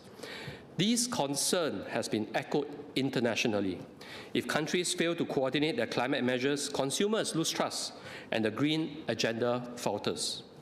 Can the Minister clarify when and how the CORSIA offsetting and penalty framework will be implemented, ideally through subsidiary legislation under the Air Navigation Act?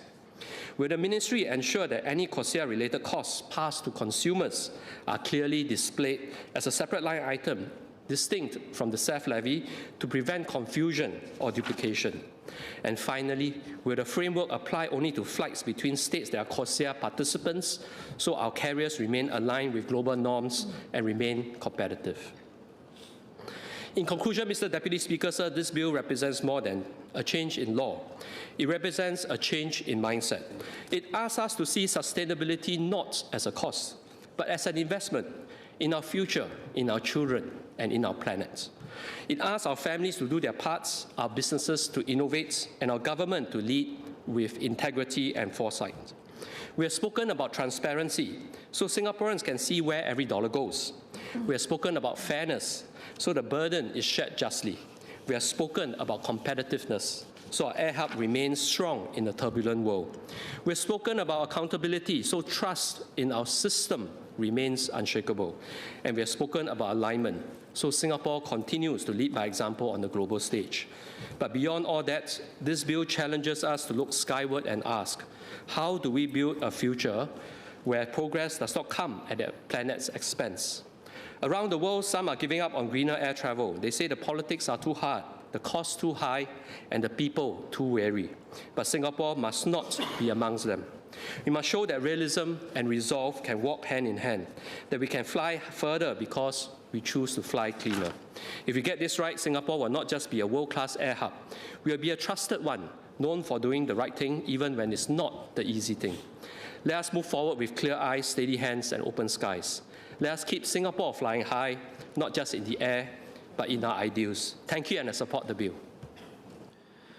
Mr. Chai Yin Cho. Thank you, Deputy Speaker. So this bill aims to establish the Sustainable Aviation Fuel Fund and to provide for the imposition of a sustainable aviation fuel levy, and supports the laudable goal of the Civil Aviation Authority of Singapore and the Ministry of Transport to kickstart the adoption of Singapore Aviation Fuel, or SAF, in Singapore. So I seek to raise two key areas for the Minister's clarification. The first is on the financial structure of the levy. It is accepted that the high cost of SAF currently necessitates a measure and mechanism like this levy to support its initial adoption. However, I remain concerned that this policy decision appears to place the financial burden entirely upon passengers. I respectfully ask the Minister to justify the approach and explain the considerations behind the choice not to implement a model of financial risk sharing with airlines or fuel suppliers, or a direct volumetric mandate on these commercial entities, an approach which has been adopted in other jurisdictions, such as the European Union and the United Kingdom. As this levy is passed on to consumers, we need clear assurance that their contribution is both effective and monitored. Flights from Singapore were previously estimated to increase by $3 to Bangkok, $6 to Tokyo, and $16 to London. I would be grateful if the Minister could inform the House of the specific mechanisms and reporting protocols CAS will establish to actively monitor these estimates and ensure the actual financial impact of the levy on ticket prices remains predictable and consistently aligns with the Ministry's initial projections. A crucial point for public confidence is the technical basis for the cost difference.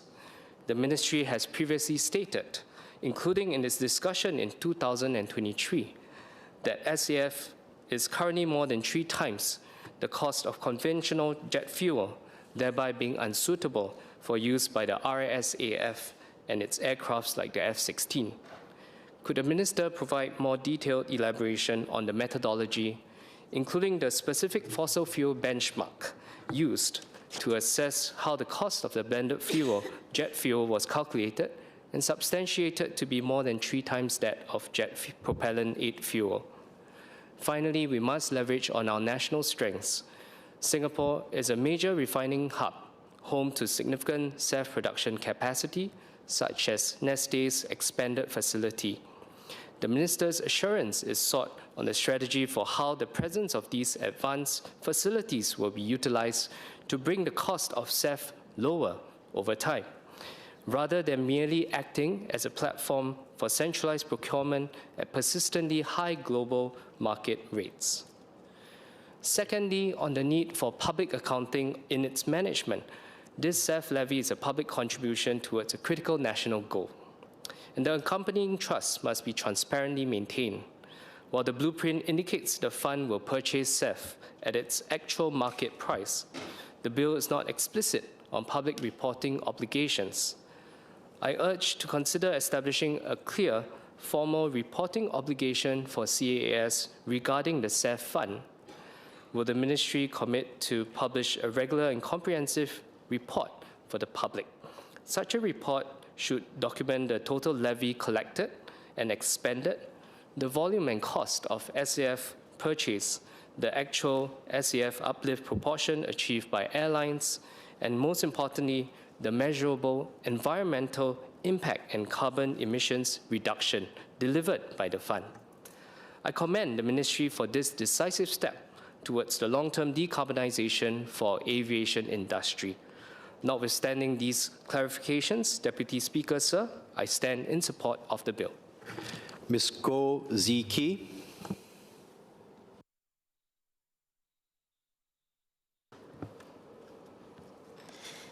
Mr. Deputy Speaker, this bill introduces the Sustainable Aviation Fuel Levy, also known as SAF, a key part of the Sustainable Air Hub Blueprint, and a step towards Singapore's net zero carbon emissions. From next year, Singapore will be among the first countries and the first in Asia to mandate SAF use. The levy will also help airlines in Changi Airport meet CORSIA requirements, the global carbon reduction scheme for international aviation, which will become mandatory in 2027. Sir, let me begin by making my position unequivocal. I support the bill. Climate change is a major threat, especially for us, a tiny, low-lying island at the equator. We must do our part, not only for ourselves, but also for our future generations. However, notwithstanding my support, I must voice a few caveats and seek some clarifications or rather reassurances from the Minister. Allow me to share some quick numbers with the House. Currently, departing passengers from Changi Airport are charged a total of $65.20, comprising of the passenger service and security fee, the aviation levy, and the airport development levy. This total sum is significantly higher than those of competing air hubs in the region. Let me offer some comparisons based on current exchange rates in Singapore dollars. KLIA, Kuala Lumpur, $23. Suvarnabhumi Airport in Bangkok, $30. Dubai International, $45. Incheon, $24. Changi Airport's passenger charges are also projected to rise annually till 2030, reaching $79.20 before any SAF levy is added. Mr. Deputy Speaker, I understand that Changi Airport offers unique value propositions over its competitors. We have strong values in connectivity, efficiency, and quality of service. Changi is simply put a spectacular airport. Of course, I do not believe that we can successfully compete on cost, and perhaps nor should we. However, our current passenger fees are already higher than all regional competitors. If costs rise too much, surely we risk undermining Changi's position as a global air hub. Our competitors are also not standing still. Other airports are working hard to beat us at our own game. They are learning from us, improving on both hardware and software. Some are already nipping at our heels. Notably, none of our peer competitors, such as Incheon and Dubai, are as expensive. If we are not careful, if we take our eyes off the ball, someone else will be stealing our lunch. Next, I note that the proposed amendments enable a levy on both passenger and cargo flights. Indeed, CORSIA obligations cover both categories. I shall not preempt the detailed announcement of the levy structure, but we have some sense of how the centralized levy will work for passengers and a ballpark figure for the initial rate. However, there is still little detail on how the levy mechanism will apply to cargo flights. Sir, I must highlight this. Changi Airport is more than just a passenger hub. It is also a key cargo hub in Asia Pacific. Beyond pure cargo flights, many services are hybrids, carrying both passengers and freight. Cargo customers tend to be more cost-sensitive. For them, intangibles such as the Changi experience or the sights of the jewel have absolutely no bearing. What matters are efficiency, connectivity, and costs. In that regard, cargo operators will even be more sensitive to increases in levies and costs. The impact could also be more significant to them in absolute dollar terms, since freight consignments can be much larger than individual tickets. That is how equitable the levy system is.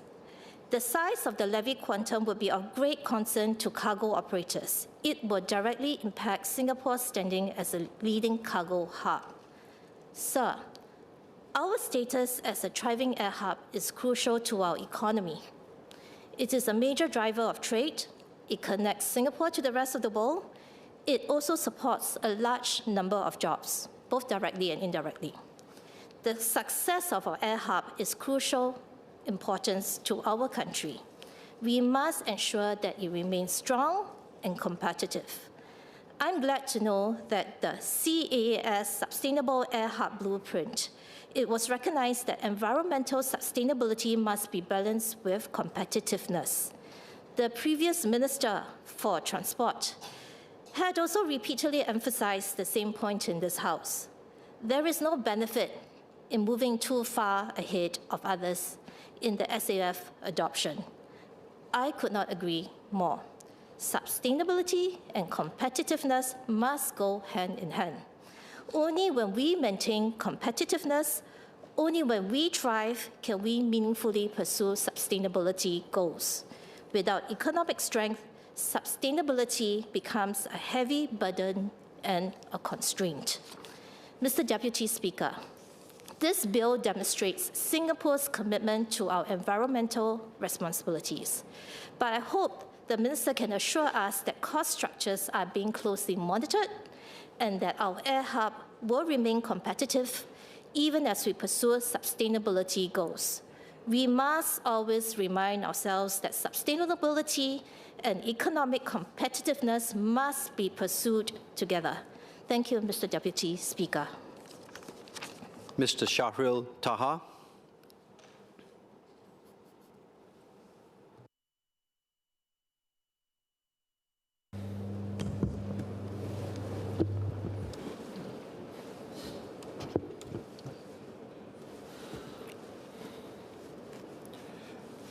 Mr. Deputy Speaker, I would like to declare my interest as an authority member of the Civil Aviation Authority of Singapore and as one of more than 50,000 proud workers in our aviation and aerospace industry.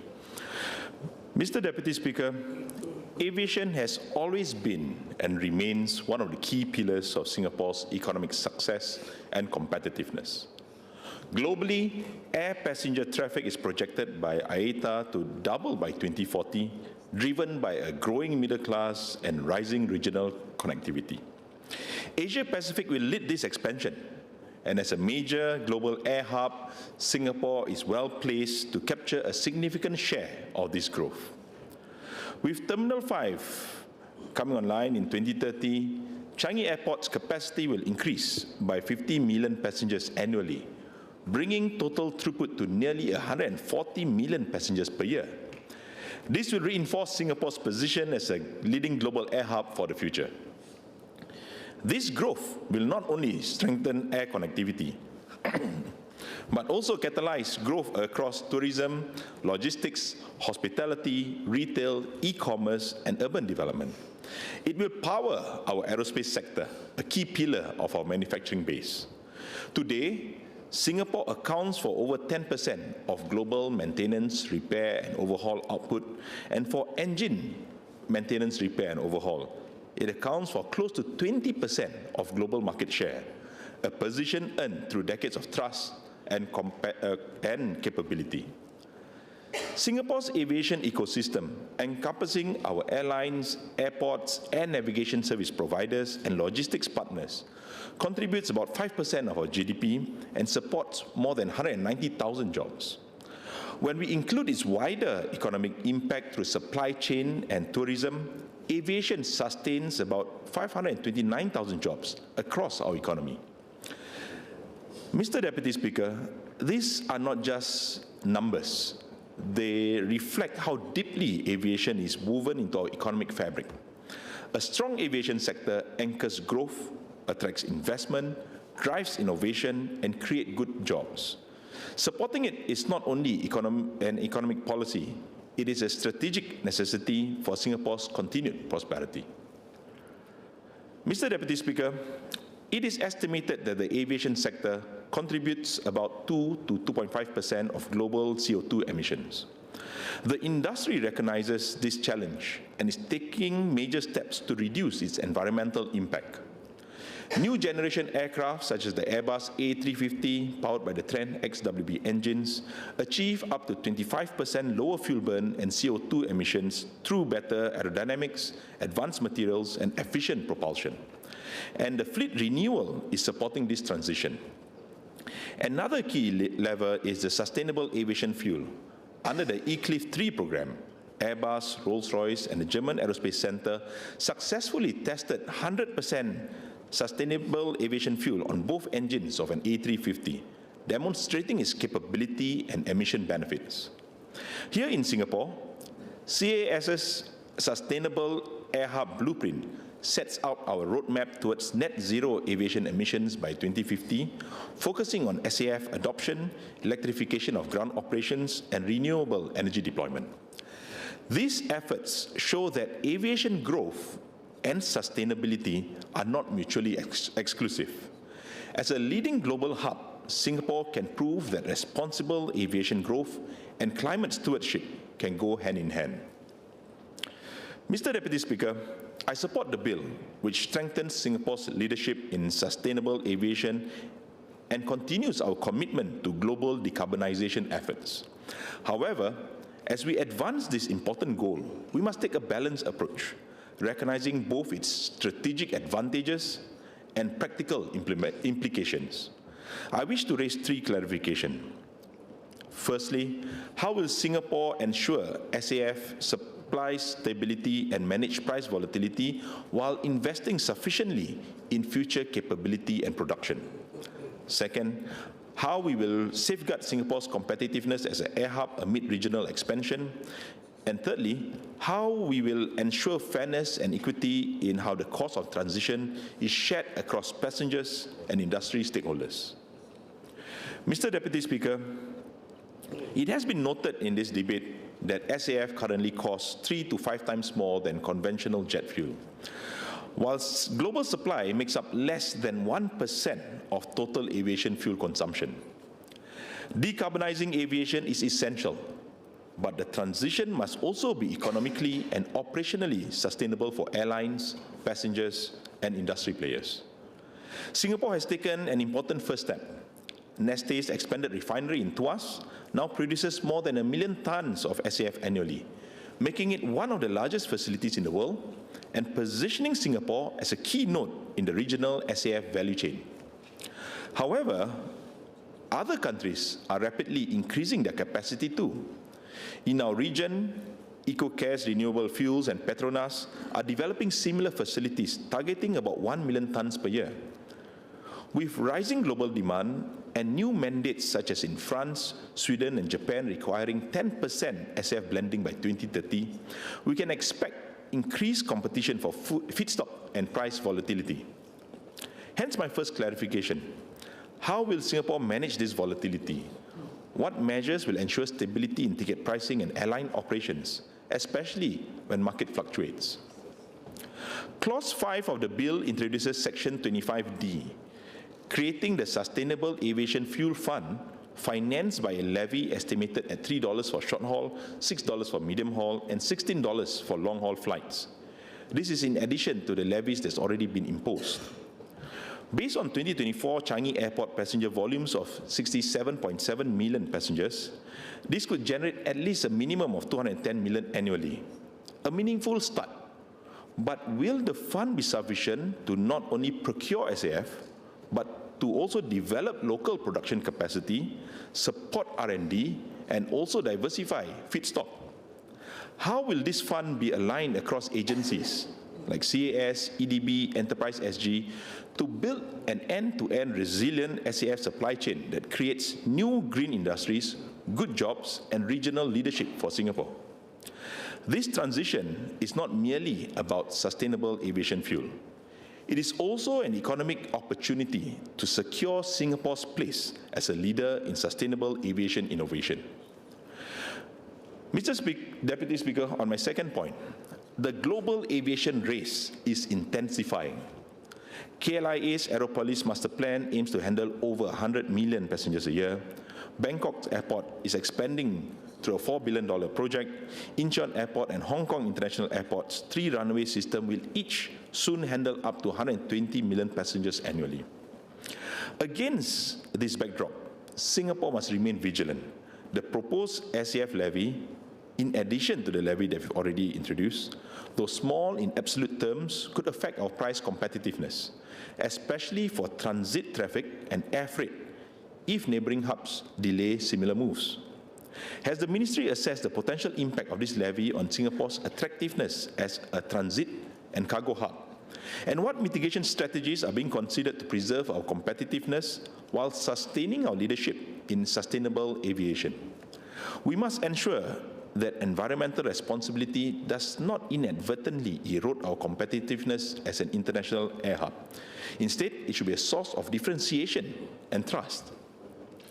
Finally, Mr. Deputy Speaker, as we move towards increased sustainability, we must also ensure fairness in implementation. The proposed levy applies different rates by flight distance, $3, $6, and $16, depending on short, medium, or long-haul flights. But within each flight, passengers pay vastly different fares across the different classes of flight. Will the levy be applied proportionally across the different passenger classes so that it does not disproportionately burden economy class travellers? And likewise, how will the cargo sector be factored into this framework, given its integral role in Singapore's hub competitiveness? And what about private flights? How will it fit into this framework? Ensuring fairness and transparency will be critical to maintaining public trust and broad-based support for this important transition. Mr. Deputy Speaker, in summary, my clarifications concern, firstly, ensuring price stability and meaningful investments in building local SAF capability and capacity. Second, safeguarding Singapore's air hub competitiveness. And thirdly, upholding fairness and transparency in sharing this burden of cost. We must monitor these developments carefully to ensure that the policy intent to encourage SAF adoption remains aligned with Singapore's long-term strategic goal of being a leading global and sustainable aviation hub. I also note that there is no timeline has been specified for future price adjustments. It is therefore important that we are clear about the levels and the conditions that must be met before any price revisions are made to ensure transparency, predictability, and fairness. Ultimately, this is not a choice between economic growth and environmental stewardship. It is about advancing both together sustainably. Notwithstanding these clarifications, I express my support for the bill, which marks an important step in positioning Singapore as a global leader in sustainable and responsible aviation, while creating good jobs, fostering innovation, and ensuring that our skies and our future remain bright and green. Thank you, Mr. Deputy Speaker, sir. Mr. Foo Che Siang.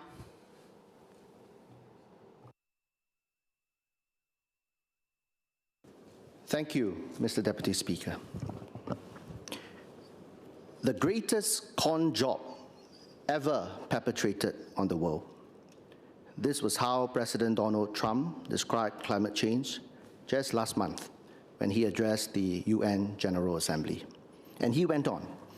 All of these predictions made by the United Nations and many others, often for bad reasons, were wrong.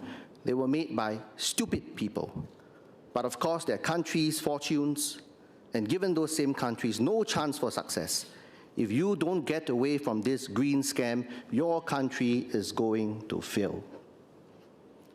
Given President Trump's remarks, and in the current context where cost of living continues to be of high concern, it may be attractive for countries worldwide to abandon our climate change strategies. After all, if even the second largest emitter of carbon dioxide has decided to rubbish the endeavor, none of us alone will be able to move the needle. Certainly not Singapore. The Sustainable Aviation Fuel Levy, which this bill provides for, is one of Singapore's policies that will contribute towards the global climate change mitigation effort. It will mean that from 2026, travelers flying out of Singapore will pay slightly higher airfares.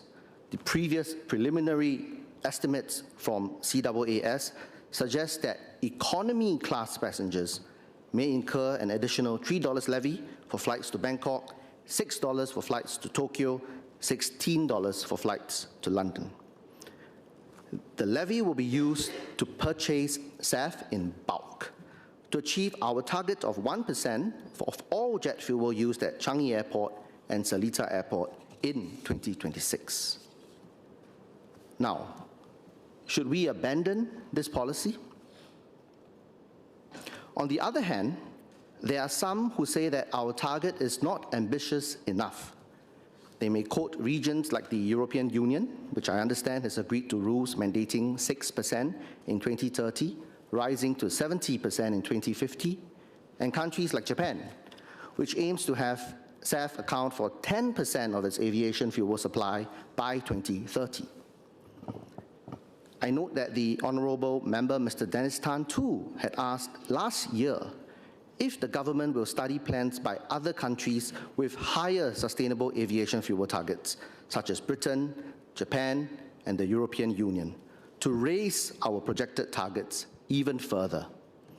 But today I heard he also say that he was conscious of the financial impact to travelers. So I perhaps would invite him to clarify whether he's of the view that we should have higher targets and therefore a higher levy on travelers, or has he changed his mind with the concern of the financial impact on travelers today?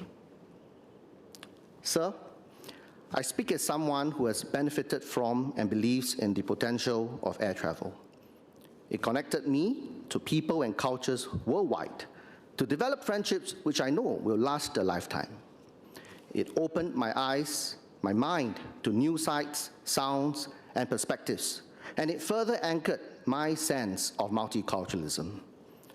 I hope that many more in our current generation and future generations in Singapore and beyond Singapore will also be able to benefit from air travel.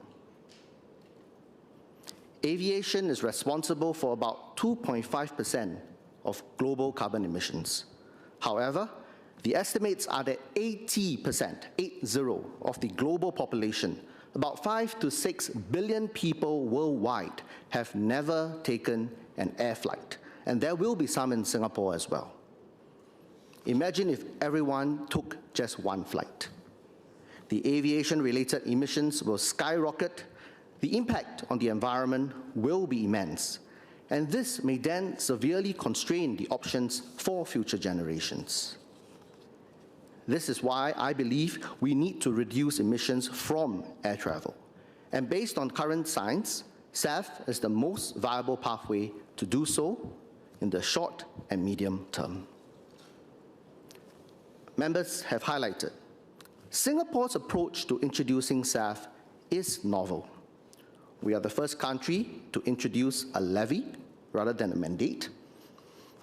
CAAS's intent is to fix the cost of using greener jet fuel so that travelers have certainty.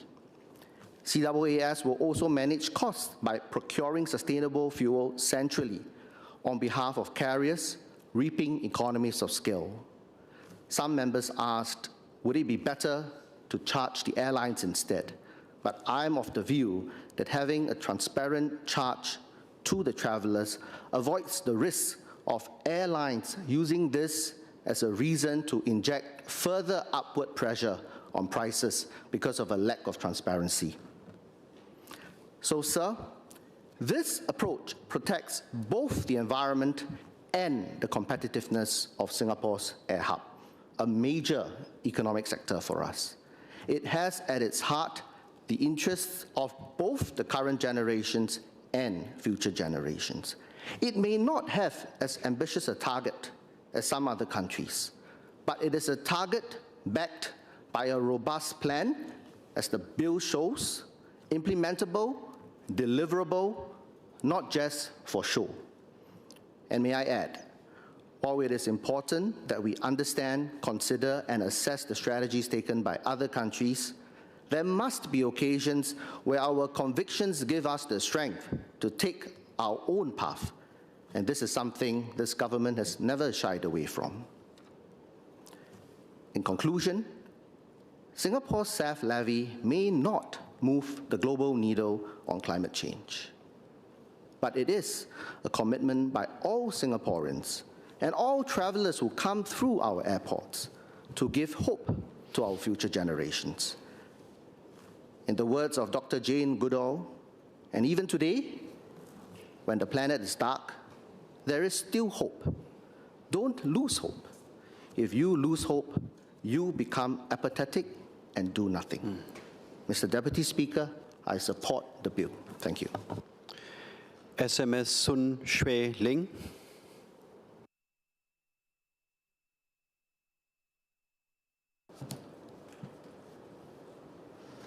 Mr. Deputy Speaker, I thank members for their support of the bill as well as their comments and suggestions. Ms. Lee Hui Ying, Ms. Goh Soo Ki, Mr. Cheryl Taha, and Mr. Ip Hong Wing asked about the impact of the SAF levy on Singapore's hub competitiveness. Singapore has chosen a pragmatic and balanced approach.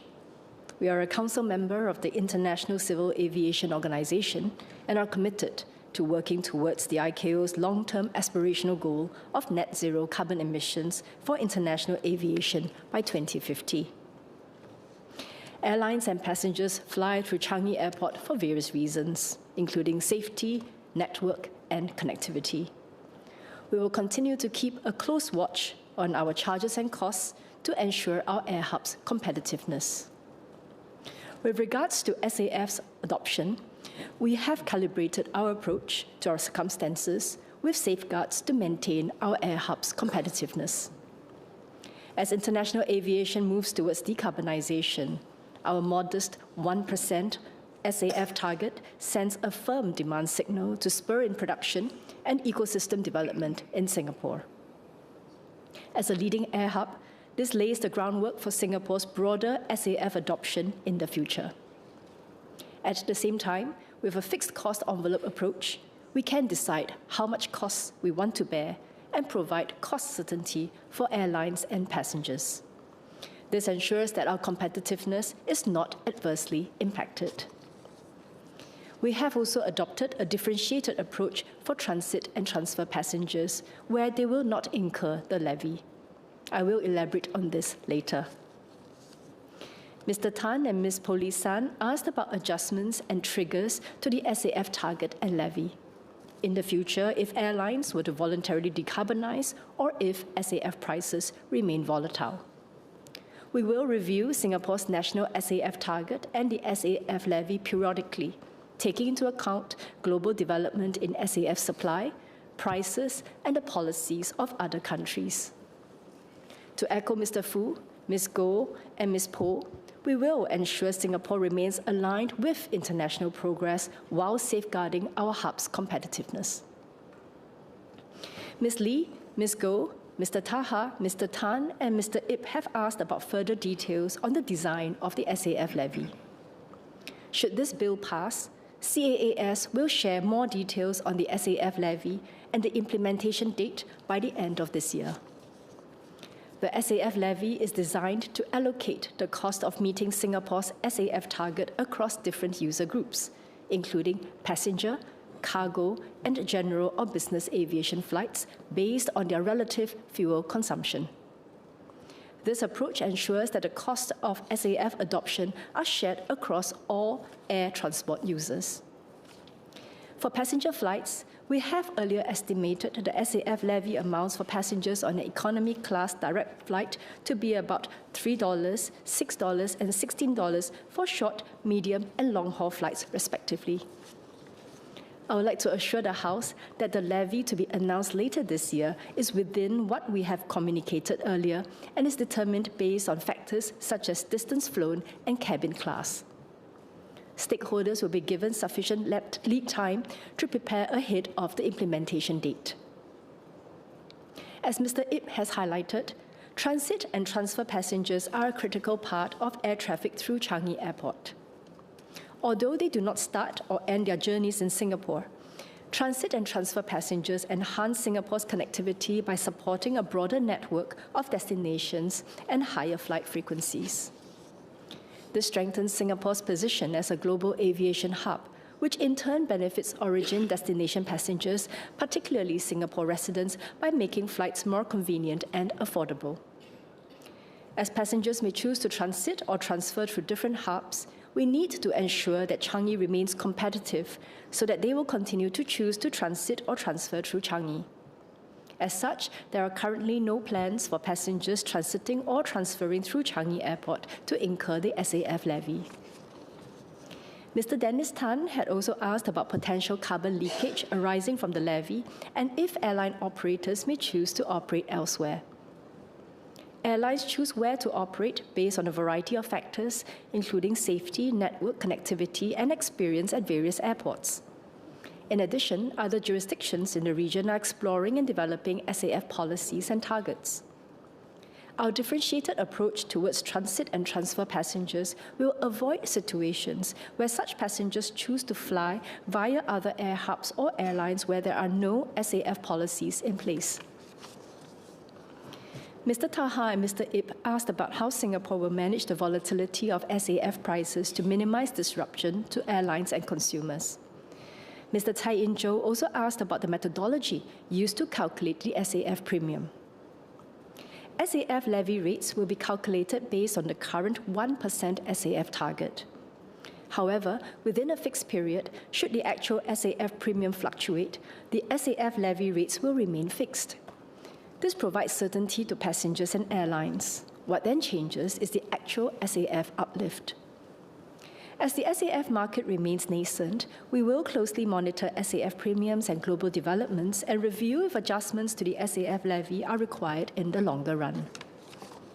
We will continue to prioritize providing cost certainty to passengers and businesses. Ms. Po and Mr. Tsai asked about the decision to impose the levy on passengers instead of airlines. To clarify, the SAF levy is payable by persons that will be specified in the order, such as aircraft operators. The levy payable is calculated based on, among other things, the ultimate user of the air transport service, such as the passengers or shippers. Aircraft operators will be allowed to pass on the levy to the end users, such as passengers and shippers. To assure Mr. Ip, if the levy is passed on to end users, the amount of the SAF levy that each end user is paying must be reflected transparently. Mr. Ip asked about the exemption criteria for the SAF levy. The SAF levy will apply to all flights departing from Singapore. We nonetheless recognize that there are flights where the levy should not be payable, such as aircraft used for flight training and flights for charitable and humanitarian purposes. The types of flights that are excluded from the payment of SAF levy will be specified in the order, similar to the approach taken for the aviation levy and airport development levy. Ms. Poh asked for details on the public consultations done. CAAS has been engaging airlines and other industry partners closely on the SAF levy framework since last year. Feedback has been constructive. CAAS will continue to do so as it firms up details for implementation. Mr. Tai, Mr. Chia, Ms. Lee, Ms. Poh, Mr. Taha, Mr. Tan, and Mr. Ip asked for more details on the procurement of SAF and our plans to strengthen production capabilities. To support long-term supply resilience, Singapore's 1% SAF uplift target is designed to send a clear and credible demand signal to the market. This will give producers the certainty to invest in production capacity and supply chains in Singapore and the region. As a member of the international civil aviation community, Singapore is committed to ensure that the SAF procured complies with the requirements under ICAO's Carbon Offsetting and Reduction for International Aviation, or CORSIA. In line with Singapore's sustainable Jurong Island vision to manufacture sustainable products to help sectors decarbonize, EDB has been in discussions with existing energy majors on retrofitting existing refinery units and new entrants for greenfield SAF production. A-Star and research institutes are also pre-investing in technologies that could be of use to advance biofuels production. These are part of our efforts to build a sustainable and reliable SAF ecosystem, which will also result in more good jobs for Singaporeans. Should this bill pass, CAAS will share more details on the central procurement of SAF and SAF environmental attributes subsequently. To Mr. Tai, Mr. Tan, and Mr. Ip's questions on governance and reporting requirements, the SAF fund will be administered and managed by CAAS, with robust governance mechanisms in place to ensure transparency and accountability in the use of the fund. These include regular reporting, independent audits, and outcome tracking against the national SAF target. CAAS will provide updates on the SAF fund and SAF target in its annual financial statements and sustainability reports. Mr. Chia and Mr. Ip asked about how the bill would work in tandem with international frameworks, such as CORSIA. CORSIA is the world's only global market-based measure for international aviation. The international aviation community reaffirmed its commitment to CORSIA at the recent ICAO Assembly last month.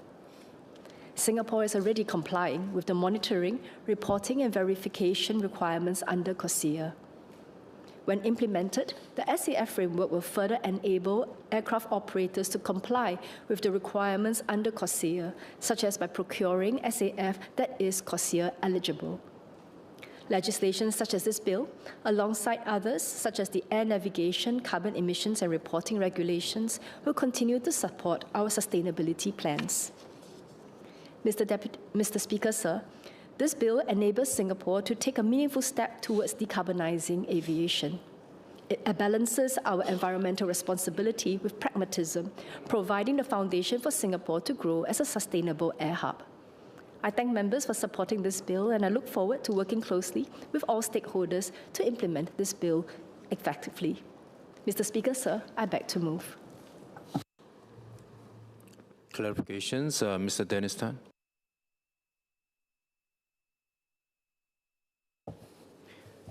Thank you, Mr. Speaker. I thank the SMS for her concluding remarks. I just want to reply to the clarification which member Mr. Fu sought. Mr. Fu is right. I had made certain clarifications on this issue with the previous minister. I heard the minister with his explanation, and I am prepared to let this fund and the plans take off and see how we progress in the initial years, and then we can take it from there. So thank you for the clarification. Any other clarifications for SMS soon?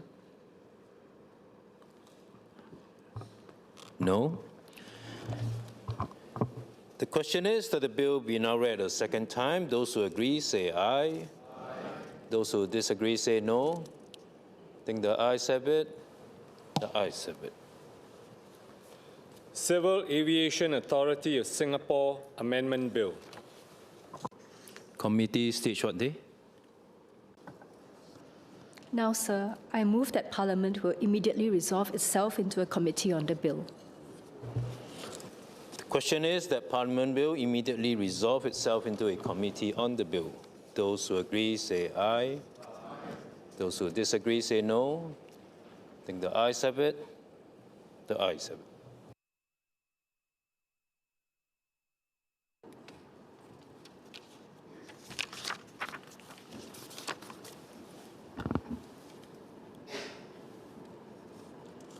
The question is that clauses 1 to 10 stand part of the bill.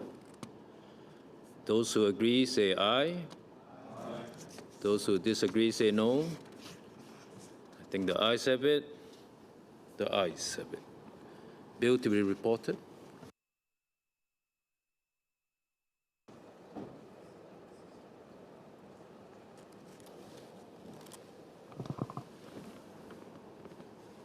SMS soon? Mr. Speaker, I report that the bill has been considered in committee and agreed to without amendment. Third reading what day?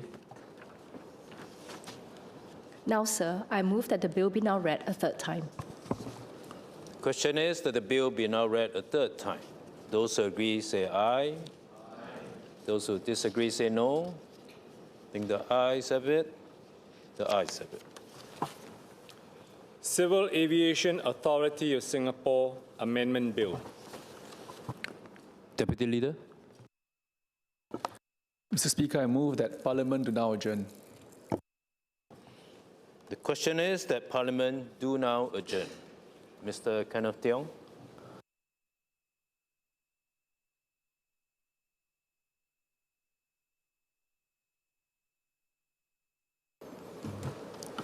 Mr. Speaker, since serving as an MP, I have seen firsthand the impact of national policies on small, independent preschools in my division. As a parent of young children, I feel these issues acutely. Their voices warn of a serious problem, the quiet extinction of diversity in our preschools. Many young parents may have read in CNA of a spate of preschool closures over the last few years, at least 6 reported in the past 2 years alone, and there are many that go unreported. I will explain why. Mr. Speaker, let us first understand the landscape. In 2013, the Early Childhood Development Agency, or ECDA, was formed under NSF to raise preschool standards. Under it, 2 major schemes now dominate the sector. First, the Anchor Operator Scheme, or AOPS, 5 large government-supported operators, PCF Sparkle Tots, NTUC My First School, eBridge School for Kids, and MY World. They receive significant grant funding and priority HDB site allocation in exchange for capping fees and meeting quality requirements. Second, the Partner Operator Scheme, or POPs. These are mid-sized players with slightly higher fee caps, but similar obligations. Together, these schemes have grown at a staggering rate. Today, over 53% of all preschools in Singapore are either anchor operators or a partner operator. PCF and NTUC My First School alone account for at least 30% of all preschools. The government has stated that over 65% of preschoolers are in government-supported preschools, with a target of 80%, around 80% by 2025. There's another angle of competition coming directly from MOE. MOE kindergartens, or MKs, were launched in 2014 and are co-located within primary schools. A major draw for parents is priority under Phase 2A of P1 registration for the primary school, which creates a true train for P1 admission. There are now 56 MKs. You may know some of these primary schools: Temasek, Princess Elizabeth, Gongshan. This has pulled students away from independent preschools. Independent operators face a pincer movement from MSF and ECDA, anchor and partner operators who receive significant fiscal funding and preferential allocation to HDB sites with much lower rent. From MOE, kindergartens operating with the full backing of the national budget, no binding constraint of rental costs, and a compelling competitive advantage, an implicit pathway into the affiliated primary school. In this environment, even church kindergartens, who have been operating for decades, paying zero rent to use church premises, are also shutting down, halving from over 200 centers 10 years ago to over 100 today. As one operator told me, even zero rent also cannot survive. The direction of travel is clear. The middle tier of independent preschools is shrinking. Mr. Speaker, I support making preschools affordable and raising educator wages, but the method of direct operator subsidies used to achieve them has inadvertently created a deeply distorted market. The unfairness comes from the way subsidies are given. There are two types of subsidies. The first is the parent-level subsidy, which many parents will know. The basic childcare subsidy provides a transparent and fair offset of $150 to $300 per month for any citizen child in an EGDA licensed center. But the second, far more opaque category of operator-level subsidy is largely implemented through direct fiscal transfers. On the MSF side, this is only available to AOPS and POPS. On the MOE kindergarten side, this comes directly from the MOE national budget. This is a direct transfer to these chosen government-supported operators and no one else. The government's method has thus not created a level playing field. It has created a trap. For independent operators, this trap has three walls. First, they cannot remain. They face dwindling enrollment due to the breakneck expansion of AOPS and MKs, which use unequal fiscal grants to offer lower fees. Simultaneously, these state-backed centers create a net talent drain by offering higher salaries, leaving independents to struggle with rising rental costs and a fight for survival. Second, they cannot consolidate. Some say join the partner operator scheme, as this is the intended way for private operators to enter the government-supported umbrella. For many, this is a difficult choice. A, the consortium requirement means that they must expose their books to one another. One lead holds the purse strings and counterparty risk is high. B, the selection criteria is opaque. If rejected, EGDA provides no reason and no feedback. C, there is commercial lock-in. Once fees are capped under the POP scheme, exiting is near impossible, as parents will likely not accept a reversion to significantly higher fees. Third, many cannot sell. For many operators in HDB sites, the inability to sell their businesses is a frustrating obstacle. Transfer of lease requires HDB and EGDA approval, but rejections are given without reasons. One operator's sale was blocked with the vague one-sentence justification that the new owner could not ensure the continuity of care and education, leaving them with no path of appeal. Cannot remain, cannot consolidate, cannot sell. The only path left is to shut down, and that is what many do, and so this quiet extinction continues. Mr. Speaker, this is not right. Many private operators started with good intentions to provide a way of education for their kids, pouring their life savings and their passions into creating nurturing spaces. But today, many feel trapped. Speaker, let me state plainly what many operators believe. They suspect the government wants to nationalize the sector. They ask three questions, and they deserve straight answers. Question 1, does the government want standardized cookie-cutter early education? Many feel the push for AOPS and MKs penalizes operators who offer unique models, small teacher-child ratios, project-based learning, Montessori, Reggio Emilia, faith-based schools that don't fit the standard mold. Question 2, does the government wish to nationalize the sector? Because if the intention is not nationalization, why are these features present? AOPS share increasing, MK count increasing, share of children served by AOPS, POPS, and MKs targeted to be 80% by 2025, and no articulated vision for the independent sector beyond its managed decline. Question 3, is the government's ideal outcome a kindergarten market dominated by MOE kindergartens, with the pre-kindergarten market dominated by major anchor operators? Mr. Speaker, let me give a further example of why operators perceive a deep lack of fairness in the system and raises questions about whether EGDA's actions serve the entire sector equitably. On 29 October 2022, MSF Minister Masagos announced significant pay rises for educators in AOPS. However, long-standing EGDA rules require that fee increases for the following year must be notified by 1st September of the previous year. So fee notifications for 2023 had to be submitted by 1st September 2022. This timing trapped private operators. They were locked out of adjusting fees to match new wage benchmarks. They were immediately exposed to talent poaching by AOPS offering the pay rises. I asked the Ministry to clarify if any transitional provisions were made for private operators caught by this announcement. Mr. Speaker, the human cost of this system starts with our taxpayer children and radiates outwards to their teachers, their parents, and finally all of us as taxpayers. At the center are the children. While I have great admiration for those who work in AOPS and MKs, which have good programs on STEM and public speaking, we must acknowledge these systems' flaws. High teacher-child ratio means less individual attention. Furthermore, MSF's top-down directives to include neurodiverse children create chaotic environments. The typical AOPS setting, with bright white lights, cluttered displays, and high noise levels, is often unsuited for the neurodiverse, and in turn diverts resources from neurotypical children who must learn in a more disrupted environment. The educational philosophy itself is also narrowing. MKs increasingly run a standardized program, as their principles focus on P1 readiness and schoolify our young children. I do not blame them if their KPIs are more for P1 results over preschool creativity. The push for P1 readiness will almost always win. But we should have the space to let children be children. The accelerated rollout of MKs with priority P1 admission feeds parental anxiety and creates focus on academic readiness over holistic development. Mr. Speaker, we should be preparing children not for P1, but for life. There is an immense cost placed on our teachers who are on the front lines of a system breeding burnout. They navigate an unstable market with centers shutting down left and right and are increasingly pushed into cookie-cutter, state-led models that kill their passion for teaching. They manage large K2 classes of 25 children and find it hard to give individualized attention. They spend precious time dealing with paperwork and writing incident reports instead of teaching. And they operate in a kiasi culture, driven by conservative interpretations of EGDA circulars. This is a culture where pencils must be stored lying flat for safety, where operators are afraid to let children taste prata during cultural lessons. This high-stress, low-trust model is unsustainable. I am told by both teachers and operators that it is causing many teachers to burn out and leave the AOPS system, often after bonuses are paid. While I do not have official data, the anecdotal attrition estimates shared with me are concerningly high. This brings us to a cost for parents, a severe diminution of choice. As independent operators close, parents lose access to diversity that could offer a refuge from these systemic flaws. Finally, there is a cost to all of us as taxpayers. The current funding model is entirely opaque. Without transparency on operator-level subsidies, it is impossible to assess the true cost and efficiency of these schemes. Worse, we may be funding wasteful competition.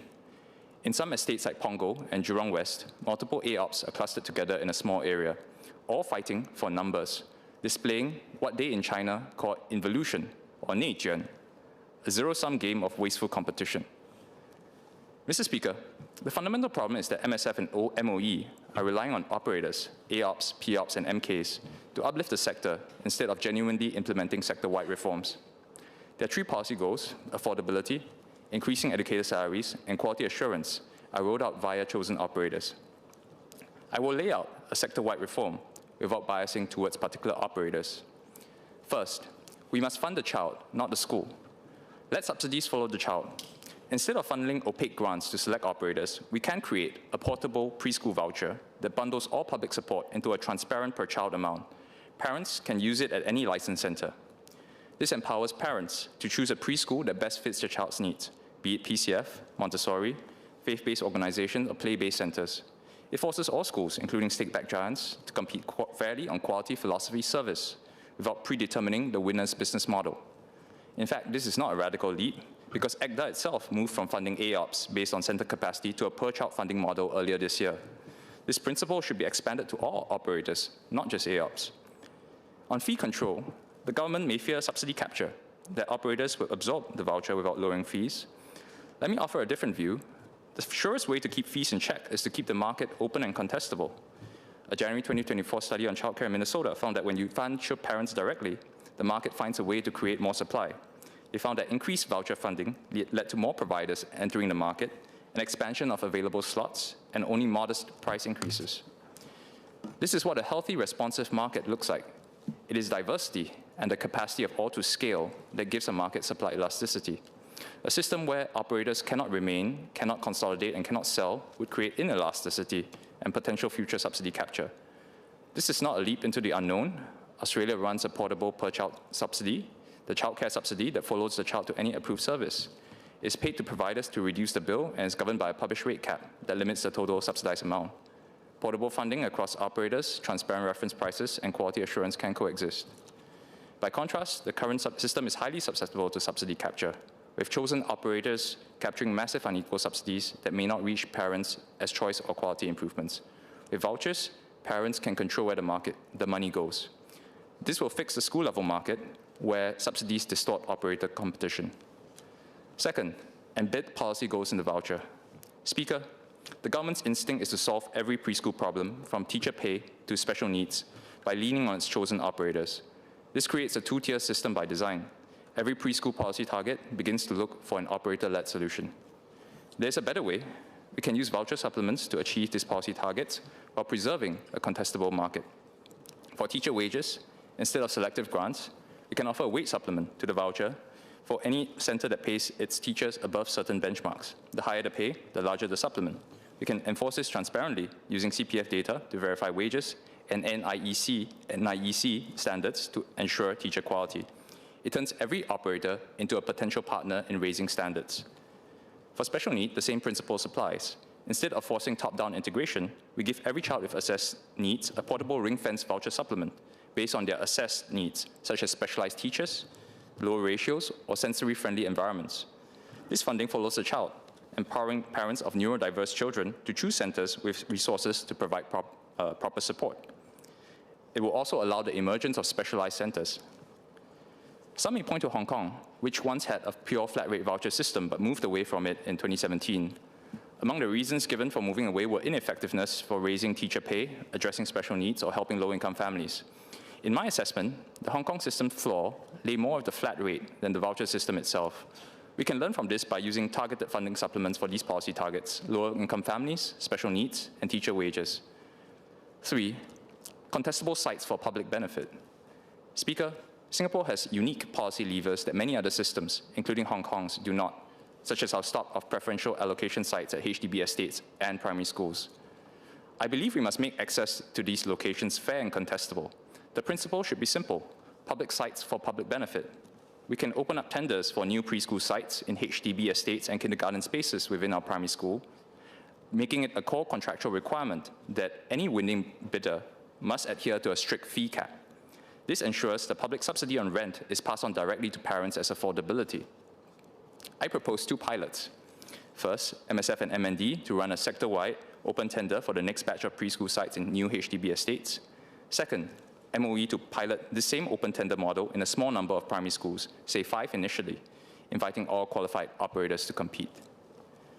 Mr. Speaker, in closing, I ask the government for the following. First, to answer the 3 questions. A, does the government want standardized cookie-cutter early education? B, does the government want to nationalize this sector? C, is the government's ideal outcome an AOP to MK nationalized model? Second, fairness. To clarify AGDA's actions in October 2022 regarding the wage announcement timing, and to commit to level playing field policies going forward. This means dismantling the walls of the trap that operators find themselves in.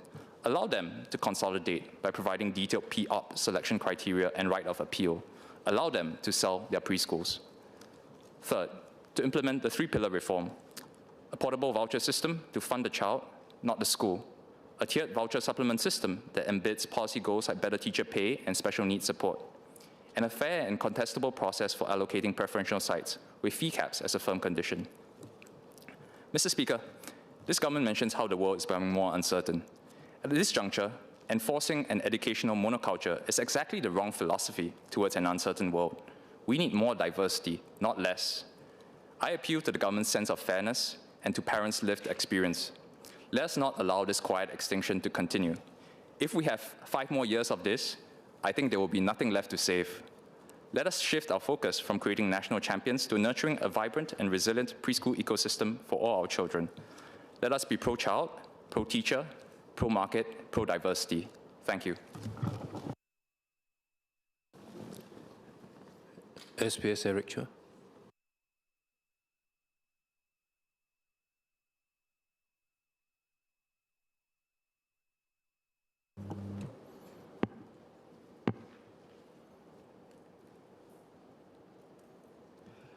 Mr. Speaker, I thank Mr. Kenneth Tiong for moving this motion. This government is focused on outcomes, and we're committed to providing every child with a good start in life. Preschools play an important part in supporting our children's development while meeting parents' caregiving needs. Over the past decade, preschool enrollment in Singapore has steadily increased. Today, around 9 in 10 Singaporean children aged 3 to 6 are enrolled in preschool.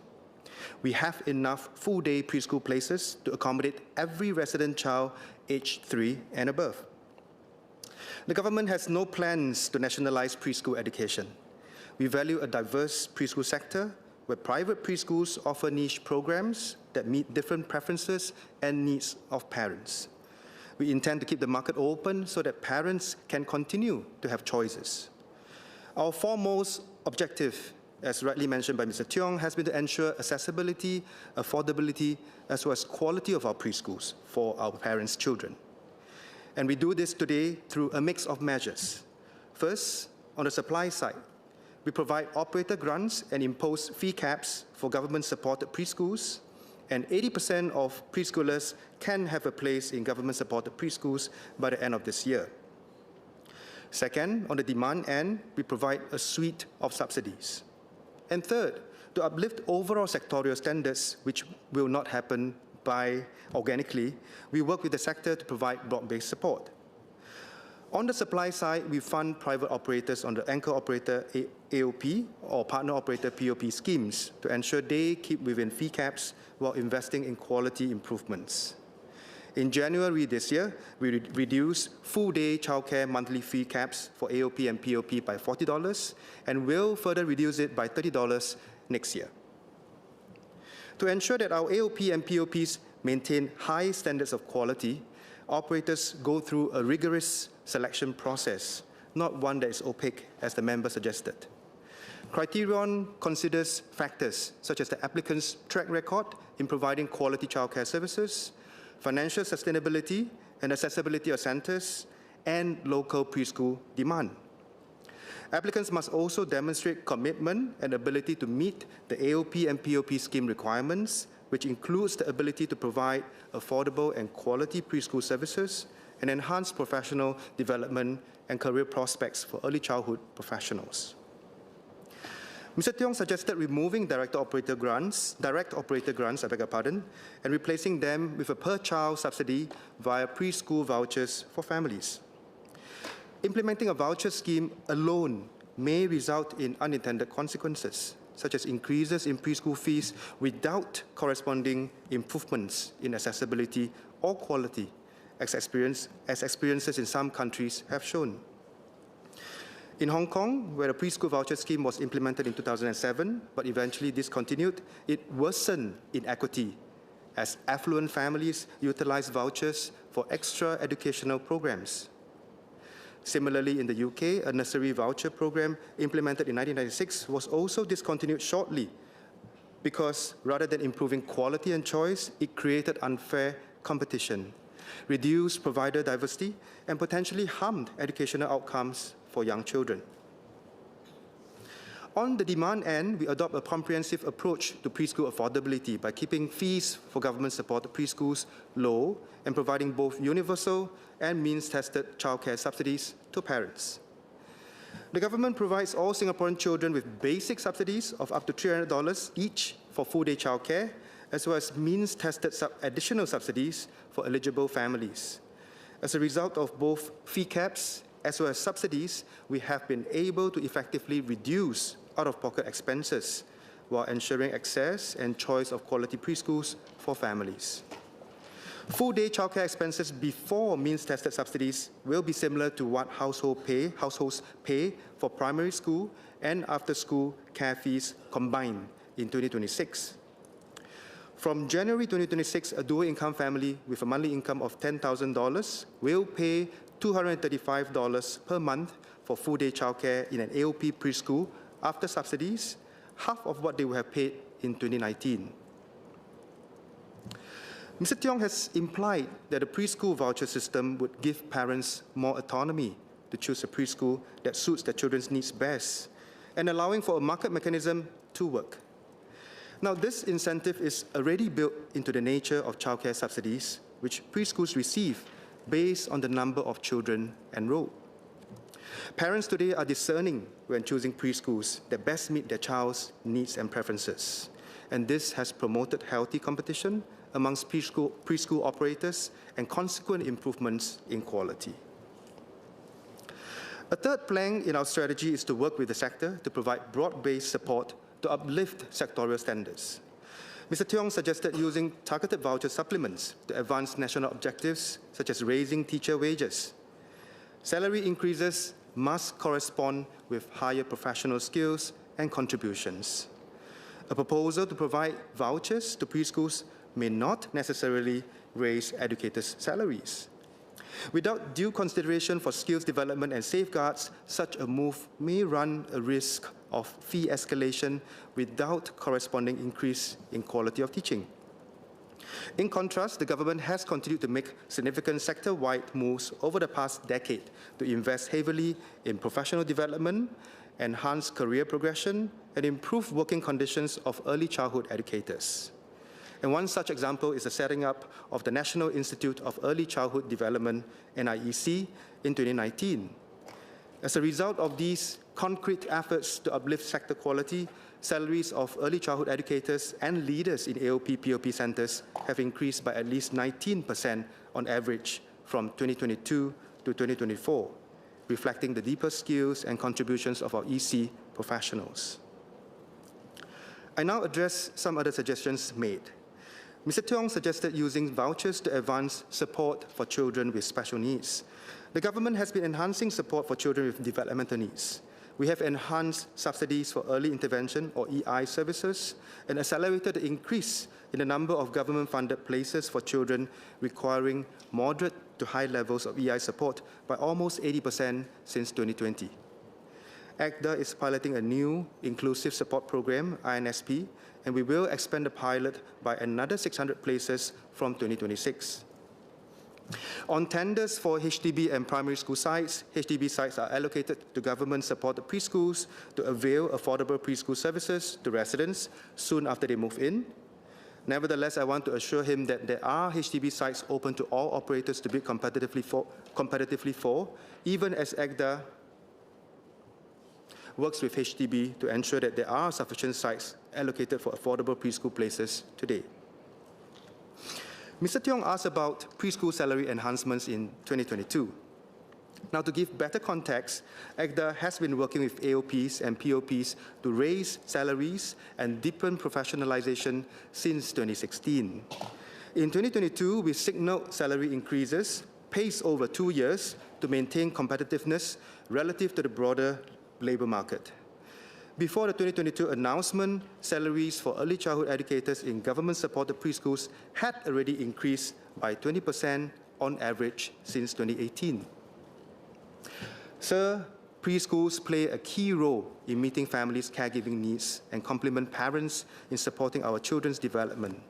I can say so because I think about this every day when I send my 5-year-old son to preschool in the mornings. The average government expenditure per preschool-aged child has increased from 7,900 Singapore dollars in 2020 to 13,000 Singapore dollars last year, with a higher amount spent per child in both AOP and POP preschools and on children from lower-income families. In 2019, we made a decisive move to expand government-supported preschool places to cater to 80% of preschoolers, so more Singaporean families can benefit from good access to affordable and quality preschools by the end of this year. We are getting there, but our work is not done. We will continue to evolve our policies to improve access to affordable and quality preschools across the sector so that every child can have a good start in life.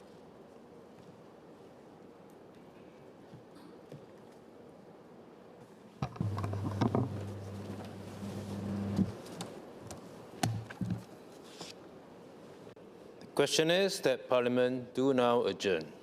Those who agree say aye. Aye. Those who disagree say no. I think the ayes have it. The ayes have it.